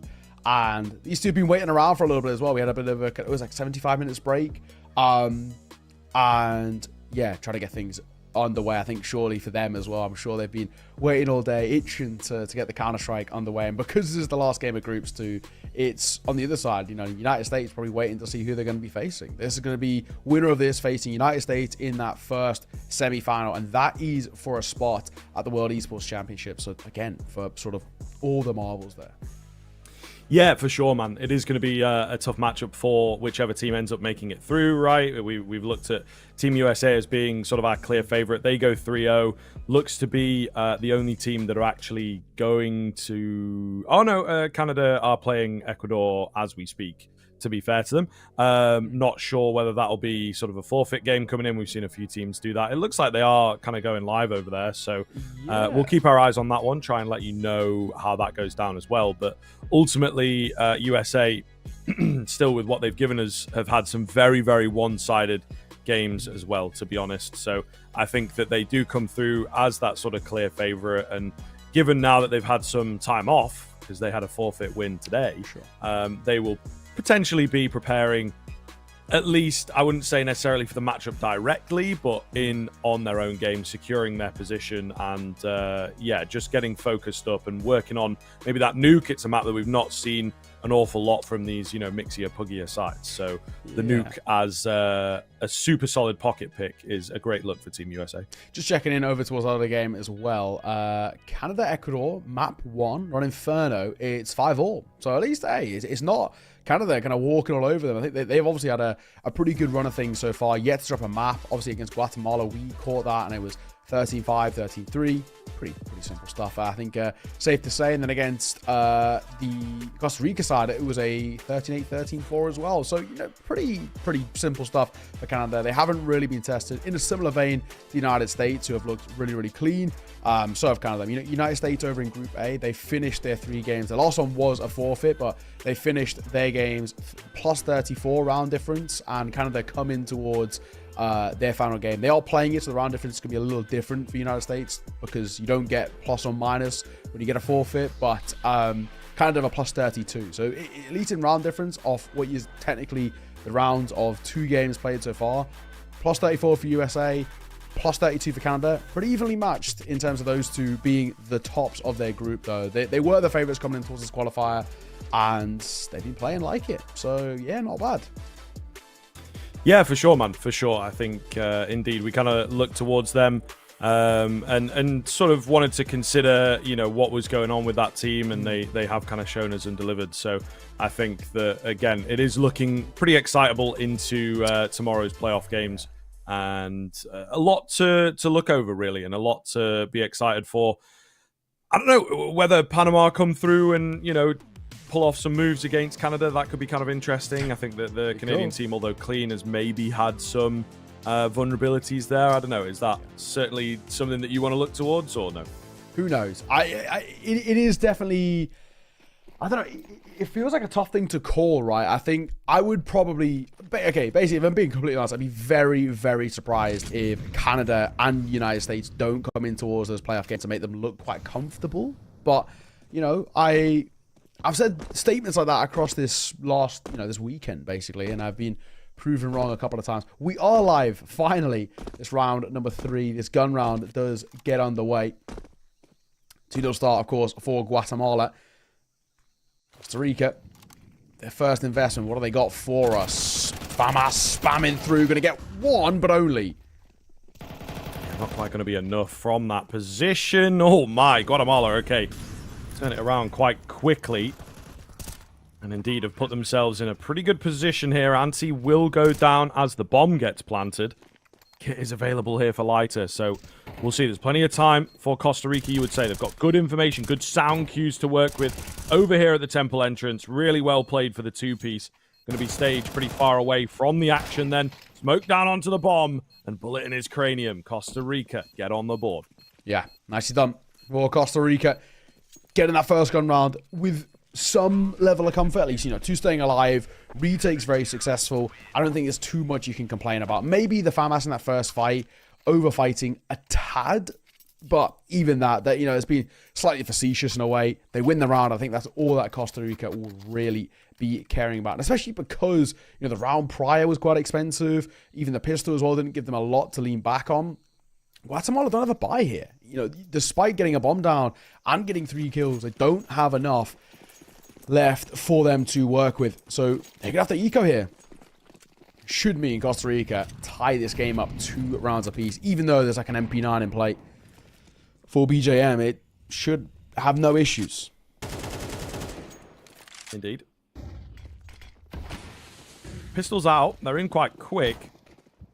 So do have to watch this here, but no smokes to cover off the danger areas. Trying to brute force the bomb in, but even that's going to be impossible. Flawless round comes across for Costa Rica.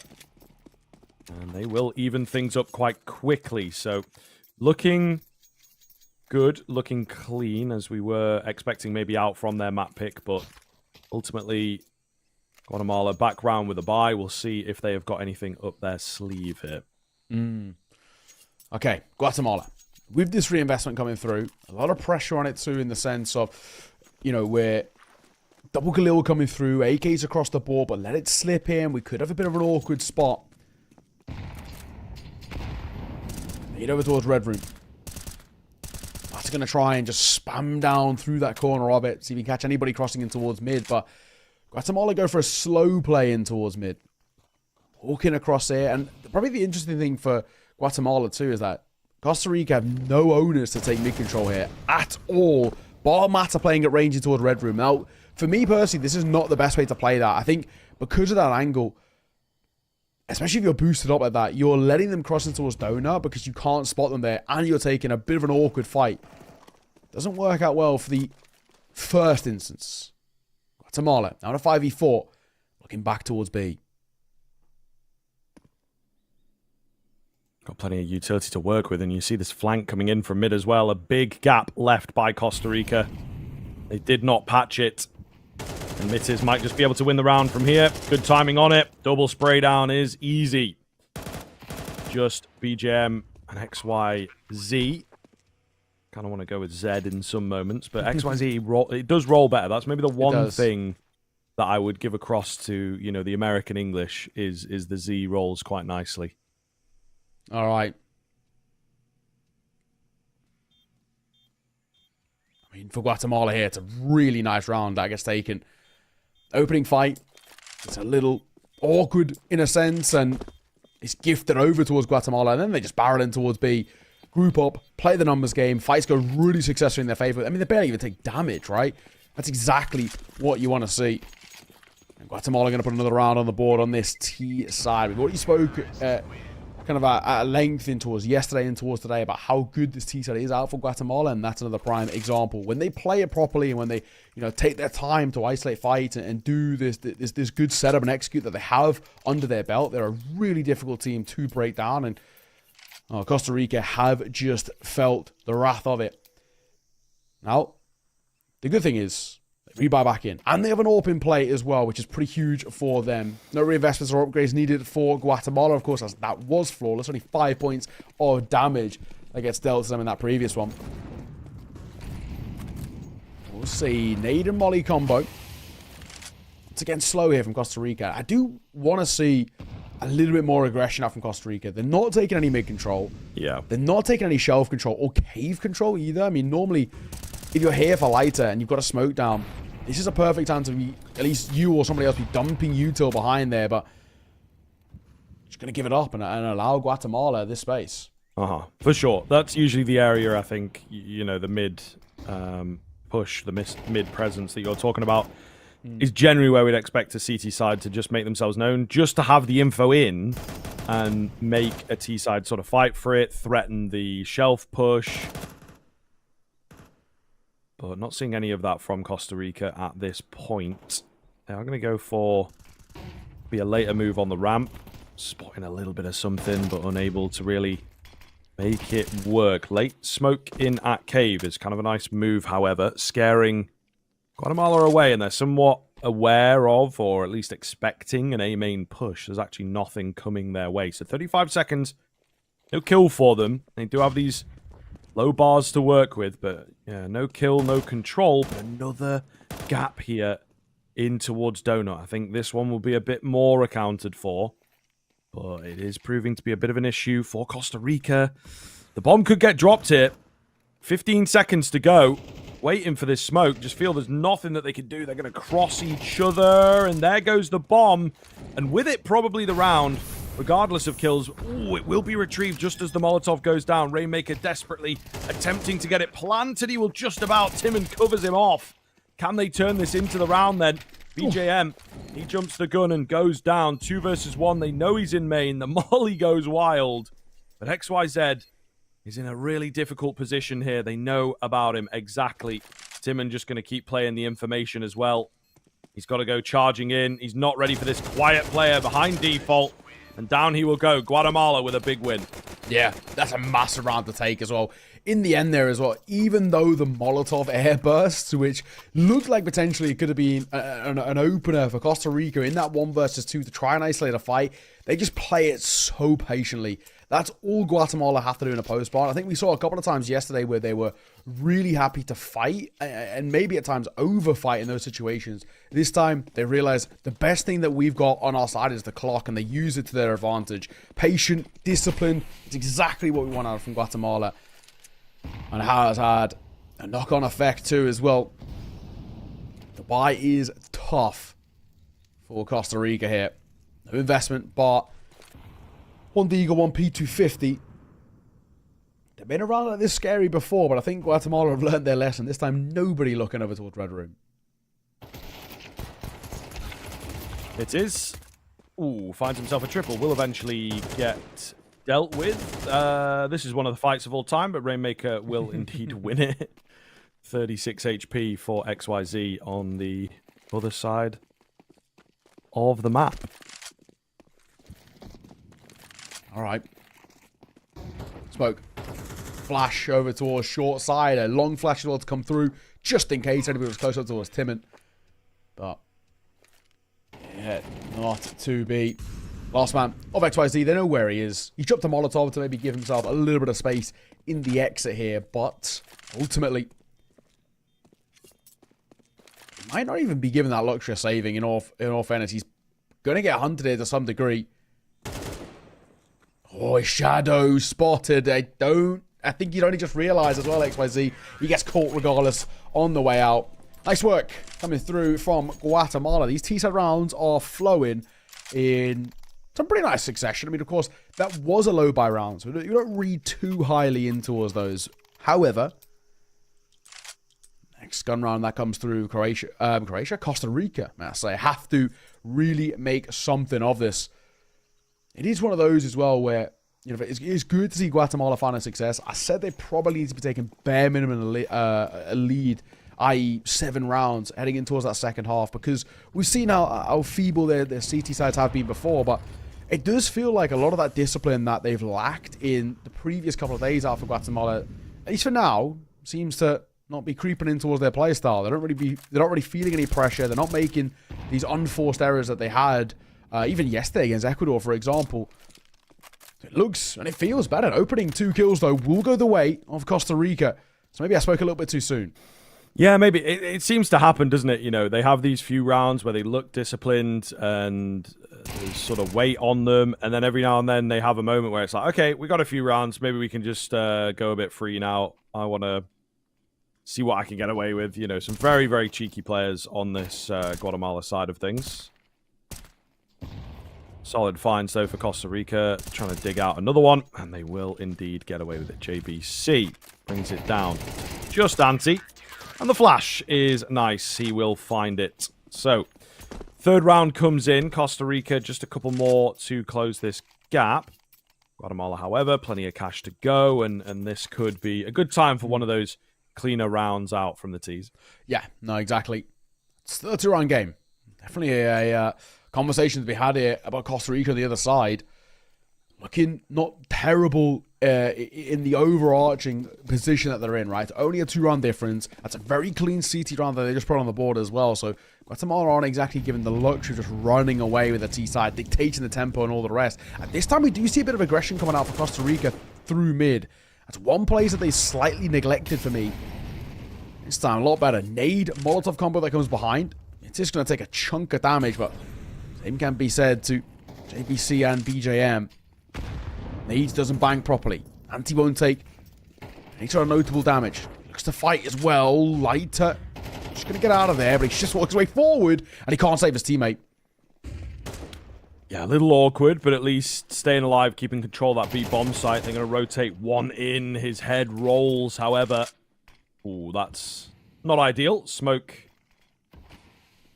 kind of stops. Still sort of does the job, I guess. We go for plant here, and nade coming in. It's big damage. BJM trying to spam away. Can't find anything just yet. If he'd gone for it in the cave smoke, he may well have found one or two, but nothing really on the cards at the moment. There's kits available. Adorp, though, is going to be difficult to get into this retake, honestly. He's trying to just hold the line. No one directly in on the site itself. It's a nice open plant to work with. Two go down quickly. Smoke onto the bomb. They've got to try and cancel this, but there's too many to get through. And Costa Rica, in the 4v3 retake, will make it work. It's big, isn't it, as well?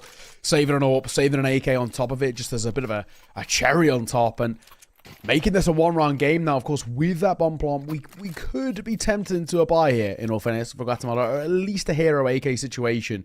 I mean, Timid's got 6.8k. That alone could even tempt in an investment. He buys one, drops one over, maybe try and squeeze out Mac 10s and Galils around it if they really wanted to be audacious. But I think the best way to go in towards this round would be a hero AK buy, a little bit of util alongside some pistols, and try and make something of this. They are just going to opt a Mac 10 and a few upgraded pistols, but they're going quick. Oh, nice find on the AWP. XYZ up top, though. He's in a really good spot here. Mowing them down. Will eventually fall. The P2K not strong enough.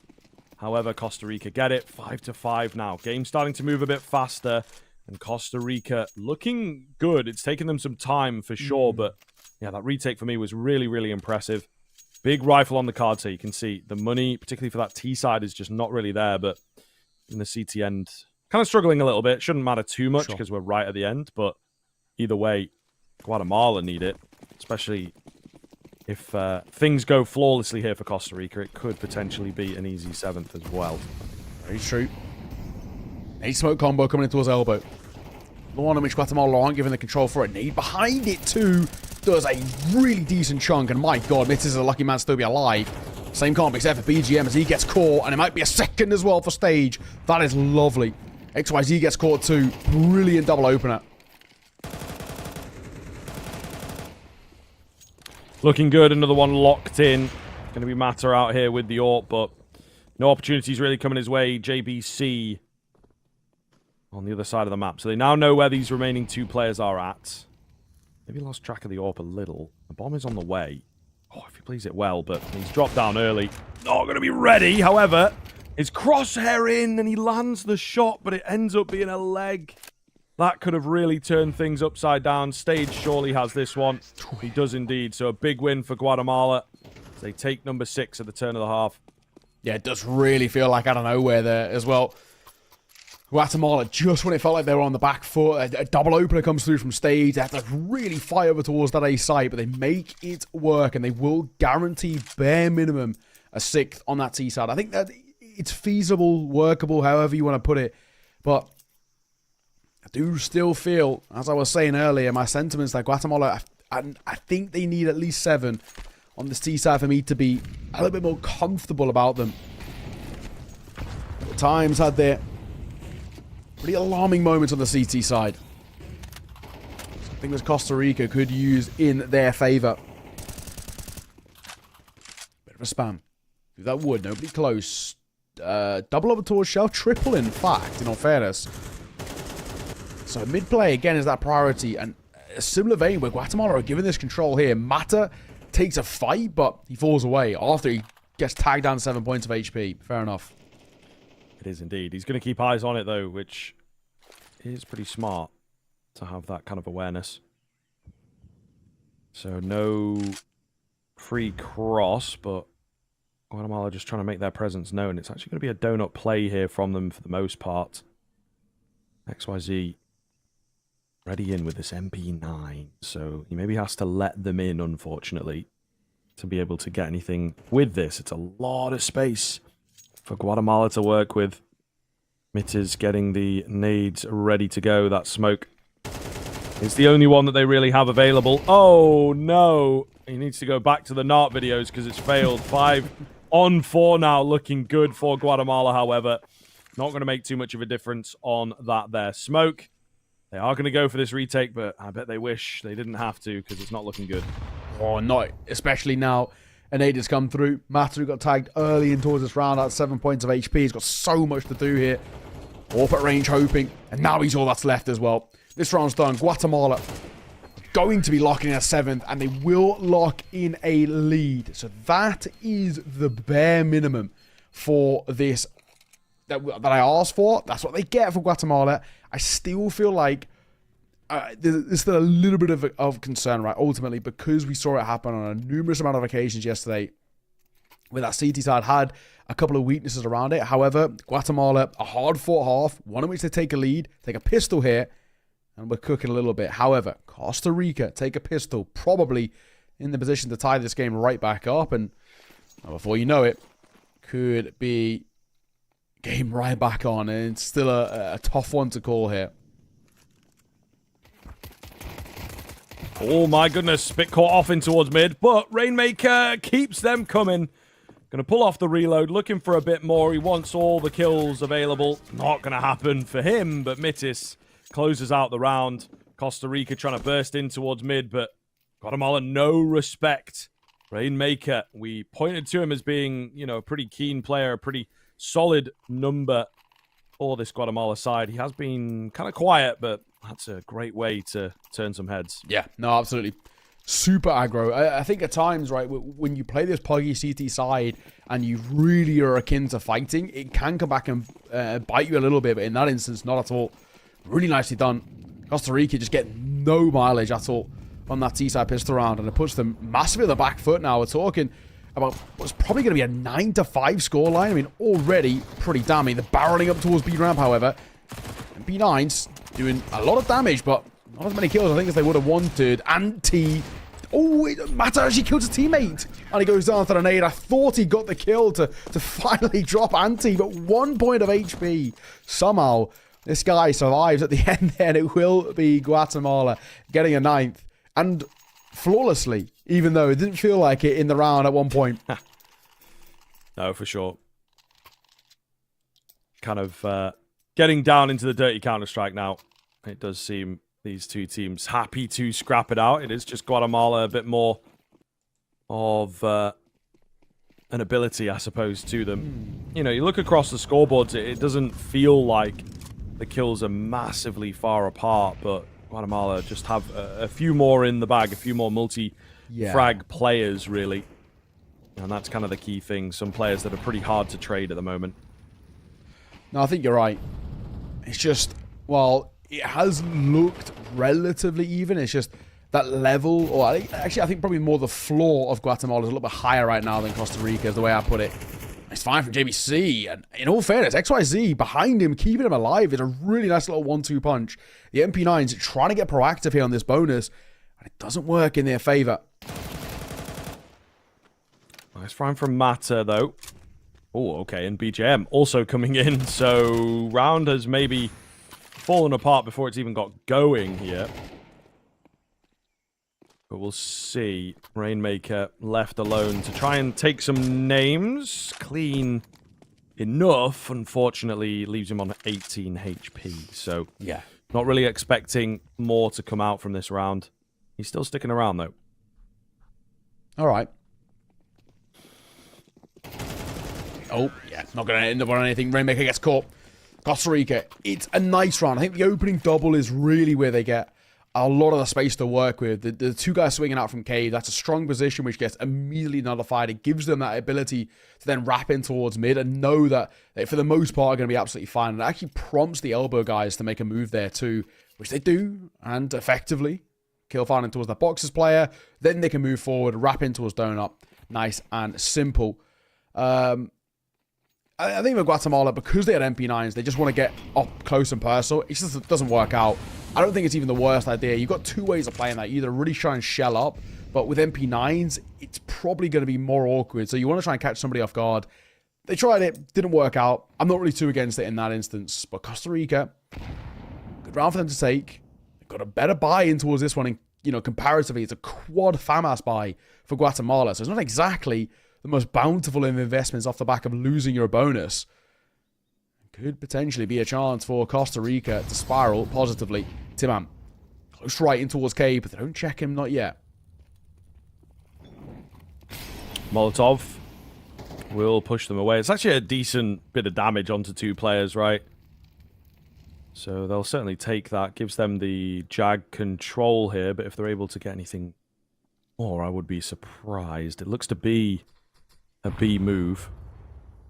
I thought that was going to be a flash coming over as I looked to the minimap. Not quite the case, so a dry look in towards ramp. Could be interesting here. Rotation's going to come round pretty quickly. Anti goes down.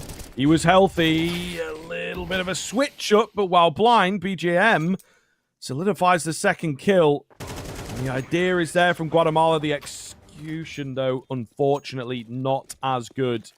And they will drop yet another round. Costa Rica starting to close this gap. Should be able to pick up 8 now. Yeah, it should be a one-round game, really, without too much hassle here for Costa Rica. It's going to be a low buyout for Guatemala. Maybe a bit of a gamble stack to try and catch them off guard. But this goes back to what we were saying. Guatemala do have a little bit of a weakness on the CT side. And this is where it's starting to show. Just a little bit, at the very least. Expectation, one-round game. Rainmaker's got himself out of Deagle, but that's really all we're wielding in towards this one. Tough old spot that we're in. No two ways about it. One spotted out towards Long. It's actually team damage towards the back of Lighter's head, but they'll come over towards Cubby. Doesn't actually do anything. Molotov will stop the swing there at the very least, and in rotation, Mata catches one. Immediate pull away then for the bomb. Gonna try and make that a bomb site work. Mata should have this one in the bag as well. Stage not expecting him to still be around. They will go in for the rotate. It's not a solid A rotate, right? They're still a little bit unsure. Is it going to be mid? Where's the presence? So we've got Anti here, 15 HP. If he gets one, I'd be surprised. BJM makes sure that he does not. So any kills here are going to be good for Guatemala. Just take a bit of money away and keep the gap nice and tight rather than Costa Rica able to hit the 9 potentially and then have loads of cash. But not going to happen. Flawless one for them. Big bolster, big swell of the coffers here. Yeah, for sure. Oh my, game on. Game on indeed. Of course, to remind you all, as you see top right, this is Guatemala's map pick. While they are still around ahead, it's getting worrying now. Definitely getting a little vulnerable. A little bit more vulnerable than I think Guatemala would have liked, especially off the back of, a lead at the turn of the half, then a pistol off the back of it too.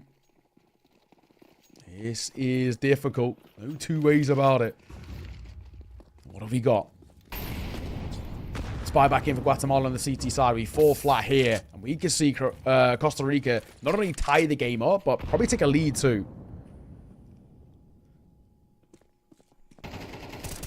Stage. Oh, good spot for him here. Yep, I like the look of it, and he makes it work. Timon finds JBC on the backside. Stage with the switch up.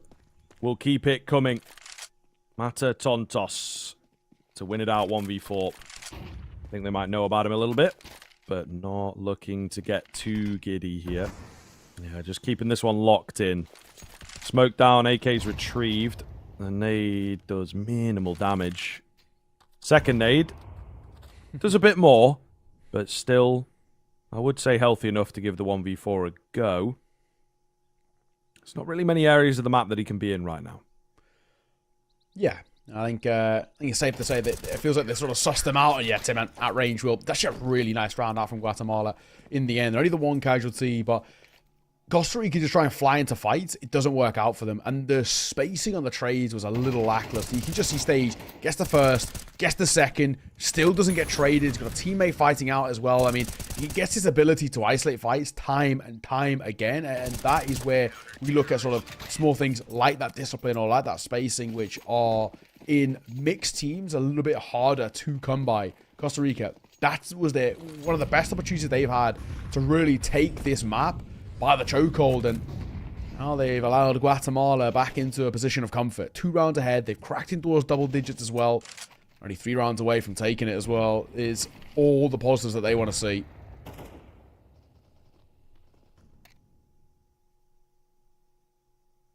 Big round here. Costa Rica to potentially keep themselves in it here. Spray down comes a little close. Timon staying away from that. Doesn't want to mess with it. And rightfully so. It can be a dangerous old game. Okay. Flashbang. Gonna pop themselves in here. Nobody spotted. Not yet. 55 seconds.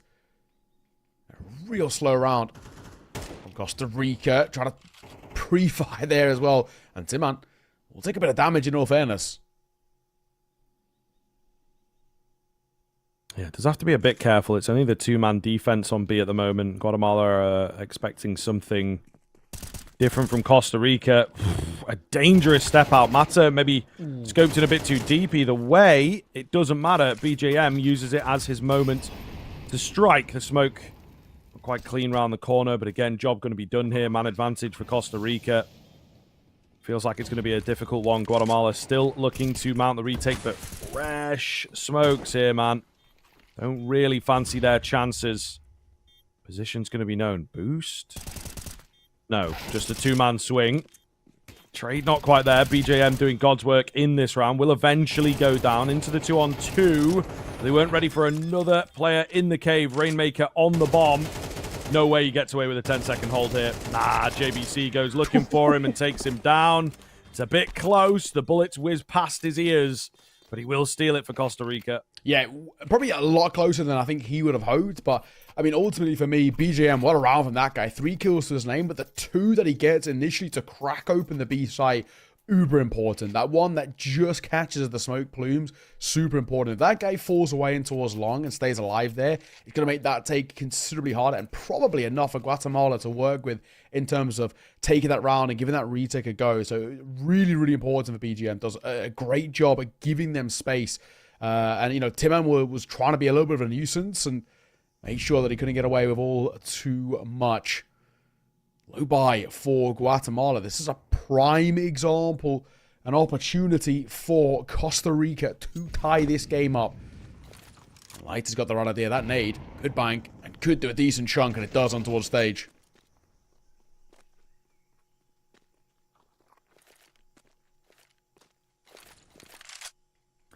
Early smoke out towards middle. They're still really looking at this A main presence on the Guatemala side of things. It will be mid, so I mean, there's potential for this to kind of work out. You know, drop this player that's moving in. Maybe your cube guy gathers some info. So I like the look of where it is at the moment. There is that information. We'll see how it goes down in A main then. Kind of a bait and switch setup. BGM going to do a good job of checking all his angles, though. Finds both of them. Not quite ready for Rainmaker. Ooh, and hold the phone ever so slightly. He's got his hands onto this AK. He's got armor as well to work with. He's not afraid to take the fights. If he found that, maybe we were on. It's going to be down to Ante. He's not got armor, though. They're going to know about him. They hear him coming in. Surely no chance at it. Smoke goes down to just sort of cover off a little bit of an area. The flashes will slow him in his role. He's ready for one in A main. Where is this other player, though? He doesn't know. He doesn't fancy it. He'll keep the AK. Okay. I think that's just a small little luxury. Another round in which, in all fairness, goes close for Costa Rica, but I think all they're caring about now is that they're winning them out. Still, the long-term econ is actually a little bit dicey. But round wins and bomb plant is going to mean money in the bank, and that's all that they care about. 10-all. We've tied this game up. Pressure now on the shoulders for Guatemala. They're going to buy back in. They're going to get an AWP out as well for stage. We lose this round here. And because the economy probably gets broken again, we're talking about Costa Rica maybe even having map point on their opponent's map pick. And that in itself is quite damning. We know this next map on the docket is a pretty good one for Costa Rica. Not so much for Guatemala. So in this series, this does sort of feel a must-win. JBC for the first. The trade. Oh my god, Mitz is going to get both by accident, but he'll take them all the same. Okay, well, this round's turned upside down all of a sudden. Out on A, though, quite deep. We'll see what they can find with it. Molotov comes in, forces Rainmaker out, but he's got a flash over the top, of course. It's just going to be lighter. May well thin the numbers, but finding the round itself, no mean feat. He's got the bomb. Does have the bomb. They're acutely aware of that. You see Timon, he's pulling away here to just try and get eyes on. He gives it up, so you never know. Lighter now could get some control, could change things up a little bit here. Timon ready for the fight, though, and will take him down. 11 for Guatemala, all the way down to the wire.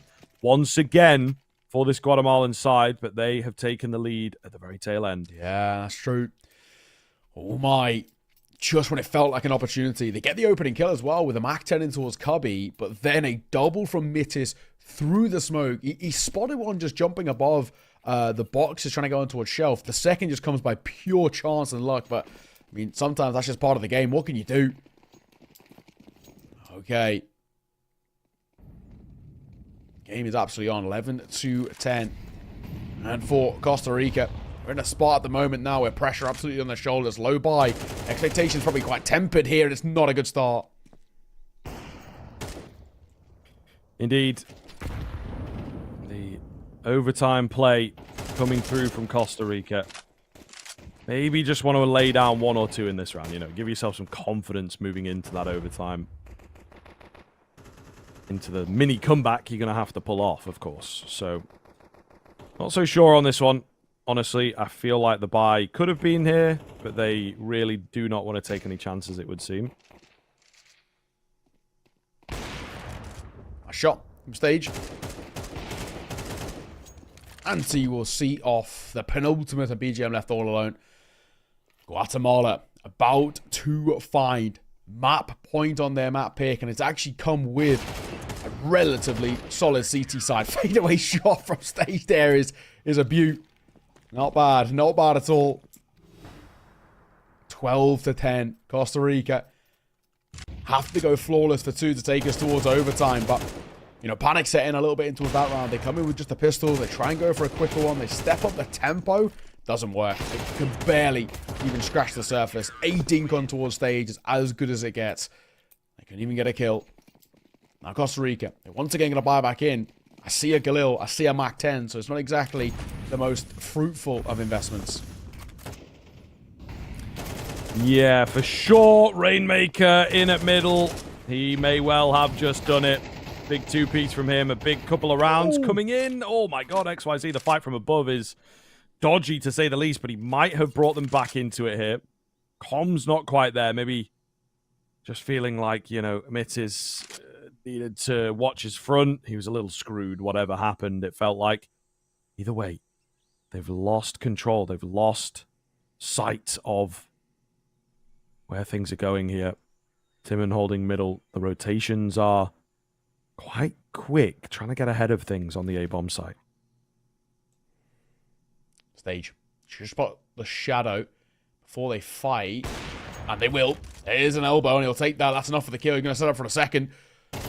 Combo with that smoke and the flash, but he's left all alone now. JBC, he's a known quantity, and he's a dead man walking. Guatemala going to see off their map pick with actually a really solid CT at the tail end. So already positive signs, it has to be said, for the Guatemala side. There was maybe a little bit of worry at one point as Costa Rica was starting to spiral. Guatemala seeing that off at a 13-10 fashion as well. We'll take that. Yeah, for sure, man. I think, again, we're seeing some very good signs from Guatemala. Some of the rounds looked good. It felt like individually they were the better side, but just a couple in there, overfacing, initial peaks not quite going their way, right? Again, protocols and the early utility usage, which I guess kind of falls into that, really, not quite there for them, you know. But when it comes from an individual level, I think this is a decent team and they seem to have some nice moments. Costa Rica on the other side of things, maybe not quite up on that same sort of level, but like we saw some good retakes from them on the CT side. We saw that they had a few more executes in that back pocket, or maybe not deeper executes, but like set rounds for sure. True. So we'll see moving forwards now whether Costa Rica can get it going on the Mirage, but it's a difficult map. We talk about it all the time. We've seen it on this side of the North American qualifier as well, that the Mirage is very up and down for a lot of these teams, and it really just opens the door to like that comfortability. So Guatemala could say, okay, a bit of hard work there, but now we got the Mirage. We like this map. We played a lot together on a Friday night, you know, and indeed, it's not Friday at the moment, but you get the idea. So I think that I'm quietly worried for the Costa Rican side with how close that one goes down. And again, this mental game that we talk about, these guys, they don't have coaches behind them. They're not often in these high-stakes situations, so it's going to have an effect. Yeah, absolutely. And we can run through the highlights as well. You can see kind of just where, I mean, this round in particular is exactly where it all flipped in favor of Guatemala. They find that, you know, quite fortunate double kill, and there's actually a third that happens simultaneously, breaks the econ, makes them panic. They go for a low buy, which is the right call, but they go aggressive, and it all falls apart there. So for Guatemala, for them, I think you're right. You know, we're heading towards Mirage, and we look at this as a really decent opportunity for Guatemala coming in towards this one to potentially even lay down the law a little bit more. I think we had both quite a solid T and CT side out from them. There didn't really seem to be a huge amount of weaknesses. And while Costa Rica were terrible, right? They had their moments. It was just the inconsistencies of their moments. And you can even see it at the scoreboard as well. You know, BJM, 17 kills, 16 as well for JBC, and it does tail off a little bit. Whereas for the most part, bar ante, everybody had a really good game towards Guatemala. Yeah, definitely, man. Definitely. Again, just kind of speaks into that line that we're giving them, that they should be an individually sort of better team, and I think they definitely showed that. The scores reflect it here. A few low death counts as well, which one of the things on the Costa Rican side is they were sort of dying in a lot of the rounds, even rounds that they were maybe winning. I think quite a few of them ended up going down. So it again just sort of speaks to these end round moments where it comes down to a bit of an overface from a couple of the Guatemalan players, but it did feel in the tighten up, in the big rounds where it's like, okay, we got to win this one. It sort of matters. It could be a break of the bank if we get it cleanly. You know, those types of caveats ahead of a round seem to have an effect on the game for Guatemala. So I think it's definitely an interesting one here. If they can just wrap that up a little bit, then maybe they could have, you know, already solidified their spot, already got themselves a clean sort of finish here. But, of course, it is all conjecture. We don't know how this Mirage is going to go down. It's been very, very wacky from Guatemala in particular. Costa Rica maybe a bit cleaner from them with the victory yesterday against Ecuador. We're going to take a break here, folks. When we're back, Mirage on your screens.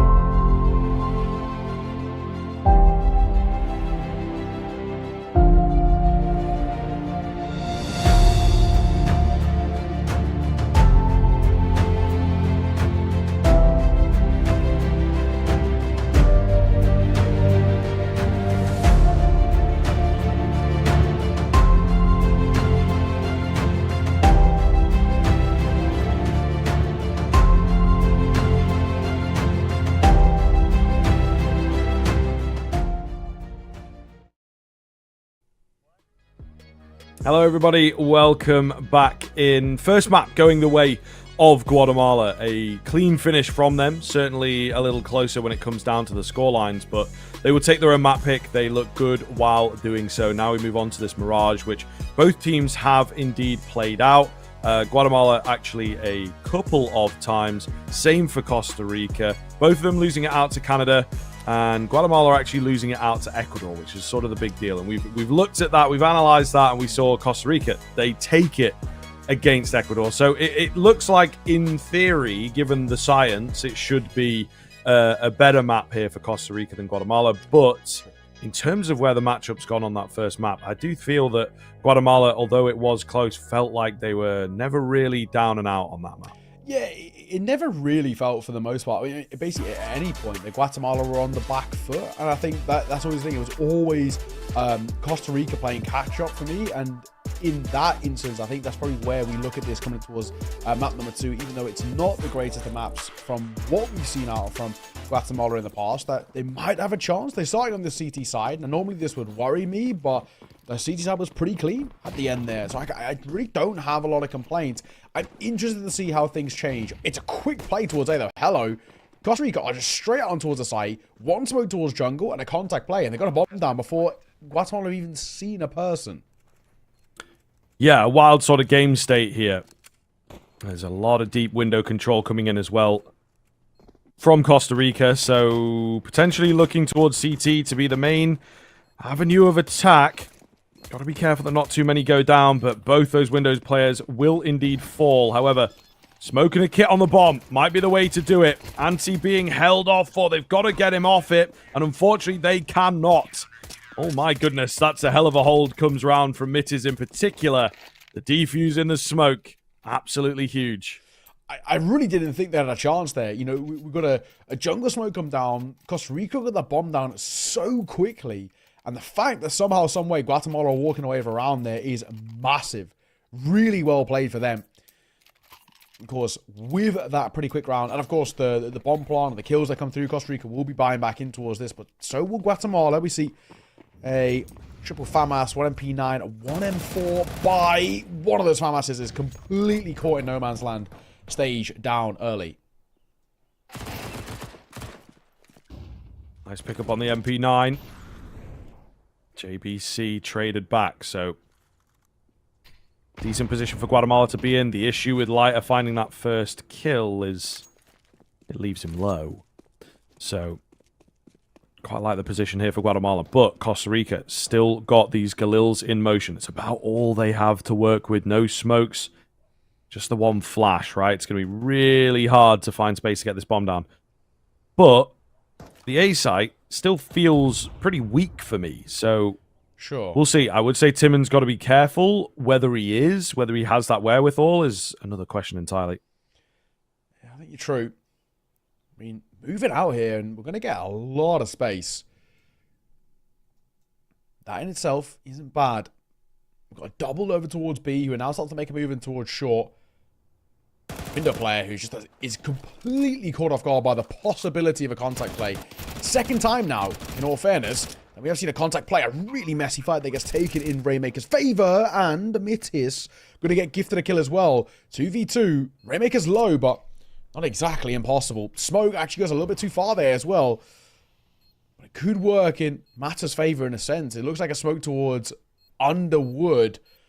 I might overlook that Palace player. It is possible. Tap onto the bomb. Clean from Mata. And of course, Rainmaker no HP to make it work. Costa Rica with a big steal. It seems that these teams really do struggle with the follow-up second rounds. Although, in all fairness to Guatemala, felt like the Costa Rica buy was potentially better than theirs, you know, or at least competing. Give them that force buy. So. Yeah, all right. It's one of those as well where for Guatemala, I mean, we're playing... It looks like they just get, again, caught off guard by what is ultimately quite a simple play from Costa Rica. They just walk out on towards A. Second time they done it, did it on the pistol round. Nobody was there. They did it in this force by round. Same thing again. Nobody there. Double towards B, one towards short. And the first fight that even gets found as well is mid-aggression with ease that comes through. I mean, Costa Rica just flying towards the fight, and one guy gets caught completely off the rip. Like Guatemala, the issue for me is that they're just stunned by some of the things that should be generally seen as relatively simple. That's a nice find there for Rainmaker for the first. Maybe even a second, but he's get caught in the trade. Oh, getting messy out here. BGM comes through with 2. That might just solidify things. 5-7. Oh, difficult fight. Difficult fight. Maybe should have had that kill. The nade will finish him off. It's all down to Ante. They know where he's at. He could definitely take another name here on this Deagle, so they've got to give him the respect. But they're not. Oh, my. Oh, no, Oh, my. Okay. He was the low HP player that I'd thought might go down, but still, 1v2, Ante creeping in. Flash comes over, gives himself away. Not loads of time here. Knows there's a player to round triple, but just can't pin him down. XYZ redeems himself there as he finishes it. Oh, my. For a moment, it looked like it could be, I mean, maybe not a possibility if I'm being completely honest, but they've made it more expensive, I think, than probably Costa Rica would have wanted. It goes down to 2 at the tail end, so that alone is something in itself, but Guatemala can't bring anything in towards this round. Costa Rica should get up to a third without too much of an issue. But yeah, just shows using that force buy back in response of how it's hurt Guatemala. Once again, Rainmaker, somebody just getting caught in towards mid. It just seems to be an issue for Guatemala with it. I don't think they understand the timing of the peaks in towards top mid. They can get there very quickly. You can't be dilly-dallying and messing around there. They are going to catch you off guard, and you're going to be full blind. Yeah, man, absolutely. Looking very, very good from Costa Rica to begin with, though. No real contest since winning out that force buy. Still only early days and early steps, but this is looking dangerous. Mata will manage to survive there and keeps it going. So rolling through the frags. Just Ante and Mitters remaining. There's a clean headshot out from Ante. Anything more than that, I think they'd be very happy on the Guatemala side. Yeah, I think you're right. Maybe in towards the bottom con. I say that. Nah, Mitters will fall. BGM might get a second as well. He does actually drop off, but thankfully JBC is there to bail him out. 3-1 in favor of Costa Rica on their map pick. Looking pretty good. All in all, I don't think there's too many complaints so far. But for Guatemala first, true buy for them back out off the back of the losing the force and the rest. So we get to see what they're like. As Stage pulls out his AWP. On the CT side, he was pretty good with it as well. Played a lot through A-Temple and looked very solid. First fight is very good. Timmy gets caught on the cross as Mata had he had a wealth of time. So I said that fine, he does well. Nade tags down Stage and Molotov will come behind it and it forces him away. Mitters eats a bit of a grenade as well, so Costa Rica in a really good spot right now. Maybe going to fake things out on A by the looks of it. And give the B bomb site a go, but we'll see here. It seems like it might work, even just by virtue of Guatemala having to guess correctly with the resources. Yeah, smoke goes down. Second one to back it up. Now, if you're really on it, usually these smokes come in together. And they have come through separately, right? So there's a bit of a giveaway there, but we'll see. The B-bomb site for a moment is weaker defended. Rainmaker does well for 2, and in comes Mitters. They thought they'd sold it. Not the case. Still loads of time to get this 2 versus 2 working, however. That lurking player on A also managed to find a kill. Mitters will be kicking himself that he could not convert that. Just down to Stage. 3 HP, the name of the game. 1 versus 1 now as he gets that catch. Up towards short. Bomb. No rush on going down. And Stage, no rush on getting close to the action. Oh my. JBC holding Stage. Where are we trying to go here? 3 points of HP and a HE to work with as well. Oh, I feel like JBC might have the right idea, but timing might have eluded him. But he's posted up on a good cross. Holding towards, get right, and Stage is going straight into the trap. Beautiful setup from JBC. It's an open angle for him to be playing from, but he just realizes there's only really one place stage can come from as Costa Rica put up another round on the board. And once again now starting to showcase just how good they are on this map. And I think, you know, reaffirming the ideas that we had, this is not a great one for Guatemala on that CT side. It was a big issue yesterday. They get caught off guard a hell of a lot. And there's so many times in which things fall flat for them. Again, I feel like they don't have those timings down to a T, especially those early mid peaks. They seem very all over the place with Guatemala, or at least they're getting chunked by nades at a bare minimum, or more often than not, losing their life. Flash in towards ramp is good. The execution from Anti isn't.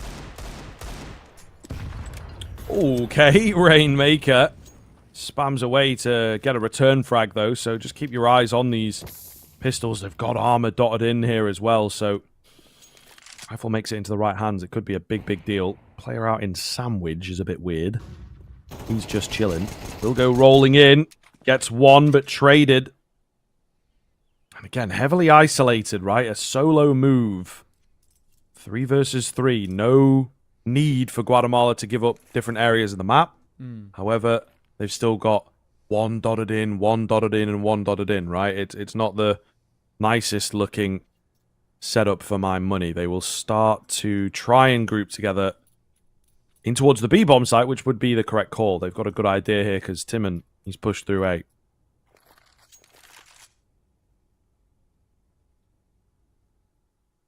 Rainmaker, Deagle, holding. I get a chance it. He's got his teammate holding for the cross, but he misses his opportunity. Rainmaker doesn't, though. Finds two. Oh, hang on a second. Surely the Deagles aren't going to be walking away with all three. Rainmaker. That is a beautiful little 3K at that tail end. All three isolated, and they don't once even realize Costa Rica where he is. They were so hard focused on the player towards shore, and he gets away with it. Really nicely done. And in doing so, a second run on the board for Guatemala. They needed that. A low buy for them. They looked like they were in trouble and bails them out. Beautiful stuff, considering it was a low buy. That might be a bit of a catalyst to work for Guatemala. Might get them going a little bit on towards this CT side. I probably would say I'd need at least sort of 5 or 6 from Guatemala to be somewhat comfortable. Oh, at least 5 to be a sort of a bare minimum. All right, let's see. Out towards B fast. Rainmaker, good for ones. A bit of assistance in for the AWP here from short. BJM, though, danger man. He's retrieved an AK. Going to make it work for one. It's not quite enough. Not enough support there. Guatemala, although they didn't look super prepared for the B rush, they will manage to survive it. That superior weaponry and just the fact that Rainmaker is able to stay alive, making a big difference. He continues to be the strongest player, not only on the team, but on the server by a fair margin. So maybe need a little bit of support to come his way if Guatemala are to keep the CT side going. Yeah, exactly. Okay, so for now, only a one-round game. A reinvestment back in for Costa Rica, of course, but lose this round, and they're going to be in a little bit of trouble. Moving on a ramp. XYZ tries to go for a contact play himself, which has worked in the past. This time not to be. And JBC going to get caught through the smoke. Could be a big deal. Could be a big deal. Stage left low from it, but we'll see. It is holding here from short. A little bit of an off angle for him. Flash comes over the top. Timon goes down. It's a good info mission, but they just have to be careful not to lose anyone else, right? It's not necessarily like they needed that. All the same, looking good. Costa Rica a little caught out, not really sure where to go. I believe they've got one up in the window now, and of course rotation around, so we'll see. Looking to get a crunch onto B, I guess. Getting out of window is going to be the next task, however, for this player that's up there. BJM in a decent spot. Rainmaker, though. Oh, goodness. That is awkward. Thank goodness for the team kill.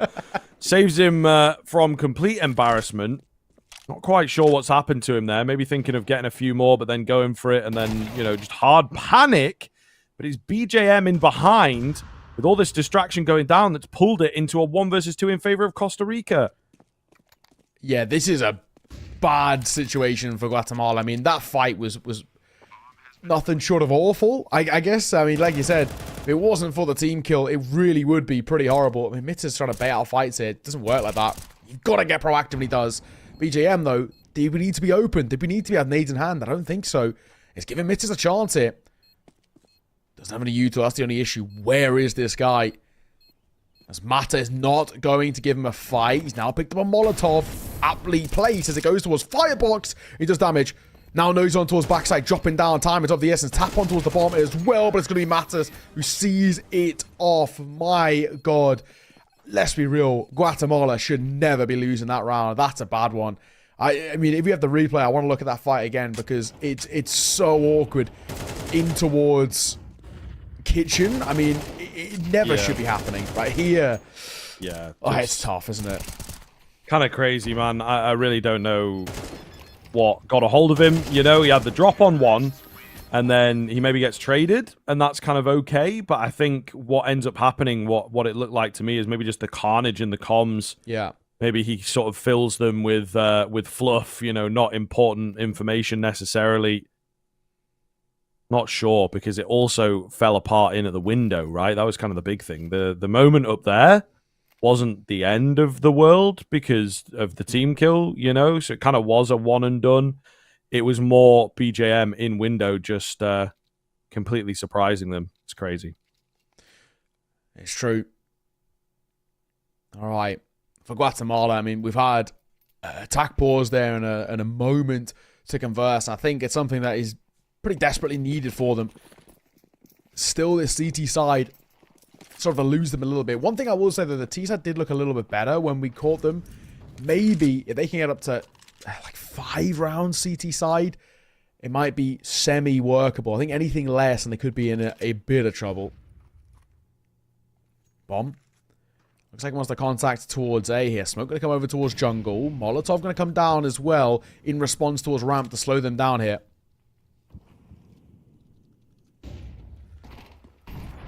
BJM looking to be the entry in on this A bomb site. It's a little bit messy, but taking those heads-up fights is going to go well for Costa Rica. They overwhelm. A big, big deal as Guatemala needed this round ultimately to stay in proceedings in the first half. They're going to have to concede it, save this AWP in particular into the next. Maybe the MP9 looks for a fight, but no, he's around to help his homeboy take the AWP into the next. He's kind of being forced into a fight, though. Nade down, clean swing. And he will win one, but they're now after them. Yeah, the hunting here. I think it's the right call to hunt as well. Even though their money's a little bit shaky in a sense for Costa Rica, they're going to have funds off the back of winning this round and the bomb plant. So they're not in a massive worry themselves. And the thought process of, you know, denying an AK being picked up, which I would assume Mitters should go for. And, of course, the AWP staying alive to... He will get it, which is good for Mitters. That's a little silver lining, but yeah, another round where... So for me, there's two kind of glaring issues. I think the timing on the fight is really awkward for Guatemala, but the main problem is none of them fight together. It's 3 guys on towards that site. You got one playing in towards underbag, you got one playing back default, and another over towards CT.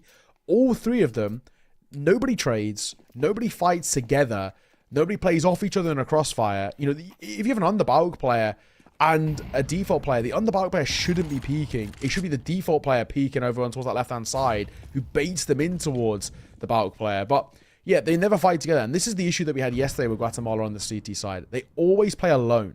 And it gives so many opportunities for the T side who are against them to just isolate fights.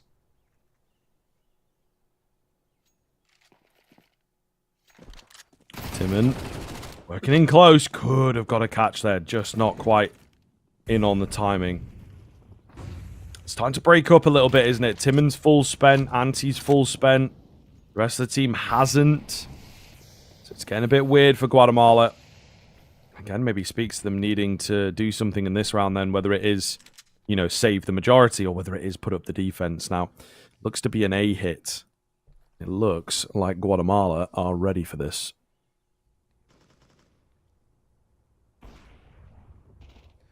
GM, that first. Anti. As he falls. Looks like another team kill comes through. Costa Rica, that's like their 3rd? in just this map alone.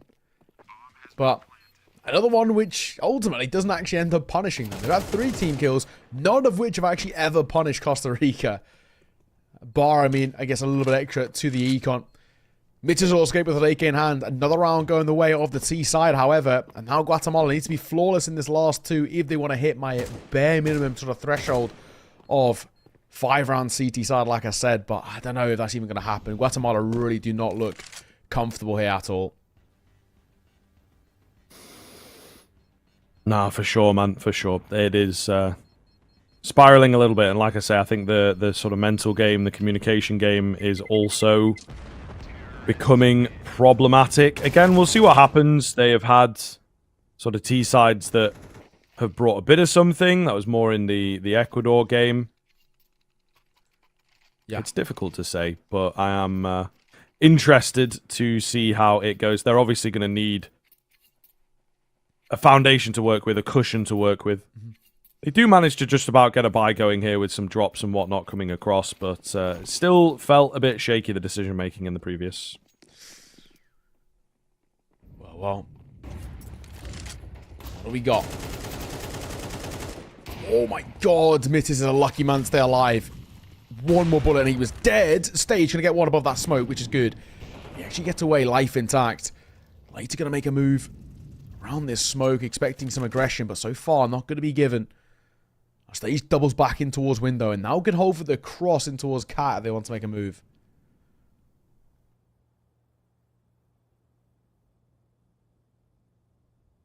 Stage with the AWP is trained in. Ooh, did Timon spot the shadow there? I don't think so. Lighter flies around to try and find the frag. Does not happen, so still looking good for Guatemala here.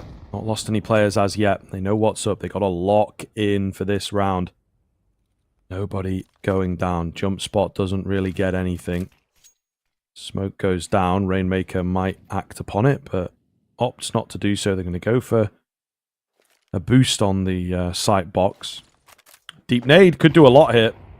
And it even finds a frag. Yeah, definitely saw that happening. So Costa Rica down to just 2. Rainmaker holding mouse 1. While blind, will get it going. And he doesn't even need a teammate on the B-bomb site, it would seem. Rainmaker again. I mean, hey, at least on an individual basis, he has been incredible. 15 kills to his name. He's looking really solid. It's just the rest of the team who need to kind of catch up to him. Makes you think if he was playing anchoring towards A, if things would change there, because he has been so solid. So damn solid. 7-4. Guatemala. That is a small positive that they'll take, absolutely. The final round of this half. The buy is a little janky for Costa Rica too. We got a Deagle out for XYZ with a Mac 10 and a double Galil. So potentially an opportunity to get that 5th, that bare minimum I asked for. Fight behind that smoke. Mata going to get the first as Timon gets caught off guard again. He's in no way to put it, a pretty poor map so far.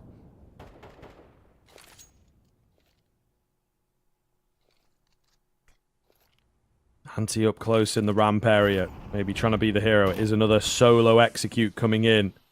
This time feels a bit faster, but I think once again you can see there's not much movement from Guatemala. It's maybe a bit of an interesting sort of fake out that Costa Rica could make work with that. All the same, not going to happen in this moment. 4v3, as it may well have fallen apart at the seams here. BJM, XYZ, the only 2 that remain. Anti. She's going to move back over towards default. XYZ and BJM got a lot to do in this round. It's not a good start as BJM going to get caught. XYZ now with it all to do. 1v4. The deny Guatemala getting this at 5th. It feels unlikely. That's pretty safe to say. I think he's been spotted as well. It's going to make his life all the more hard. Downhill fall. To the hands of Anti, 7-5. Honestly, a fairly decent recovery at the end there. I think we'll take the small positives. A really good round. A really good half, may I say, coming out from Rainmaker on an individual basis. 15 kills to his name. Looked very clean every time they tested B. On the other side, BGM leading the charge alongside Mata, who both had really good moments. But for Costa Rica, a small lead. But Guatemala finding a bit of form at the tail end of the half. And obviously us knowing that T-sides is where it feels like they do their best work. may still be a chance. If I had a pistol here, who knows? All right, let's see, man. This is getting a little interesting for sure. Tail end pickup is something that Guatemala have been quite good at across the course of all 3 days. Barreling on in. Julie's going to reveal themselves. There is one that comes round from CT. But the kills seem to be going the way of the T side here. They're so very low, though. This could all fade in just a second. And it looks like it will. Rainmaker, 1 versus 3. Knows there's another one in at CT. Does he have all the info here? Seems like he might. He's grabbing that bomb. Trying to get away. JBC needed that headshot. 1 HP the difference. Rainmaker, again, just gets a bit panicked in the high-tension moments. Yeah, I think also another pretty decent instance and showing of where Guatemala just don't play for each other. They go on towards the site, which is, pretty decent, but it's another round which felt decent off the rip. They get on towards Ram, they get the control on towards A, and then they stutter for just a brief moment, and it's enough for Costa Rica to rotate over and play for their numbers. Hold on, and yeah, Guatemala can't buy here. It's a big nade as well. Rainmaker takes a lot of damage. But this one, unfortunately, is a bit of a non-starter, so it should be 9-5 towards Costa Rica in just a moment.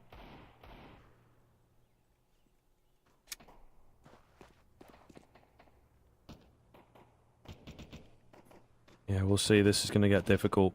Going to get very, very difficult for Guatemala. They've managed to get some control in the connector, which could result in a nasty kill. Some good damage there from the Glock. XYZ left very, very low, but no kill, which is ultimately what they are after. Catch off for this con player is all I'm looking at, really. He's trying to thread the needle and get a kill. Not going to happen. They were somewhat set up to deal with him. Deagle does get 1, but he's left on 14 HP, and he's, of course, by himself now. So, no more. He will fall. Costa Rica moving up to 9, threatening the map now with this next rifle all to play for. Yeah, and it does put a lot of pressure on Guatemala here, saying, right, if we lose this one, we're talking about, Costa Rica basically getting up towards 11 at that point, probably saying GG in that sense. I mean, that is the simplicity of it. Will be so close where Costa Rica can sort of just stumble across the line, in all fairness. So Guatemala, this gun round, against the bonus of Costa Rica, does need to find a lot of form here. It's an open play, an M4, but a triple FAMAS is feasible, workable for Guatemala to find success. The Molotov will catch Timon, so his position there, and they're going to go quick towards B. That's a wild call, but XYZ misses his nade. All over the place right now. XYZ will go down. Not ideal here. Nice drop down as well as BJM can't make it work. And this is the Guatemala that we have seen in a number of rounds. The explosiveness, the individuality, able to pull them through this one. Again, damage taken. Could certainly swing. But Costa Rica, nothing they can do about this, and they know it. Okay. It's just a call that they sort of have to make here. They know that they really cannot afford to be sticking around. You've got, in terms of their leftover funds, they really just don't have a hell of a lot in the back pockets. They can't afford to stick around in this instance. It's going to be Guatemala with a pretty convincing T-side round all in all, but I think there's one thing in particular for me. You hate to kind of isolate a guy in that situation, but XYZ, 2 kills lined up.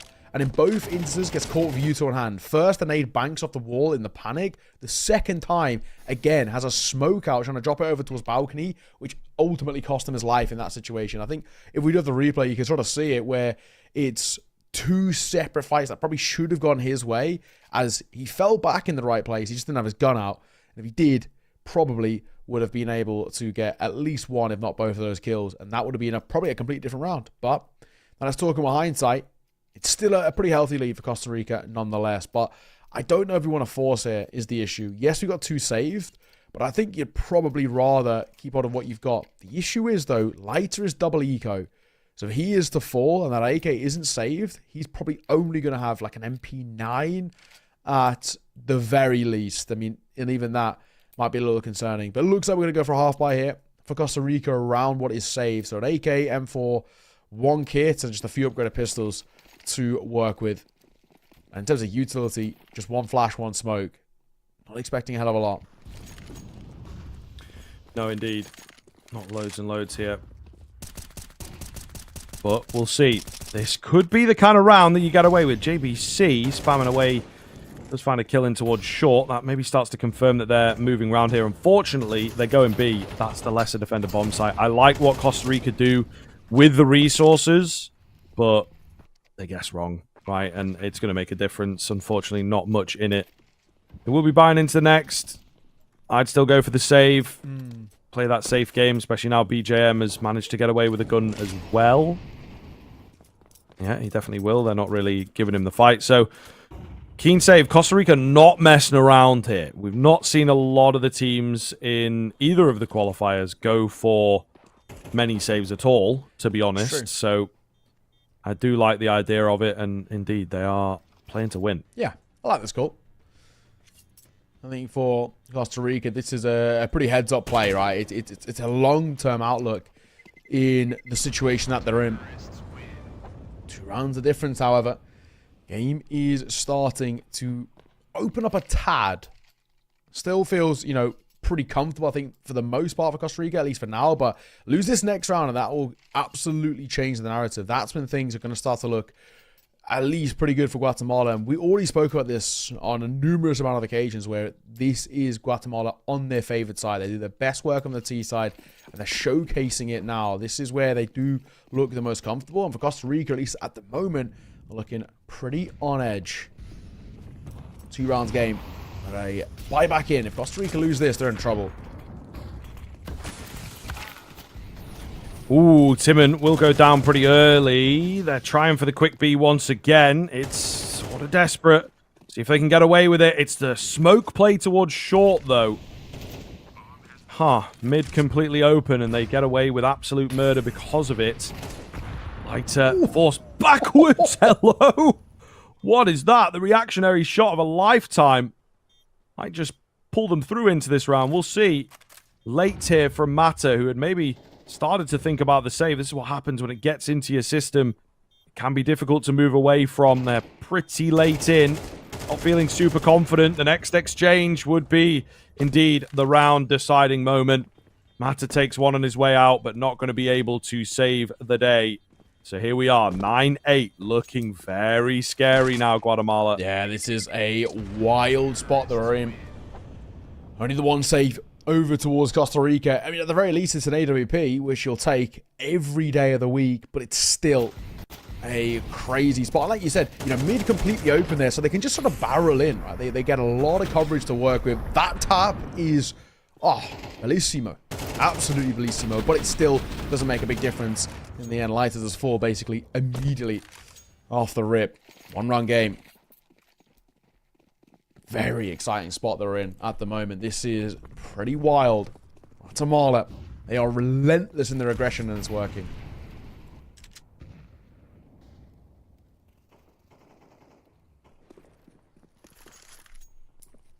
Mittis has heard some footsteps here down below, so got an idea to try and net this first frag. Guatemala slowing things down. Rainmaker, how has he gotten in here?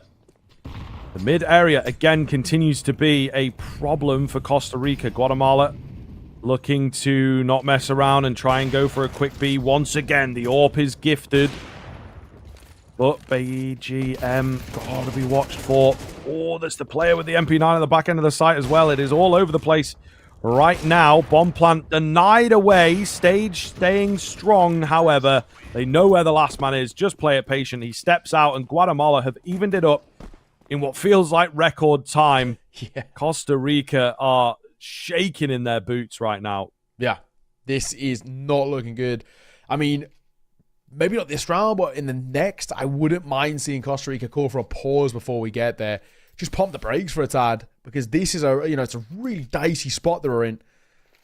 Not going to be able to buy in towards this one. Guatemala should take a lead. It should be a 10th on the board for them without too much hassle, I say, in loose quotation marks. But I mean, this pistols, with even armor being a luxury that only 2 can afford, I can't see this one being taken. We do have a Zeus-CET in play, however, for matter. So maybe, just maybe. It's not always cleared this position. It's true. Ooh, no. Guatemala, I think. Oh, not putting any punches. It doesn't matter, mate. You activate him, and you see what happens. You know? Mess around, find out kind of vibe. XYZ comes around with a kill. Oh, running out of ammo. Anti's forced down to the Glock. The CZ, also a short magazine. Will eventually get finished off. JBC coming in from ramp. Not going to be expected. Reveals himself. Can't quite net the frag. Should have had that one, he says. Guatemala, though, taking the lead. Taking the double digits. Looking down for this 2-0 and to lock their spot in the semi-finals. Yeah, for sure. Getting ever closer now for Guatemala. My God, I mean, this gun round is of the utmost importance for Costa Rica. We lose this, we're talking about Guatemala taking map and series and playoff point as well. If our margins get basically only as close as that, crazy position again where when it felt like they were completely down and out for the count, look where we are now. GM, posted, does get gifted that one, so XYZ gets 2. Oh, maybe Guatemala just a little bit too quick. Very, very possible here. We'll see. 5-on-2. Looking very good. It is trying to do some damage in from short. Does net a double if I knew there was a bit of support in there. BJM not only has dropped his teammate, but also that bomb, so he's going to have to get around here. They're ready for him, but XYZ gets caught. It is keeping the dream alive. Pulls the nade out. The peak surely has to come in from JBC. Waited long enough. It's good damage done, though. It is very good damage, so this next round is going to be really important for Costa Rica. Yeah, no, it's true. Oh my, Costa Rica are kept afloat. XYZ, nice little double in towards short. The AWP gets the first as well, just to halt them. Though, I think in that instance, Guatemala just too happy to fight because it's been pretty plain sailing on this seaside up until this point. Their sort of thought process is, well, you know, if it ain't broke, don't fix it. And they want to go back in towards fight off the rip. They still make it expensive. I think it's the main thing. Round is around, and that's all that Costa Rica care about. And they needed that to keep alive and keep afloat in this series. And like I said, because it's expensive, it's still a big reinvestment coming through for them, where there still is long-term econ over towards Guatemala. Rainmaker again continues to be so difficult to deal with. 23-12. Yeah, man. Huge. Absolutely huge. You got to keep an eye on the kill feed. If he goes down early, you know, across the map or something like that, it's going to have a dire effect. Boost up in the window is what they've gone for here. He's not being considered at all. They feel like they're here in good enough time. Smoke's going to go down. It's a game of chicken, really. Oh, just on top of each other. Rainmaker, unfortunately, not ready. Might be enough, though. Info gathered. Kill for the AWP is a really big deal. That comes in outside of Palace, it looks like. So we'll see here. Guatemala trying to move fast. Ooh, we'll see. Bomb goes down at Tetris. They just got to be careful. It was a nice kill, but not necessarily one that you can, you know, burst upon. It's a very panicked round from both sides. Mitter's got to check his angles here. Barrel spotted. JBC gets so lucky as he turned away. Mitter's checked the wrong side. Oh my goodness. Bomb's been retrieved, but man advantage has been lost. 20 seconds remain. The AWP trained in, hoping that someone walks into his crosshair here. It's not going to happen. Slow encroachment coming in. 10 seconds to get this bomb down now. Boost up is not expected at all. Bomb plant will go down just about. And Costa Rica with a big win to give themselves 11. Again, Guatemala, you know, set up so nicely, but you have to admit some unlucky moments. Still, the rush towards A is a little overzealous. Yeah, exactly. Especially after this opening kill. Rainmaker finds the first to give them a lot of coverage. And then another instance, we've seen this a couple of times where for Guatemala, we're fighting one by one. Not a single engagement taken in that entire round for all 5 of Guatemala are taken together. They fight as individuals, whereas these Costa Rica are playing off the back of each other. Tough. It's really tough to watch because it's something that has just been a problem all the way through. Never fight together, and it's so damn costly. Stage and Rainmaker barreling in now as well. Molotov going to go towards back triple. Rainmaker still so difficult to break down. And a quick round out of Guatemala. This could be enough. Yeah, getting him in the pack now, I suppose. Getting him with the squad, right? So they can try and use his numbers and his proficiency to its best ability. We shall see. Nades coming in. No one over at Firebox, unfortunately. The AWP a little late to the party. A deep position here for Rainmaker. Puts him in a very good spot. Gives him good information as well. Swing coming round. It's a two-man move. Tap onto the bomb. Not going to be the hold. Stage will stand strong. It is matter to save this AWP. And even then, Rainmaker's the one that makes the decision as to whether he will be able to do so. On the way he is. 6 feet under, he will end up. So, yes, the save comes across, but Guatemala right back on the board. It is classic from them to find the energy right at the end of play. True. Now we're getting the full 24 here, at the very least. And like you said, right in the pack there, just trying to stick together as a group. And my, oh my, it has worked out. At least some sort of positivity for them. And you know, they've given themselves the chance, again, are still taking this in their favor. It's going to be a weird one, though. I look at this still with at least open eyes for over towards Costa Rica. You know, they're going to have at least something to work with that AWP staying alive. They're going to have a buy around it, which is the main thing. However, this does feel like a pretty important one. Costa Rica, you lose this, your economy's broken. So it is very much in that now or never sort of territory. Absolutely. Most important round of the series so far for both of these teams. But maybe more so Costa Rica. They don't have that fail-safe. It's that jump that's been heard, I think. They have an idea then that there's a couple in towards middle. Matter. Ooh, trained in. Just moves off. The nade distracts him as they work their way in towards Con. It's a bit weird because I don't know that he'll necessarily be expected now. So we'll see. Deep position here for Guatemala to work with, but there it is, the AWP.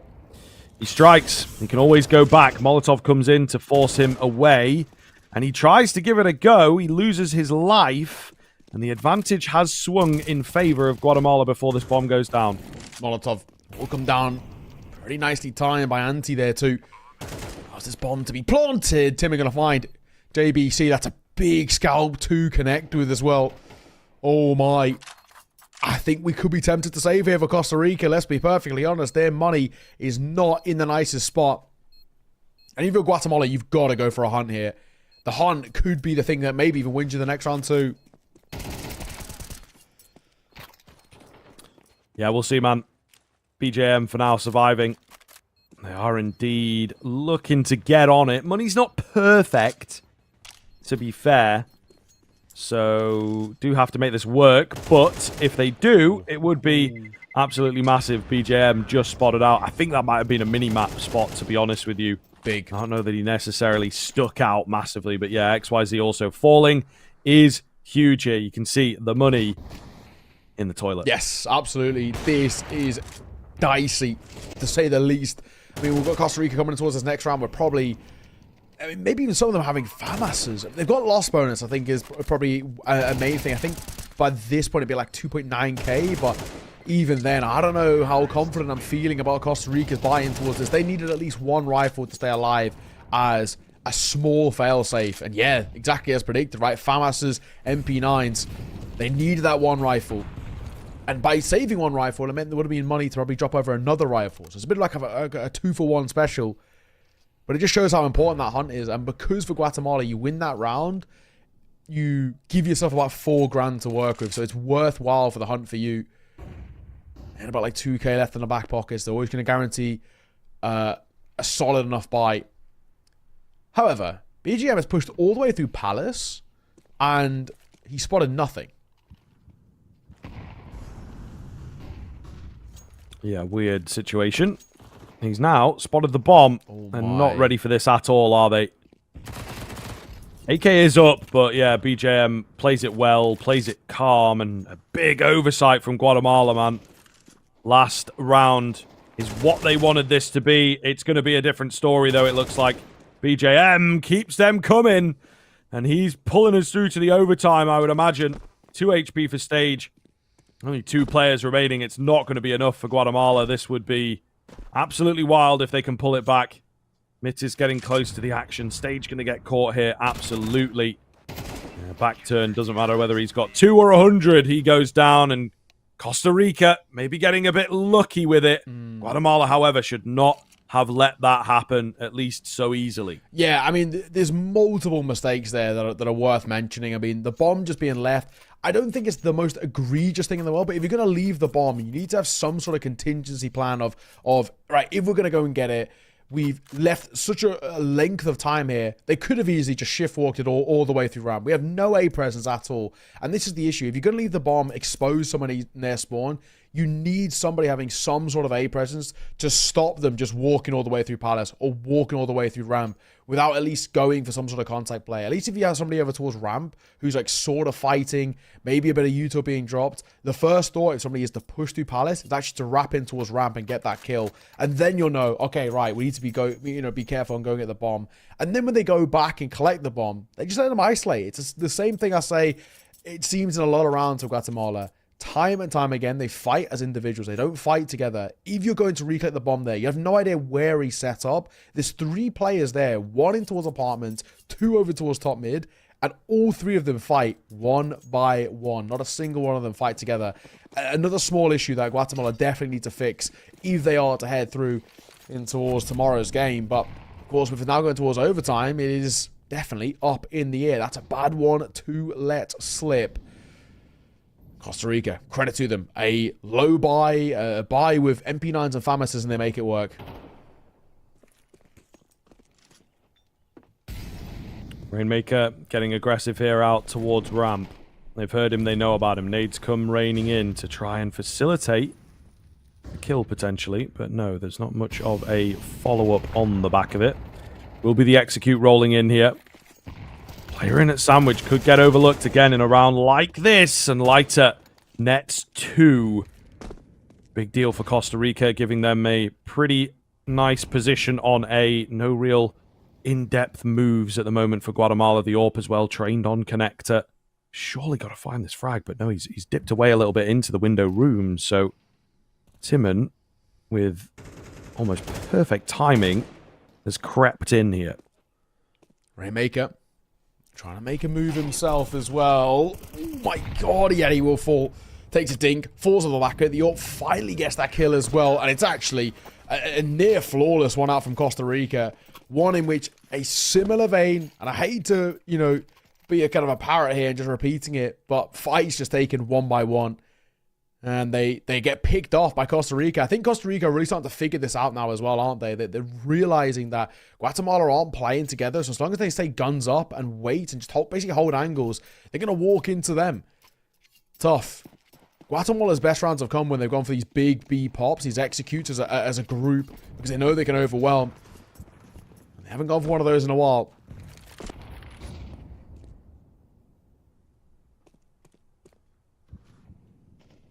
Rainmaker trying to contact out towards middle, but there's an AWP on the other side of this. Footsteps heard. Rainmaker had to convert that trade, and he doesn't. Big deal for Costa Rica.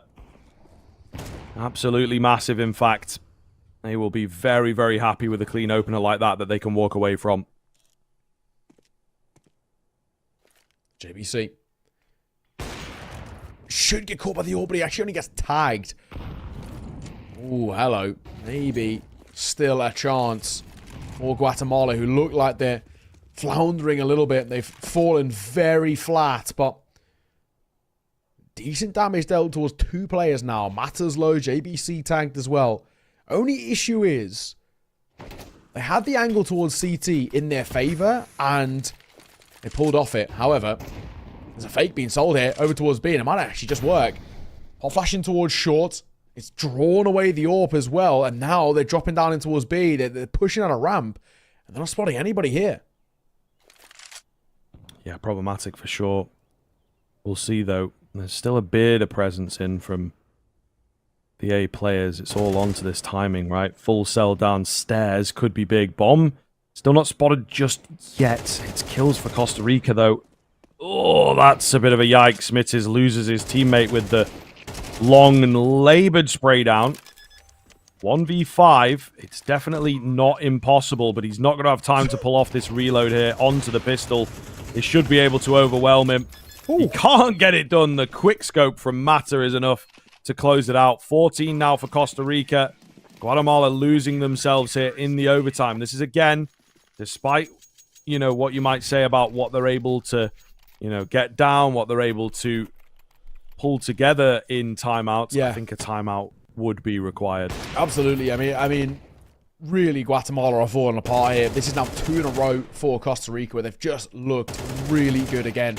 And I don't hate the idea of a lurk play out towards B. The only issue is that when it came towards those fights on the A site, a similar thing where one goes lurking over towards connectors to try and find a fight there. He gets caught and leaves his teammate just so alone. And those B players, they go down just a little bit too early. It doesn't sell the ruse as much as they had wanted. 1 for 1. Lighter does actually get away with a kill on towards stage, but at least Mittis will trade back.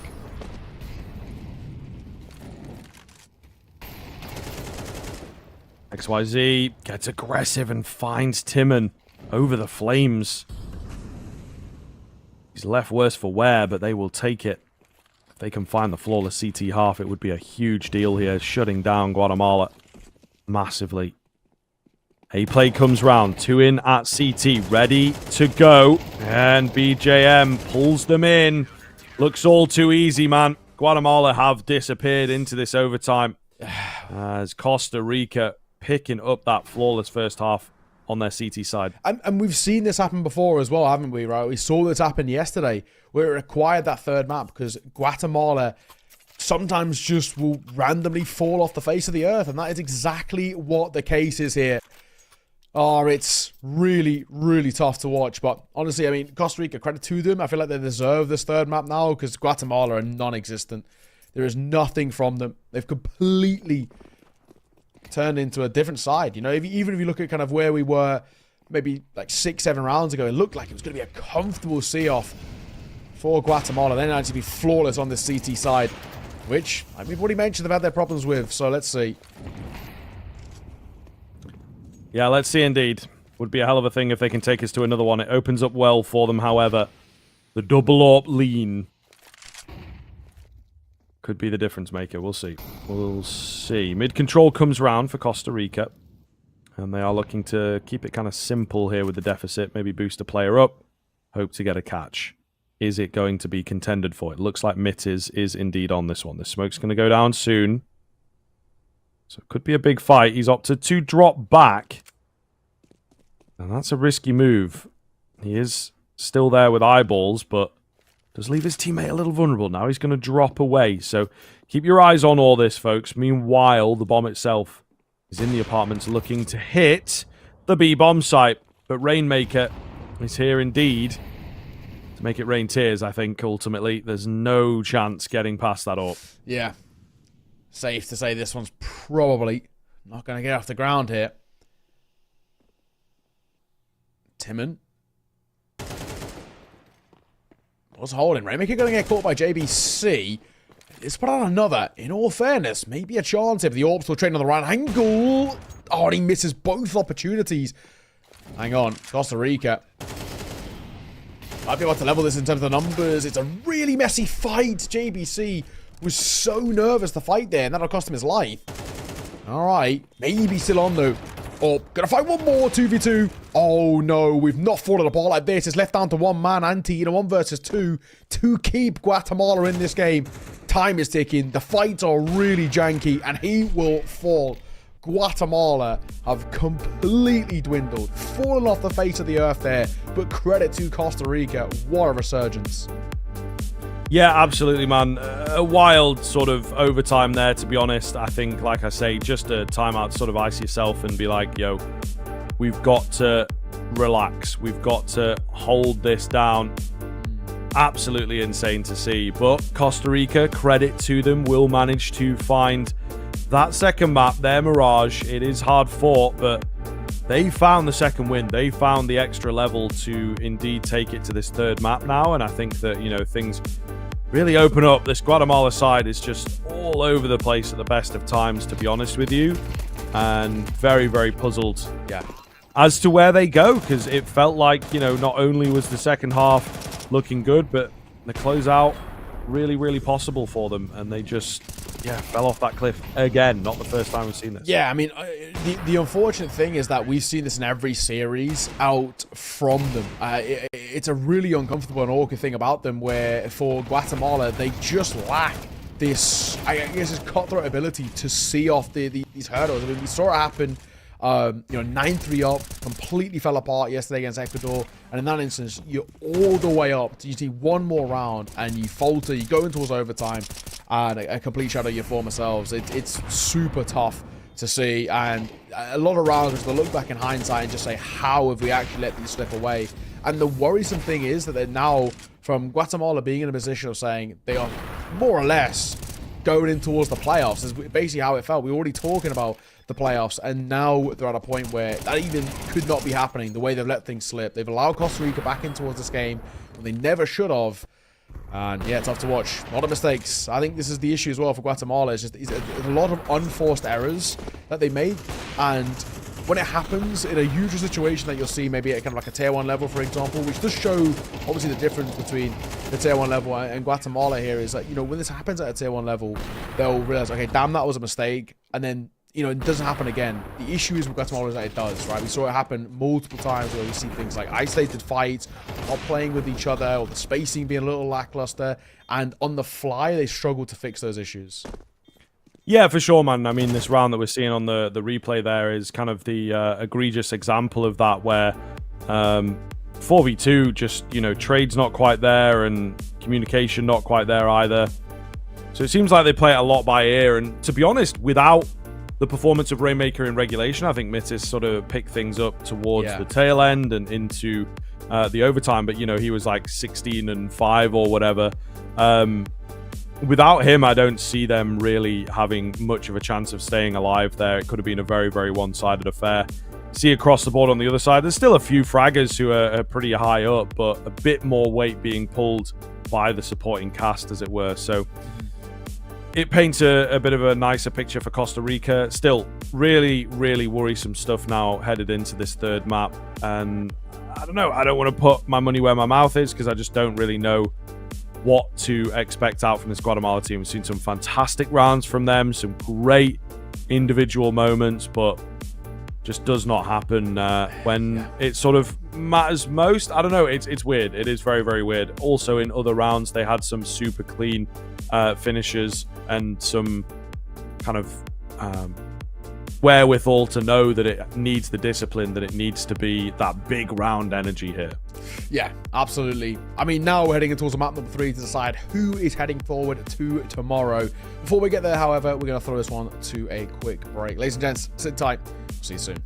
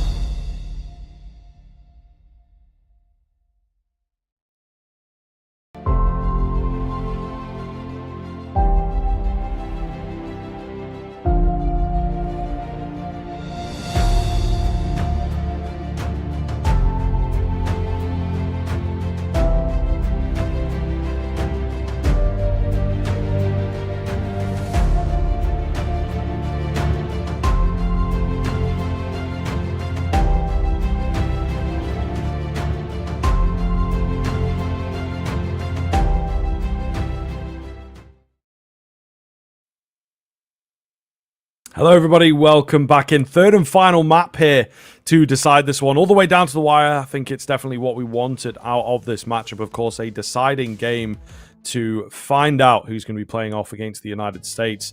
Guatemala looked good for a while there onto that T side, right? We thought that they had the energy behind them to, at the very least, make it competitive, and then should have perhaps taken it over the line. You can make an argument for both sides into the overtime play, but once it got into overtime, not a single round, completely fell apart, lost to a 4v2, you know, wild ride as Guatemala disappear once again. Not the first time we've seen that from them.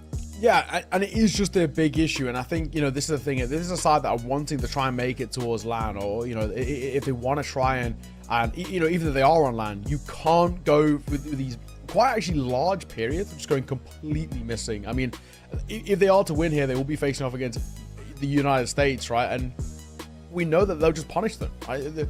The second you lose control of the tempo, anything of the sort in that sort of region, they're going to be in such a tough spot. So I don't know, we look at this just in maybe a slight bit of annoyance, because we know how good Guatemala are, right? Their highs are so high. I mentioned this right at the start of the day, or the series, I guess. It's like they've got really high highs, but they've got some pretty low lows where they just completely turn into a different side. And we saw that at the end. I think the biggest issue for me with Guatemala is just when things do go wrong, I think they panic a little bit. And you mentioned it, right? One tack pause, right? Maybe after 2 or 3 rounds lost, I'm thinking, just take a breather here, guys. You're probably going to be okay. You're still in the lead, this, that, and the other. But unfortunately, when you don't have a coach on your side, I just don't think it's part of the mindset. You know, especially, you know, how often do we call tack pauses when we're playing a game in like competitive or face it or whatever, and we're a little bit tilted and we're losing a few rounds when we look like we're in a good spot, right? We don't. We kind of just go into it and hope things will change. I think this is the same sort of onus here, where Guatemala are hoping things will change for them just by playing out the rounds, but the best thing they could have done is probably just call for attack pause. You get like 30 seconds plus the 20 seconds that you get at the round timer as well. That's a good amount of time. You don't have to say anything. All you have to do is just sit there and just take a breath, just take a breather and think, okay, what went wrong for me in that previous round or the previous couple of rounds, and then coming in towards the next with an actual game plan. I don't know how much of a leadership role there is of someone in the team. A lot of teams here have obviously been playing primarily quite a puggy nature, which is basically just 5 riflers, maybe somebody loosely calling out of spawn, but maybe even just a simple call of, right guys, let's do A smokes here, right? It's something that they just didn't really do, especially that tail end where things were going bad.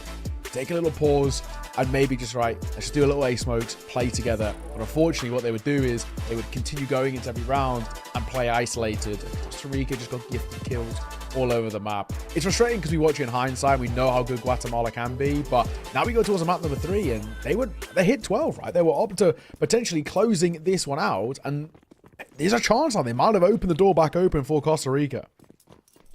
Yeah, for sure. For sure. They had that upper hand and they let it slip, you know. And now, again, it's kind of, you have to look towards this and you can try and remain positive as best that you possibly can, but are they going to be able to bounce back? It's difficult to say. Is Rainmaker going to be able to put up the same numbers? Probably not. Right? So there's a lot here that has to go your way and continue going right. Costa Rica on with this CT side, start looking to build a hefty lead again, and they've got 4 out on 8. They're already playing confidently. And they come. Playing in front of the smoke. No, actually dips into it, waiting for a bit of timing. However, could leave his teammates isolated. Lighter going to get one. Trying to dip away. Spots running towards short as well. Molotov to clear. Cold Zero box. Nobody here. Oh, actually going to get gifted the site. Yeah, certainly strange, but Costa Rica opting to go for a bit of a longer game. They've got that kit available, right? Don't need to rush into things. Moving short. Both of them as well. Slow but sure. There's been a little bit of a drop in there, and Lighter finds the player at the back end of the site as well. Mitis, it was his job to watch short. I think he's just kind of like crouch peeking it, playing a bit safe, and got timed on. You know, not much else to it, really, and Costa Rica, therefore, win out the 2v2. Yeah, nicely done. I mean, there was a moment where it looked, you know, potentially a little bit worrying just because they give up that site, and they just say, you know, here you go, right? The control is yours. Get a bomb down, set a post bomb up, all the rest. It did look for a moment like it could have been slightly concerning, but yeah, thankfully, in the end, it is not to be. First taken, but of course, with a bomb plant, there could be a temptation to buy here. Guatemala going to opt for no. So this sort of low streak that we're in at the moment for Guatemala sort of continues in towards map number 2. I don't think you want to allow Costa Rica to have too much control on the CT side. If Guatemala, if we've been saying their best rounds have come from the T side, if Costa Rica coming towards this, start strong and look confident out the gates on the CT and build up a nice little repertoire, be a little concerning. 1 for 1 ain't bad though. Well, P250 ringing away. Does manage to find a frag. Dealt with pretty quickly, however. There is not much that Guatemala can do about this with no bomb around. They will barrel on through towards B. I think the footsteps may well have been heard there, and the issue is, again, that bomb is kind of lagging behind. Timon is in a good spot ahead of the curve. Spotted the bomb out now. Can't do too much about stopping it from going down. He knows he's a little bit weary and has to take his time finding that frag. Mitt is on 1 HP, is actually very lucky to be able to get that bomb plant in, but Guatemala will definitely take it. If he even finds a kill from here, I would be very happy with that. Okay, fair play. Ends up being costly and a bolster of the bank. Yeah, we can talk about some silver linings there. We'll take it. I mean, 3 out of 5, but of course the defuse will come through and they will maybe make sure they pick up everything on the way out. It's still going to be a 2-0, but I think for Guatemala, you can be relatively happy with that, in all fairness. I think this small little positives you can take is the main thing, but maybe a little bit more expensive than Costa Rica would have liked. I think all they're going to care about in the early part of this game is just getting these rounds on the board, making sure that they build up that repertoire, making sure that they're not feeling too concerned in the early part of this game. Well, Guatemala first, true gun run. Let's see what they've got to showcase for us. If we can see maybe a strong one here where for Guatemala they set the tempo early and showcase again what was the real high moments of the T-side of Mirage, then you can start to believe again, but they got to kind of earn our trust back. Nice find from Timon early on. Quick moves from Guatemala is, of course, what they order. Nade does a little bit of damage. However, it's on the other side of the map in the long hauls that XYZ takes so much damage from a bit of a spray fight. So, looking very, very good for Guatemala here, actually. It's true. It's very true. Opening one. I mean, how low XYZ is. I mean, he might shell up a little bit. Get a little nervy. Doesn't want to overfight. Might try and rely on an individual like Lighter, for example, to do most of the work.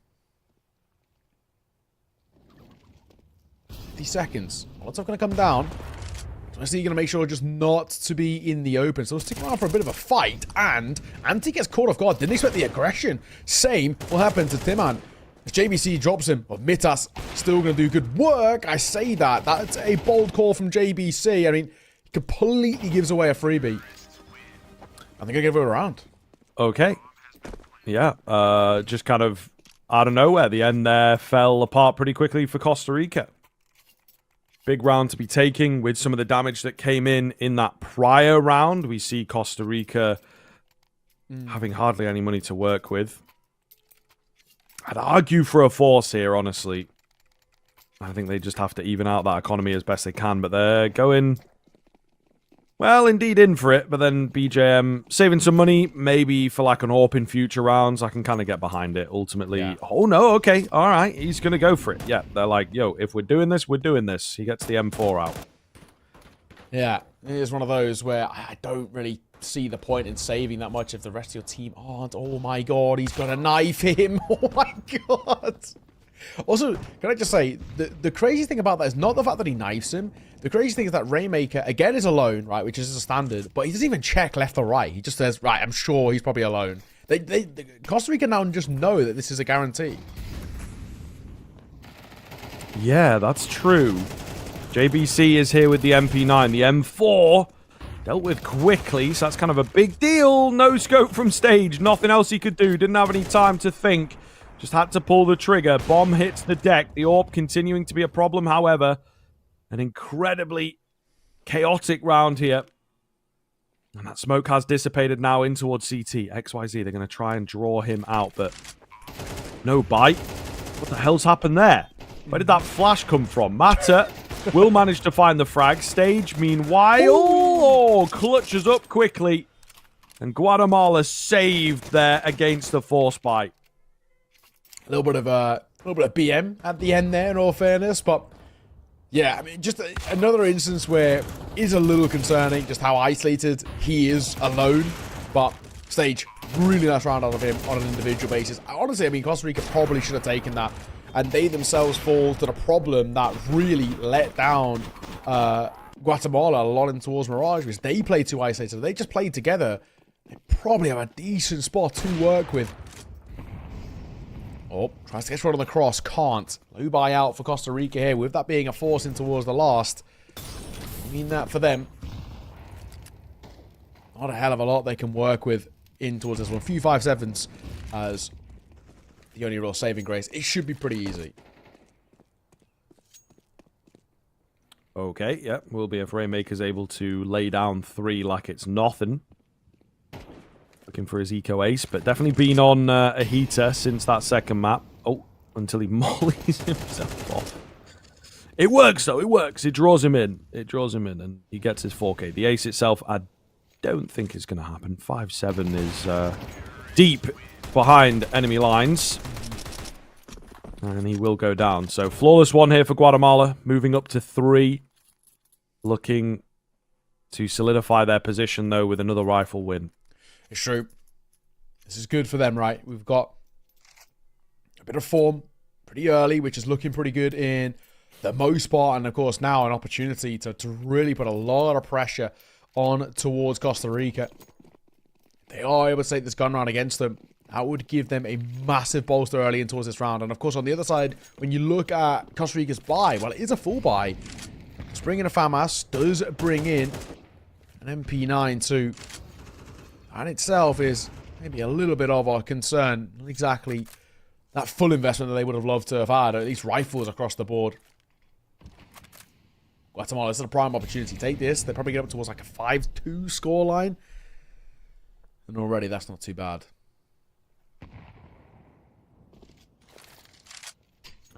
Blowing the smoke. Trying to make something happen with it. Maybe a flash off the back, but they just go straight on through. There's nobody here on the other side. It is Matter. And he panics. He gets caught, man. That's really not good. Lighter will take the presence in the apartments. 2 towards the pit. It's a nice double down with the nades. 1 the HE, 1 the flash. JBC trying to just stay alive and maybe take another one with him before he goes down. Not going to happen. So the advantage swings up. The AWP lagging behind is not expected at all. It is BJM. Not a chance here with the MP9. He tries his damnedest, but down he will go. Guatemala moving up to 4. Yeah, a little bit of a lesser buy there, and unfortunately, with that lesser firepower, it's made quite evident. Guatemala just brute forced their way in towards that side with 3 staying alive at the end as well. They're not even really made to work for it. Not bad. Not bad at all. 4-2. Now things are becoming once again quite dicey. Quite dicey indeed. We have a low buy, couple of greater pistols. Should be that 5th I spoke of, though. Guatemala once again looking good as they did in towards Mirage, where they take clean, consistent control, and they're not really pulling too many punches. But we'll always continue to throw it out there about their CT side being something that does worry us a little bit. JVC kind of close to the action here. He wants a fight. Oh. Yorp has just seen him and, of course, scared him off. For the time being, he will go back in.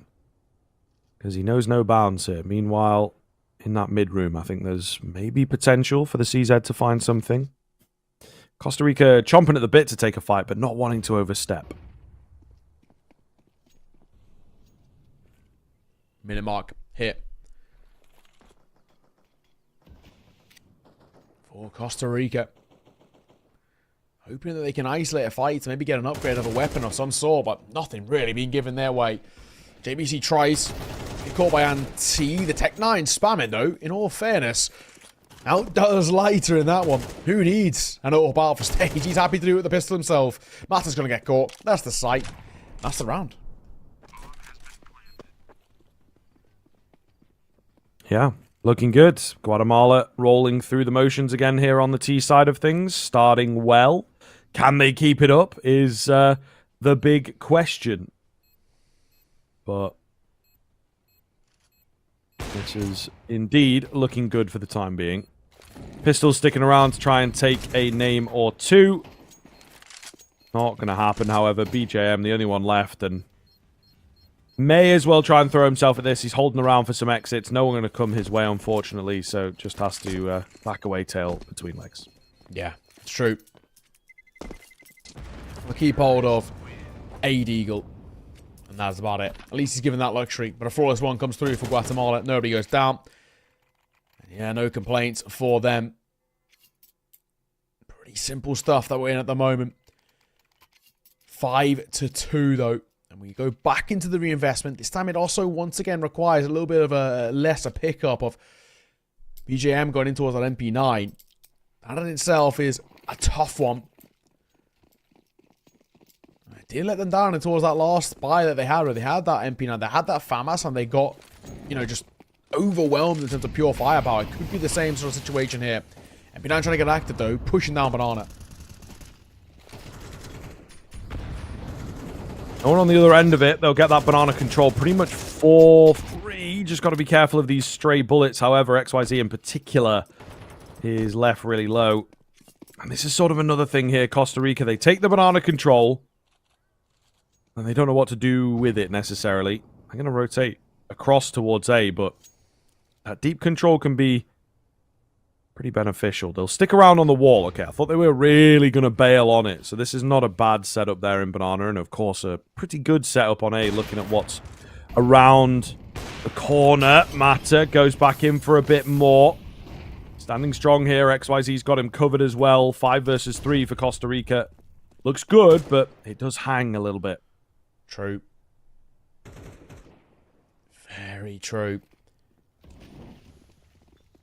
JBC, backside.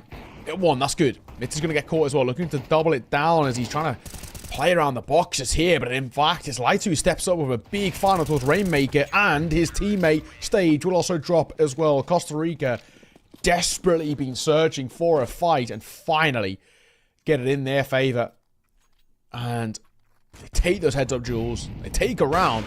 And put a third on the board to just chip away the deficit a little bit. Not giving Guatemala too much control. They're taking that, Guatemala. We're talking about them maybe even pushing up towards the likes of 7 on the T side. And at that point, that could have already started to spell maybe even the beginning of the end. But yeah, so far, not to be.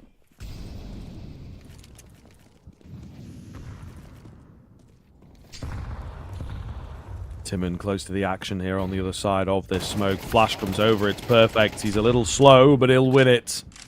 Really lovely move. Oh, that's a team nade. And it does a lot onto Mitt, actually.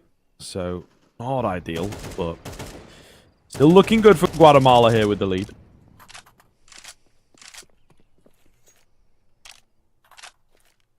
Okay. Opening kill for Guatemala. Taken, which I think is the important one. Now a bit of a chance as well. Creeping up in towards mid. I want to get proactive here, Costa Rica. I want to have a little look. Time is of the essence. We're going back towards B with the bomb. The whole group of 5 as well are going to be pushing up via Banana. No split that come through via mid. 2-2 split, both towards backside. This is tough.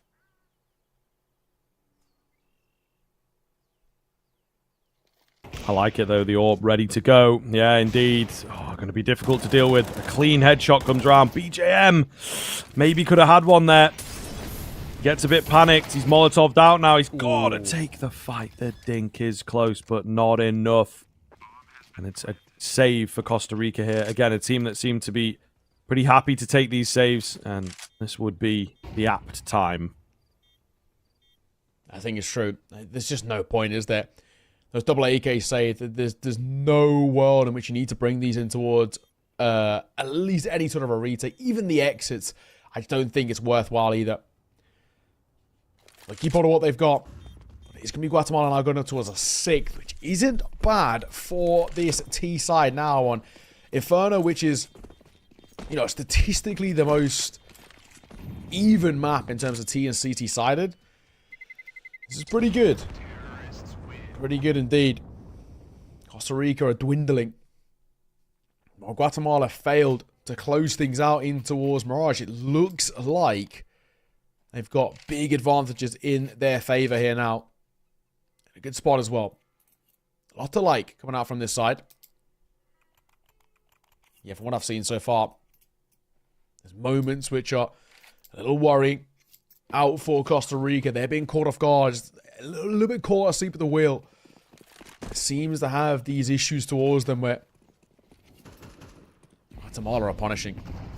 Opening fights have been very good for the T side. I can't discredit them on that at all. Costa Rica have got to find a way to at least play off each other. If Guatemala want to be fighting early, got to try and find these trades.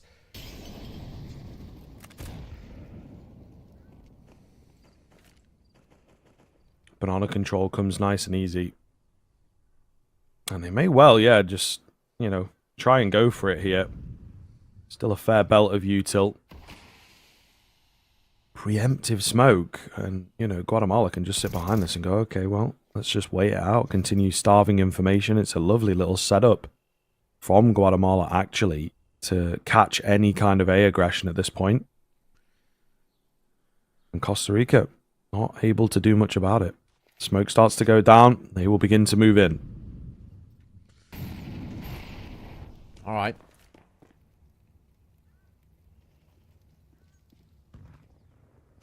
It's going to find Rainmaker. That's an important one. Anti then going to answer back.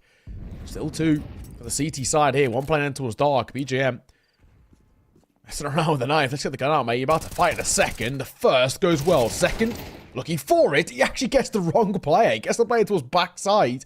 But a kill's a kill all the same. 1v2 now for Mitters. 23 seconds. Smoking towards Coffin. Tap on towards the bomb. Beta fighting towards CT, but doesn't get given it. Oh my. He now actually has to use this smoke to plant, and he will just about get out of there. He doesn't even take a tag. Sneaking away. Could be massive here for Mitters, but there's only really one area that he can be in. The Molotov not quite good enough, however. And he's managed to just about creep in. Can't find it. Lighter saves the day. Still gives it a look towards the molly. He must have made a step or something along those lines, nonetheless. Bit dangerous for a second. They will make it work. Costa Rica moving up 2-4, closing the gap at the tail end of the half. Yeah, at least keeping this a little close, right? I mean, a 2-round game and keeping the pressure on towards Guatemala because they reinvest straight back in. Stage pick was AWP and with money left in the back pocket, so no worry just yet. And still a real tough spot that we're in where we need to be careful. Guatemala don't want to allow Costa Rica off the back of a really strong start. Don't want to allow them to start coming in towards this and tying the half up, for example, putting the pressure back on and all the rest. That would be pretty damning. It would indeed. Starting to move towards the A side of things, though, for Guatemala. They went for a long haul B last round. Didn't quite work for them. Going for a faster A in this one. Out towards long, a variation of a round that we have seen before. No AWP on the other side of things, though. They will indeed just go barreling on in.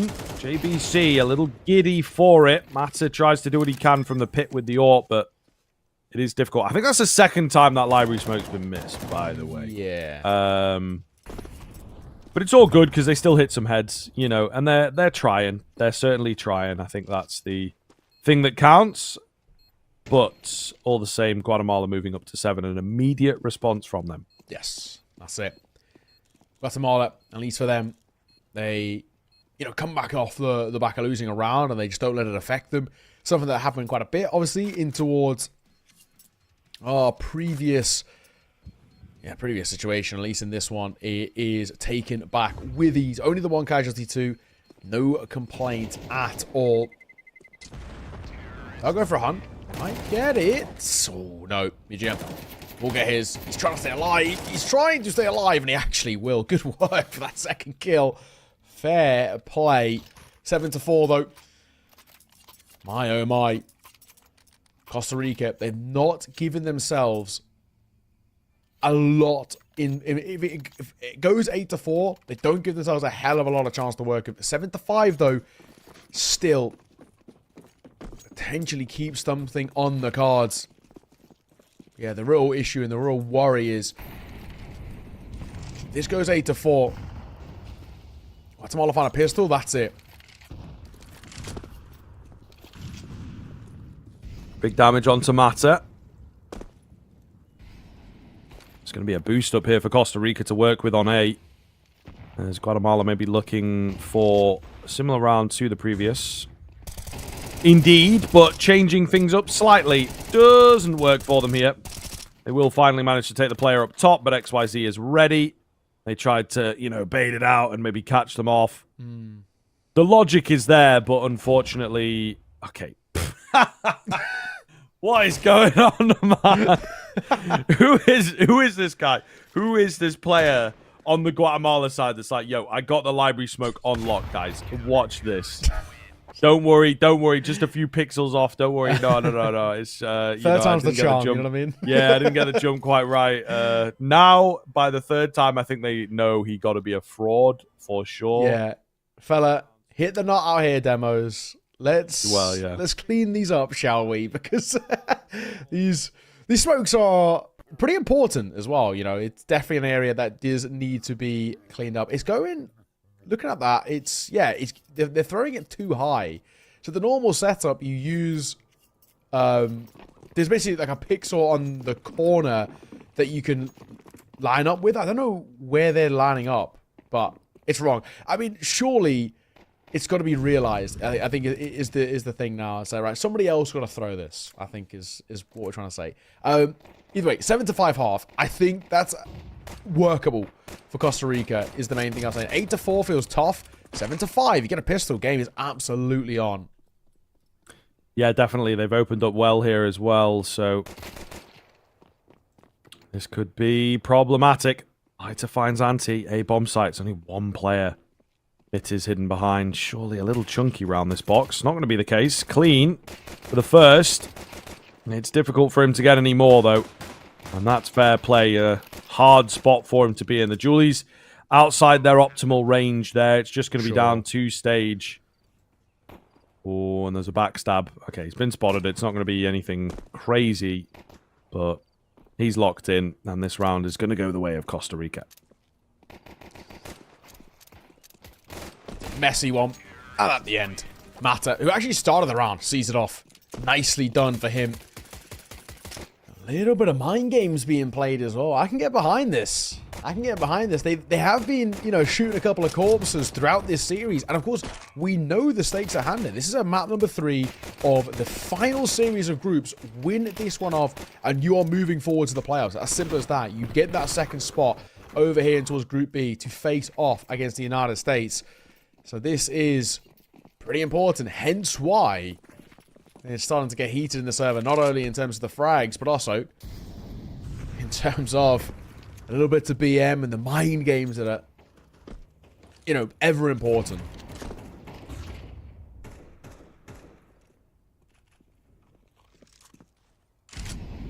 USPs are out. No crazy stacks coming in this round. It would just be a conventional setup here to try and, again, take a couple of guns away.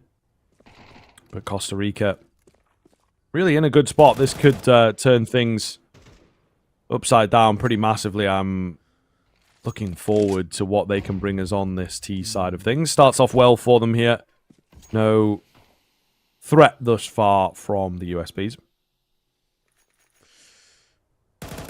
Oh, that's a gifted one. JBC.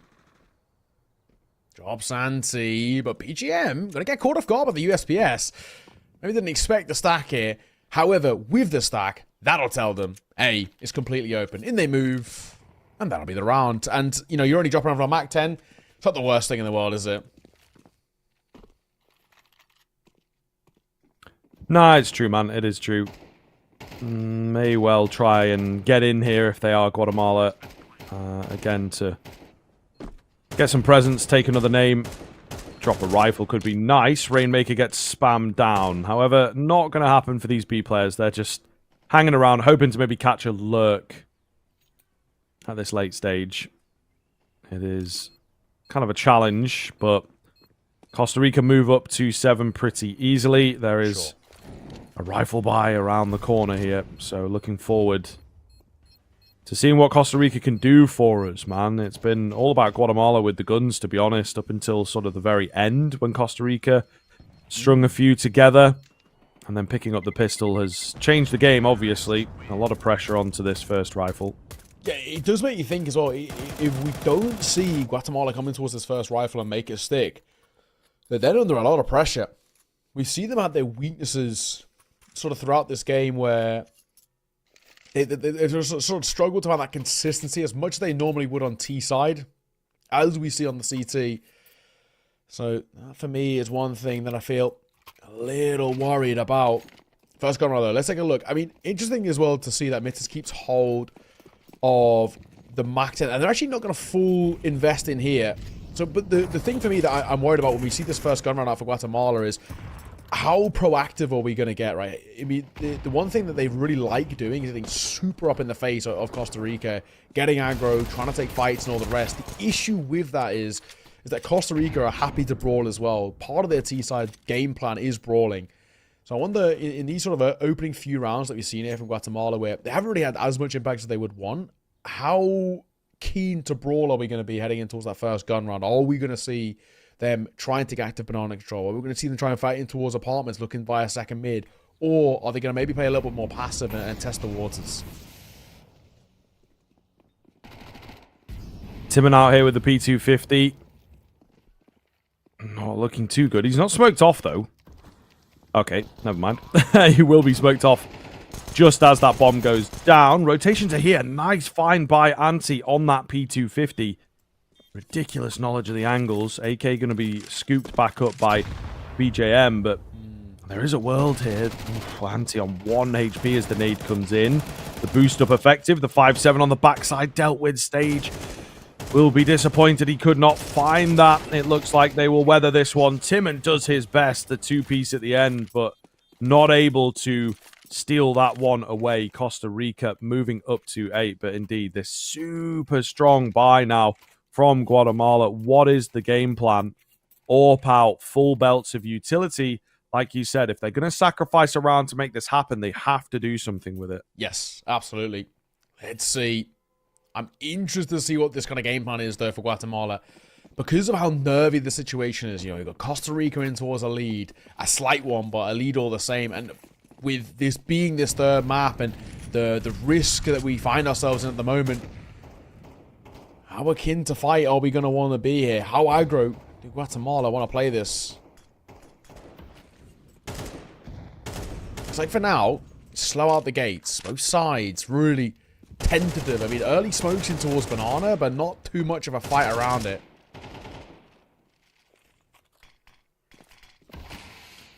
It is hidden behind. Not going to see any action quite yet because they have opted to smoke things off.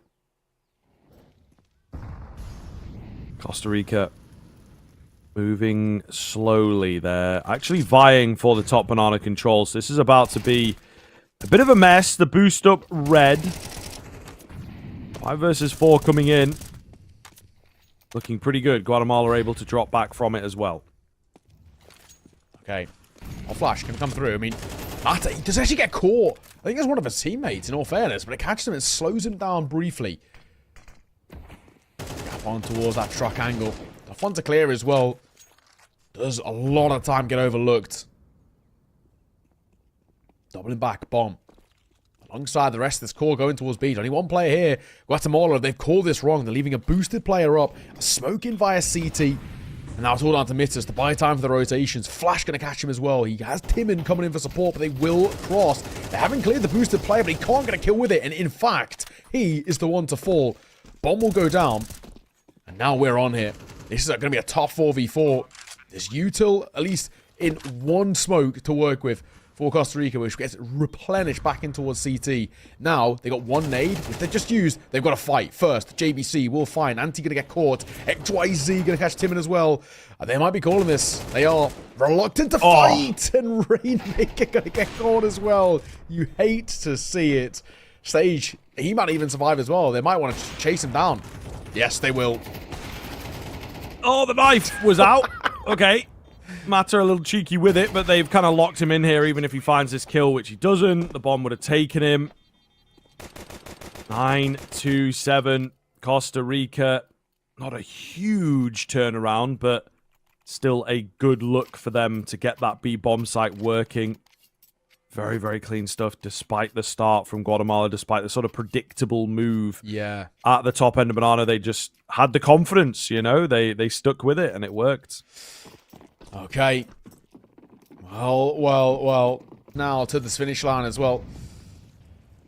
Wild spot that we're in, but I mean, where we look at things as well. For this Costa Rica side, we've now got this slight advantage, and because they'll know that the buy is going to be a little janky out towards Guatemala, this is a prime position for them. I mean, Guatemala have gone in for a force, right? And losing this puts Costa Rica not only up to a 10th, but probably gives them an 11th too. At that point, we're talking about nearly the beginning of the end. Oh, big fight here in the apartments. 2-for-1 in favor of Costa Rica. So looking good for them. There's still this player in the pit, out in the open in the pit as well. Rainmaker. Oh my goodness. How does he even get one there? It's all over the place. Mitters has rotated in pretty quickly here, just trying to get ahead of the curve, but there's that moto smoke down, right? Makes his life very difficult. Nothing coming off, you would assume. The save might be happening here, but he feels like he's close to the action. Feels like he might as well go for it, right? Smoke going to start to go down now. Fight comes in. Can't quite win it. They just have to play around the time. Give him the respect. Lighter takes the swing. And that is clean. That is very clean indeed. It's really nicely played at the end there as well. You know, they're diligent in their move up on towards that A site, and then in that post plan, very, very calm, composed, because they know they got the numbers in their favor, and they know where he's coming from. He's already fought and shown his presence out towards long. It's nice and easy, and in doing so, look where we're at now. Brilliant situation. 10-7. Oh my, Costa Rica 3 rounds ahead. Guatemala need to try and close the gap. Costa Rica, they're closing, they're barreling quickly. Seeing this Inferno off and stealing away the series. And just to remind you, Guatemala, they had map and series point and they let it slip, went to overtime, which never should have happened. Where we are now. First fight is good. Rainmaker will find it. Stage will also add to it as well, but JBC or Trade, and they're going to go quick here. Yeah, moving in fast, try and overwhelm as best they possibly can. It's a little bit messy. Lost a lot of members on the way in. Ooh, Rainmaker low on the other side. The nade, though, touches down to leave it just down to XYZ. I think they're a bit unsure of where he's at. He will reveal himself. Quick pluck out of the air. And not ready for that player over at Moto. So Guatemala, again, when it matters most, able to pull a round out. They needed it. And honestly, for a moment there as well, I'm surprised Rainmaker even stays alive. He looked in a really dicey spot, at least on an individual basis, where he was so low. And I think they just didn't realize there was actually two playing towards shore. They kill the first guy. He's posted up over towards barrel, not realizing there's actually another guy just below, because Rainmaker hadn't got a kill at this point.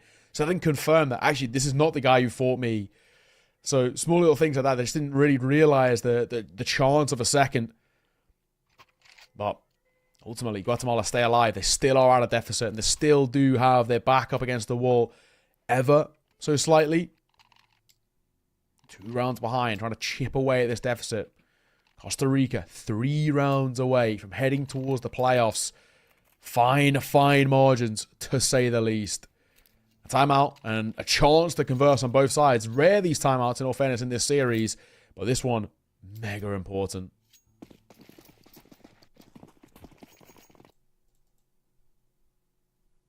Oh. Oh, Okay. that's We're back. We're back. Yeah. We had a little bit of an issue earlier on. I think that was more of a sort of, well, CSTV as it's now called issue. True. Good way. Mitis tagged up super early into the round here. No kills coming off as yet, but Costa Rica with some decent presence in Banana. Okay. It all goes quiet.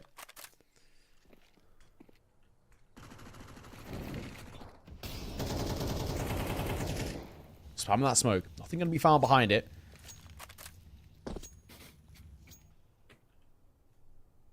What's the play? Where's the finish towards Costa Rica? Sometimes they can be very, very slow, but in this instance, they've already got top banana control. They've got decent actually controlling towards mid-bracket as well.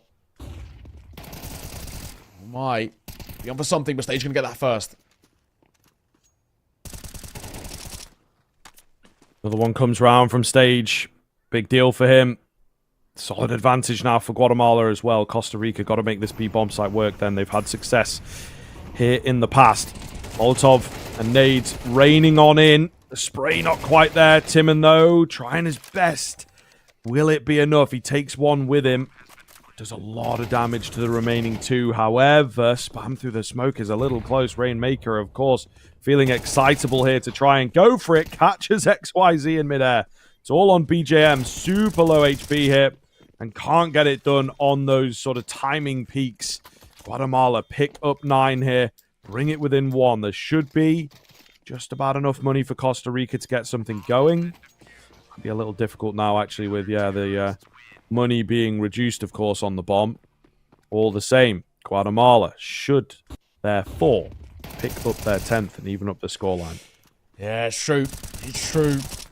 My God, this game has got... It still feels like quite a bit of life left in it. Just when it felt like Costa Rica were in a prime position to, see this into potentially the map, the series, all the rest. Now we're looking at this with the thought process of actually going the distance in regulation, if not more, as we saw towards our previous map. Never-ending seems between these two. Oh my... This is a wild spot they're in, though. Of course, low buy coming through. The first fight, Mata gets caught. Can't do anything there, can he? Anti, get the first of these. Mitis comes round for one of his own. Yeah, looking good. Not a difficulty at all for the Guatemalan side. Costa Rica getting a bit scary now. They were the ones with the upper hand. They were looking like they might have this one in the bag, but ultimately not the case here, as you can see. And it comes down to this rifle, it feels like. Guatemala are going to have money available, but on the Costa Rica side, if they lose this, goes to 11, and then they'll be in that position of, like, do we force, do we eco? Really, really worrying times ahead. Exactly. Exactly that. Oh, tough, to say the least. Costa Rica having letting things slip. They've given a lot of momentum over towards Guatemala, who so far look so good. Tough position that we're in. Spam. Not going to find too much there. Just going to leave one for the time being. Just one. Over towards Banana. They can hold for rotations. If we don't see Guatemala get aggro and transition out of Banana, or he's pushed to wrap, gonna have to go through him first. But in all fairness, because he's not being tested too much, he's been peppered with Util, yeah, but he's not seen anybody. Because of that, they've brought the group back over. Now 3 making their way over towards B. A 4th going to come join them. They're going to leave 1 as a lurk player over towards second mid. Kind of a nice idea. Just keep some presence down over there. If they can get it timed well, he might be able to cut off a rotation. He might also keep those rotations just in place. 35 seconds. Costa Rica winding it down. That smoke is criminal. Crack angle for Mitis. As soon as he spots a bit of presence, he will get it down. And Costa Rica do not have a lot of time now. They're going to go in with the execute anyway. The AWP comes round to take out the lurking presence. Flashes are in. Another site smoke down is really strong here. But we'll see. The bomb is still going to get planted. 4-on-4 coming in. Guatemala with the retake. This is going to be a real test of the metal. For all the marbles, it feels like it could be. Mata goes overlooked. Spots nobody else out in Banana. So now they are trained in and ready for the hit towards the CT angle. Costa Rica getting it done. Not a single kill on the retake from Guatemala. Costa Rica the first to hit 11. My God, and they're making sure that Guatemala know about it as well. I don't blame them. You know, when Guatemala started their little streak of 3, they started with a little bit of a, you know, a little bit of BM, making sure the mind games and all the rest. So I don't blame Costa Rica now getting a little vocal with the guns, that is. Brilliant stuff, though. My God, what a spot that we are in. 11 for Costa Rica. Inching closer and closer. Just 2 more rounds that they need. Buy and place it. Guatemala, you lose this. We're talking about maybe this being done and dusted. He actually ends up nading his teammate there, but Tim are going to get the first kill nonetheless. BJM stood up strong for that frag. So it looked good for just a second. However, Costa Rica have managed to get the fights back in their favor. It has heated up here. Feels like both teams desperate for kills, desperate to try and make this work. It's Costa Rica coming out on top for the time being, but it could all change in an instant here. All right. We're going to pump the brakes for a second here.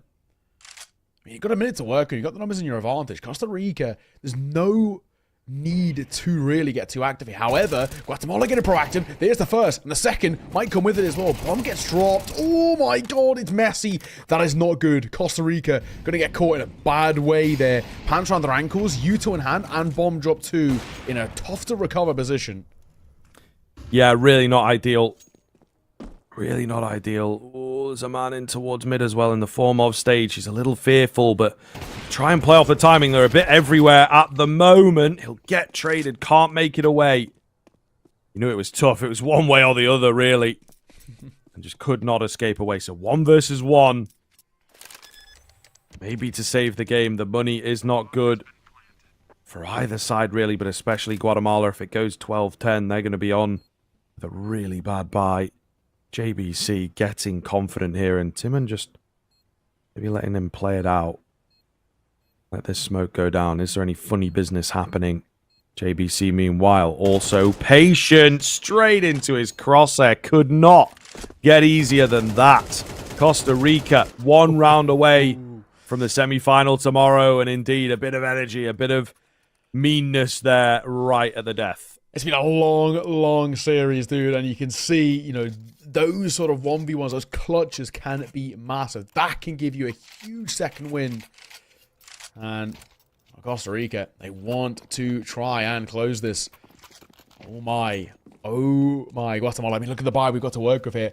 Quad MP9. Rainmaker can only pick up a deagle. This could be, I mean, that round there could be the straw that breaks the camel's back, we like to say, right? That could be the one that absolutely kills them. I say that, though. Stage will find the first. Another instance where Costa Rica do just get caught napping for a brief moment. Thankfully, a quick response. Indeed. Still, Guatemala, I think, will kind of take any positive fights.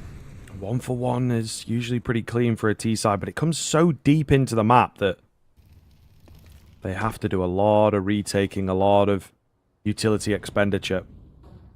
Anti, ready to go here. Oh, the nade is nice. It's actually a bit too deep in the end. So could make a difference here. They've drawn away from A as well. Costa Rica right at the tail end, getting so very lucky. Anti has no idea. Just got timed on in the apartments there, didn't he? And it may well cost them the game here now. Absolutely. Down to this, 4 versus 3. Smoke, Moto, Molly behind it as well. Bomb planted safe. I mean, this is as tough as it gets for Guatemala in terms of a retake. We're looking at double MP9 on the deagle. Utah-wise, we've got 3 sets of flashes. No, 4, may I say, and 1 smoke. Oh my, this is not the easiest one. At least they've got a bit of neutral to work with. But they're all going to get isolated. I spoke too soon. Costa Rica, what a recovery and what a colossal crumble coming through from Guatemala. They were mapping series point. They were on the verge of seeing it over in towards a 2-0, taking this series of ease and being done an hour and a bit ago. And they fell flat. They went towards overtime. They lost it. And they came in towards map number 3. They risked it on Inferno. And it came back to bite them. Credit to Costa Rica. Not even for a moment did they give up in towards this series. And that takes some serious mental fortitude. Absolute credit.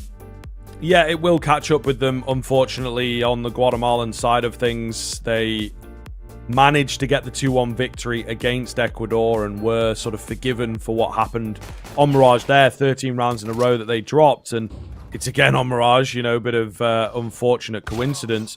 But ultimately, it's been an issue that we've seen a couple times, not one that has been picked up on as yet. Maybe feeling there's not enough time to get into it, not enough time to work out the kinks. But Costa Rica also on them, I think, with the way that Guatemala were playing and some of the rounds that we saw come out from Costa Rica, the surge that they had there right at the tail end, maybe there's also an argument for them to have a slightly stronger performance. And the difficulty now is that they move forwards into those playoffs, yes, but they have the United States waiting for them, the number 1 seed for sure. Been looking absolutely fantastic across the course of the weekend, so it's going to be difficult.